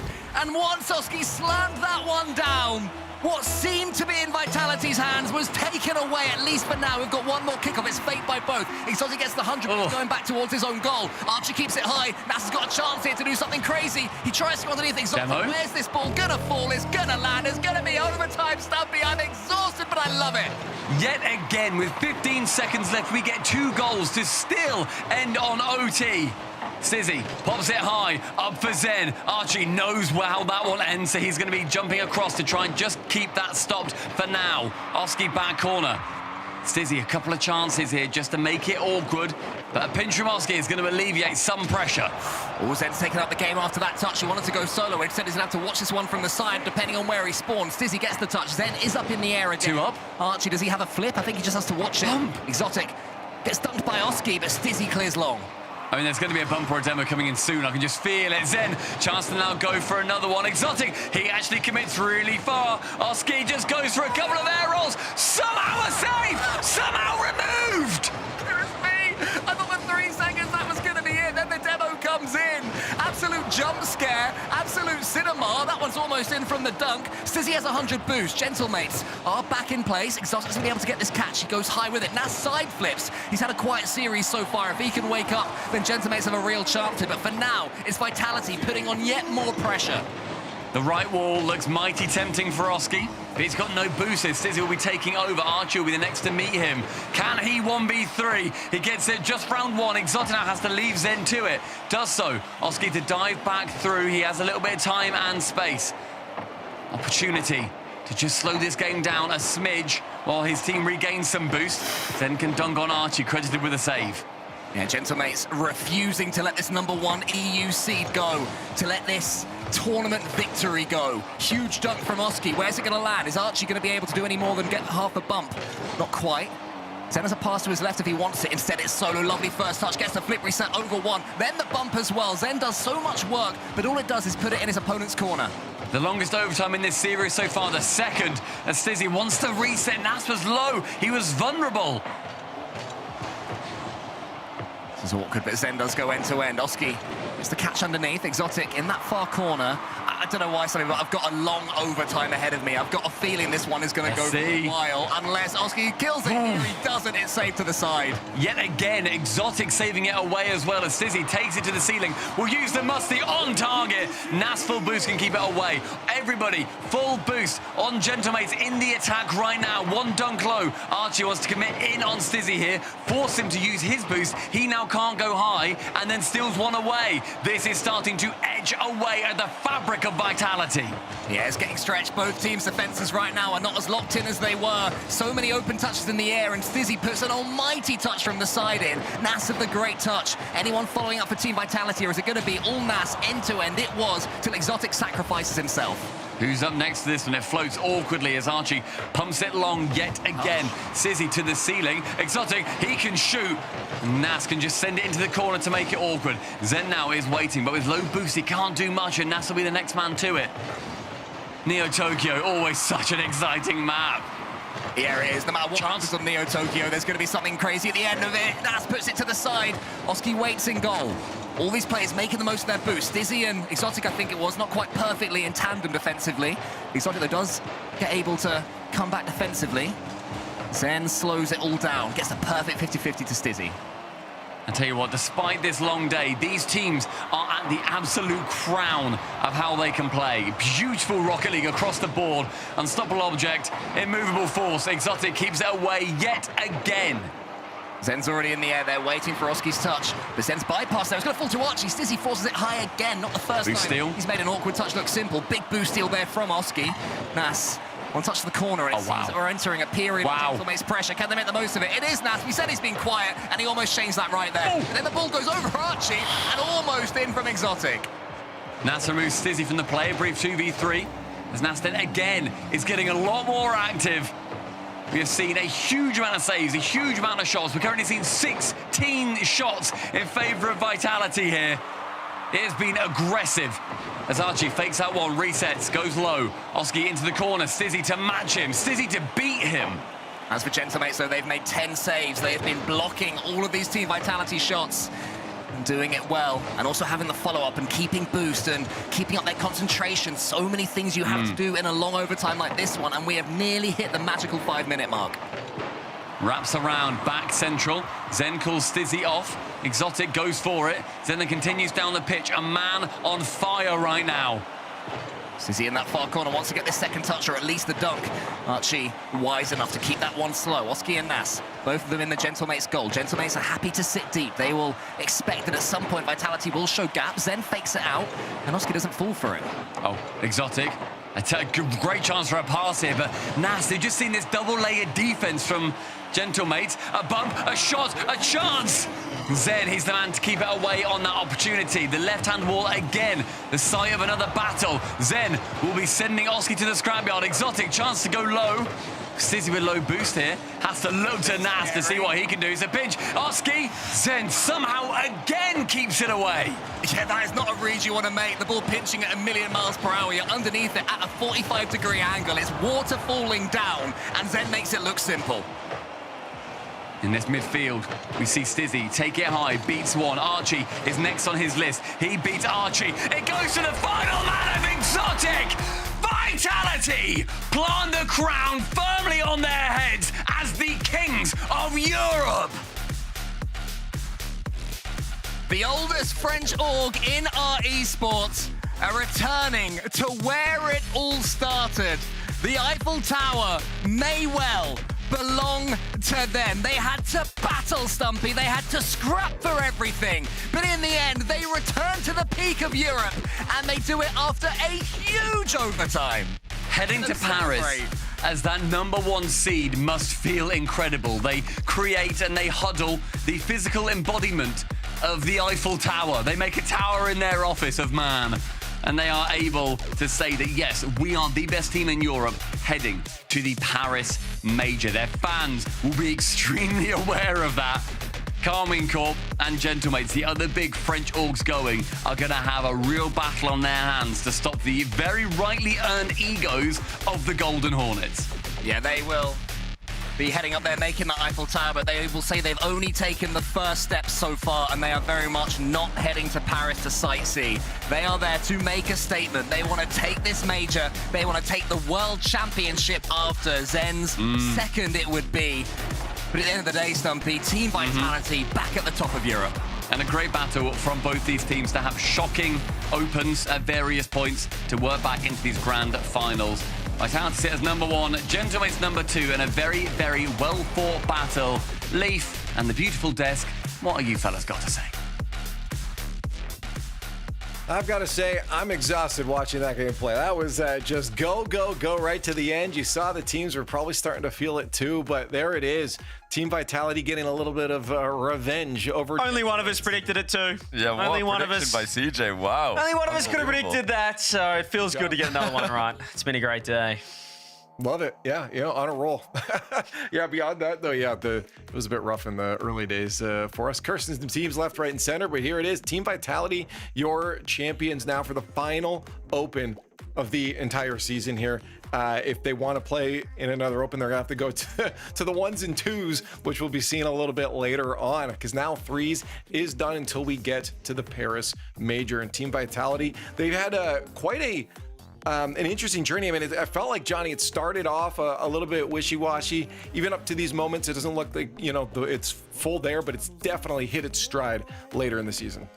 It's been a really interesting run for them. I mean, they said they were going to 4-0 Novo. They didn't. They 4-3'd them. They actually 4-0'd KCorp. That didn't look like a 4-0 when we watched the games. And now they've just got to beat Gentlemates. So, fair play. Vitality are the top team. I thought it was going to be Gentlemates. They were on such a consistent streak. It really looked like they were just going to be the consensus 1 seed. But Vitality, they've taken away from them. And also with winning the first regional of the split as well, that's to win 2 of them. That's really impressive stuff in the modern era. Feels fitting, doesn't it? The fact that Vitality were going to Paris, Zen and all the talk around him when he bursts on the scene. It's for them to be the #1 seed and maybe the favourites going in. But you've got a Gentlemates that really, they lost no admirers losing that in Game 6. It was Vitality's day. As you said, they've won 2 out of 3 events, and I can't wait, Lee, for you to pull up the groups as well for the major, because I think there's got to be a pretty stacked one. Yeah, I think we'll have to wait. We'll tease you for that for just a moment here, as we just finish wrapping up the series here. But yeah, Team Vitality, I'm just curious now, CJ, as the person that knew that they would come out victorious, what's in their gameplay right now that's looking so good? I mean, they obviously clearly said they're working on something new. That's a statement that other teams and themselves have made now. Do we feel like it's ready for Paris, and what is it? I love it. I feel like their offense has changed a little bit. It's not as reliant on Zen, and I feel like they're also not rushing to shoot when they do finally get the ball downfield. But previously, I feel like they've been pretty defensive and then relying on kind of your 1v3 plays and throwing it on net, and it hasn't been effective. But they're doing the little things now. They're doing what Gentlemates do, Johnny, in terms of just grabbing boosts, looking for bumps, and keeping pressure. I think that's been more of their focus rather than just trying to find that perfect 1v3 crazy shot. Yeah, I said I need to see another level from them, and we saw it. That's what Vitality have done. Gentlemates did play a good series, so to beat Gentlemates who look like they're just playing their usual selves, their usual level, is extra impressive for me. And yeah, you still did get your Zen big plays, obviously, even though he doesn't have to do that in order for Vitality to win now, which is what makes them so dangerous. You will always get those games where Zen just takes over, but he doesn't need to do it. They can win the other games as well, the more normal games, the back and forth games, and then you get off obviously your Zen peaks, happening every now and then. I feel like when Zen first kind of burst on the scene as well, Johnny, you were pretty big on the fact that, you know, what he was contributing off ball. Obviously, we knew how good he was individually, but even as a rookie, he was huge off ball. And I feel like we're finding that again with Zen. Like the bumps, the plays, he's setting up an air dribble, he's going for a fake, and he's trying to bring his teammates into the game. And I think that as a team, that's just meant they've started to look fantastic, and it's not just a one-man machine. And really, they all didn't really falter. There weren't too many big moments apart from maybe Exotics almost own goal. There it is. Team Vitality coming out victorious over Gentlemates, the favorites going into this. And now we've got a fun race to look forward to when it comes to Paris if these two teams meet up again. But the only people that matter right now is the ones here on Team Vitality. And Stizzy, my man, congratulations on that win. Well deserved. Thank you. I like the smile out, man. It was a bit of a revenge for you guys. Of course, Gentlemates had your number in the upper bracket. You know, for you coming into this tournament, having some new things to work on, did you feel, you know, like that result against Gentlemates in the upper bracket was just a result of you guys catching your footing, or was there something that you guys figured out after playing them once that allowed you to get the win here? No, I think we use the last regional. We just play like kinda bad from the start of the regional to the end. So we just play a bit of other games more than Rocket League, to be honest. But we just figure it out. So we just grind again. And this regional, I think, is a proof of our mentality and our level. Basically, we didn't start really good. We didn't feel really good individually, but at the end we just start to believe. I mean, we believe always, but I don't know how to explain it. Like we stop overthinking and we just do the job. So I think it's very good. The confidence had to be in the right spot, you know. Yeah. I want to ask you as well, Stizzy. I mean, you guys had a pretty funny day. You had a 4-0 against KCorp, but it was sort of all one-goal games. And then you go Game 7 against Novo. I mean, how confident were you going into the grand final? Because we thought, well, if you're going Game 7 against Novo, I feel like Gentlemates are a step up from that. But you guys seem to keep, you know, elevating throughout each game today.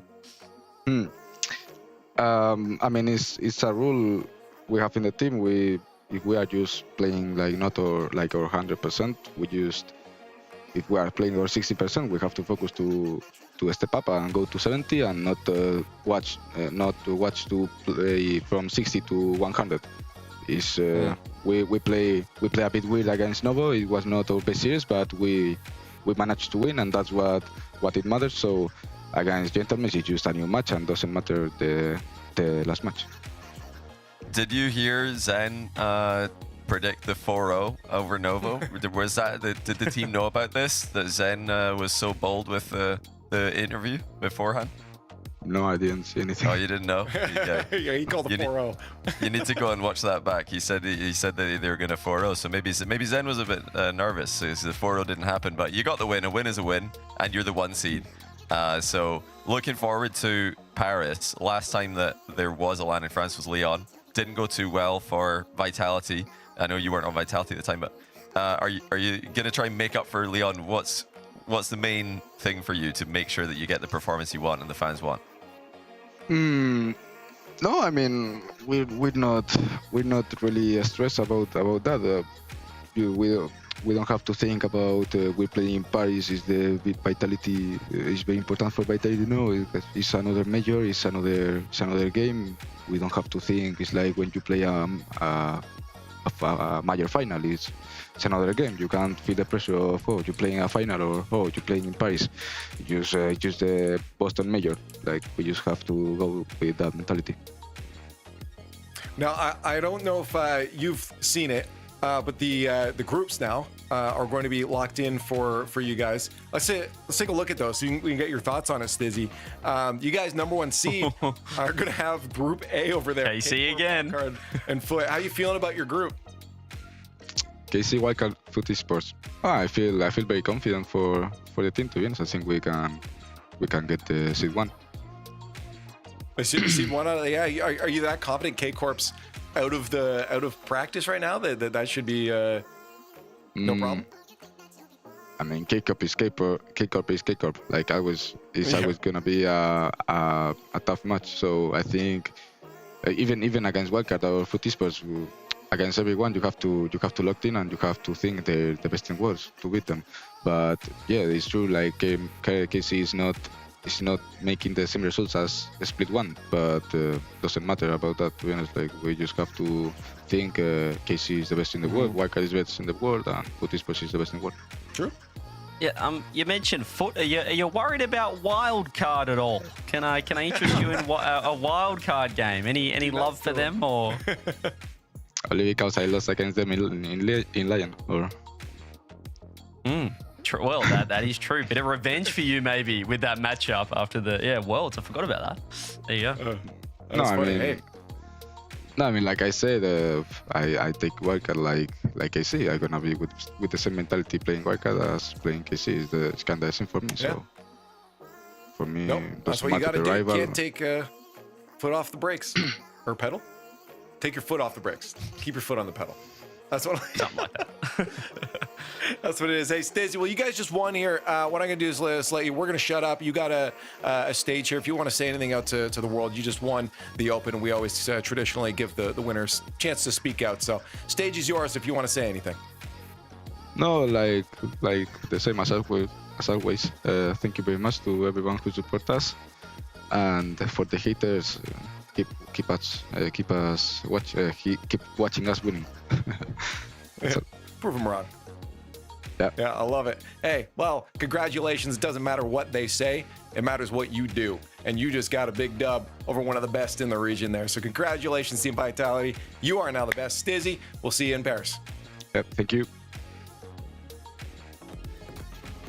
There it is. All of our teams going to Paris have been locked in, but the Worlds is still a little bit open here. But Europe, we've got our teams. How are we feeling about what we see right now, guys?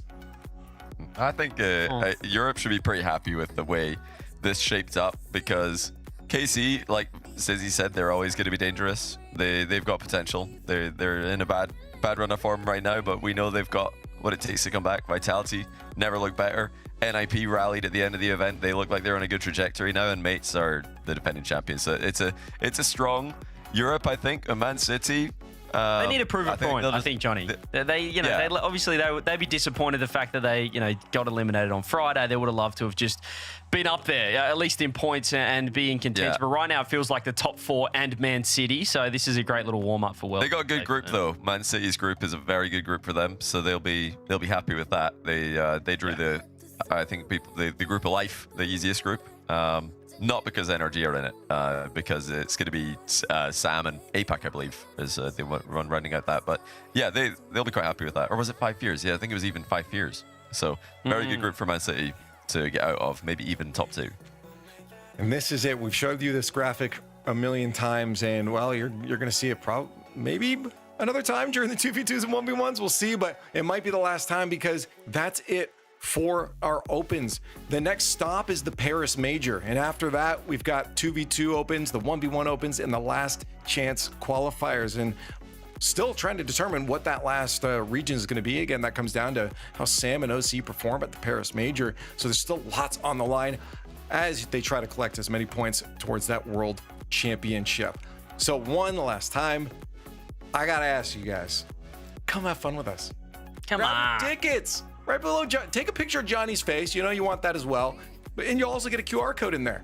And you're going to scan that and go grab your tickets and join us in Paris. Guys, I got to get your final thoughts here because this is it. We're done. We're going to Paris after this.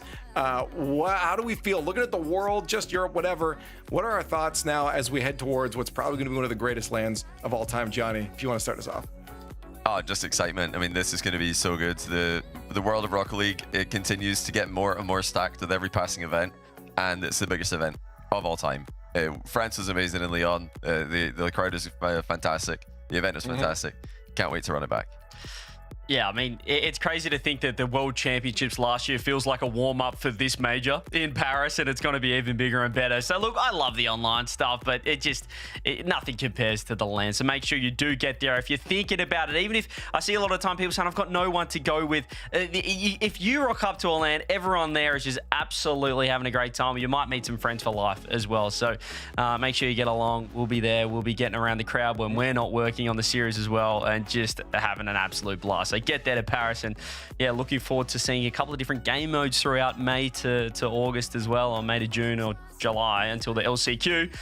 It's still, yeah, a pretty full Rocket League calendar. So awesome online series. Everyone's looking in form worldwide, I'd say. We'll find out who the number one seed is in SAM, I think a little bit later on. But apart from that, I'll see you in Paris. Well, that's it. I've got nothing to say besides come here for a sec. Thank you, guys. Thanks for joining us on this awesome journey.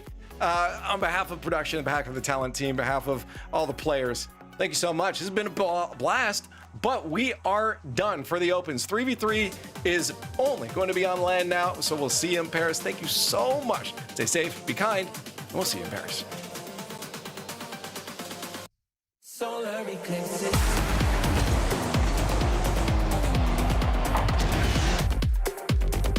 Solar eclipses.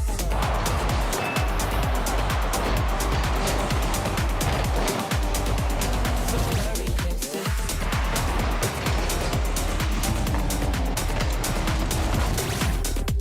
Solar eclipses.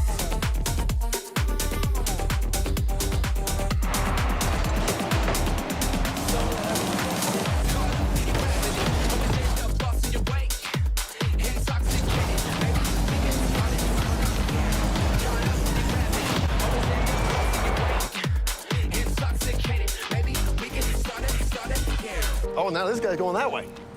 Now I'm getting the lay of the land. Valets can be a big test for a young homeowner turning into their parents. There's an overflow lot somewhere in the vicinity. If the Is that right? garage is full, they go to the auxiliary. He said if the garage is full, they'd go to the overflow lot. I heard him. I was right here. Let's just stand quietly. I bet you guys have driven some great cars, huh? Progressive can't protect you from becoming your parents, but we can protect your home and auto when you bundle with I us. think you might have brought the wrong car. We had the red convertible.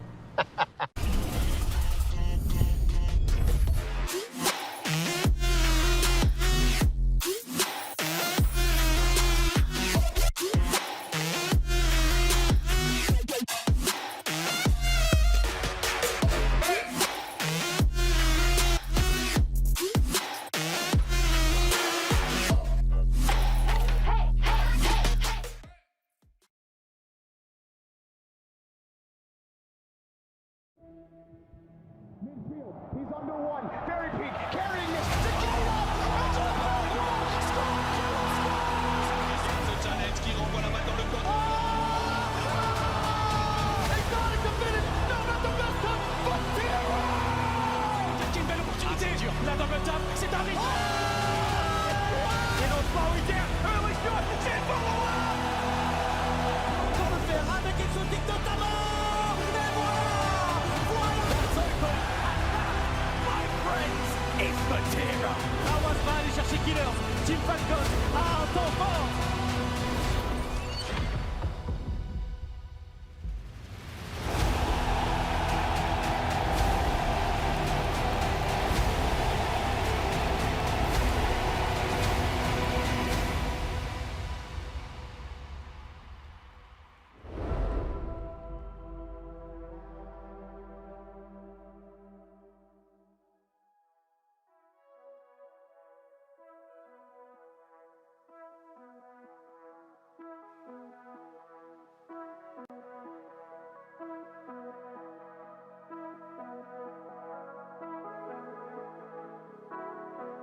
I was all alone.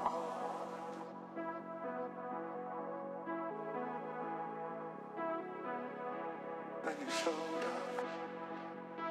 up under my umbrella. Oh, shelter from the cold.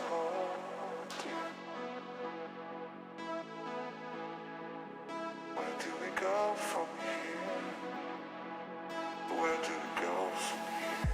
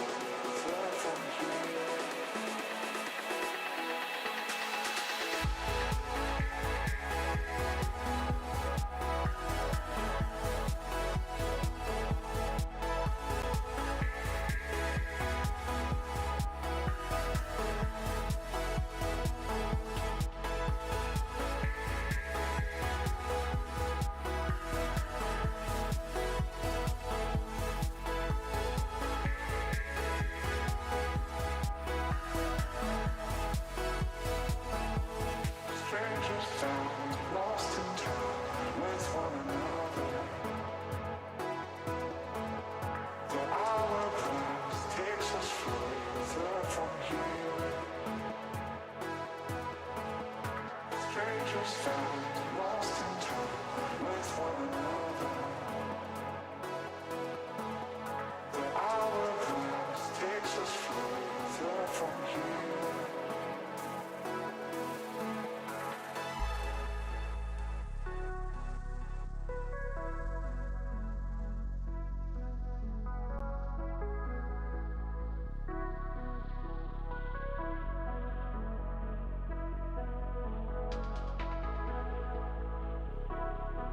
I was all alone.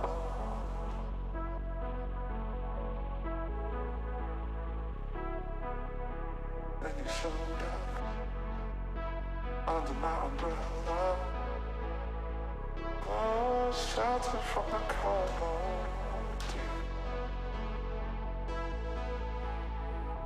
Where do we go from here?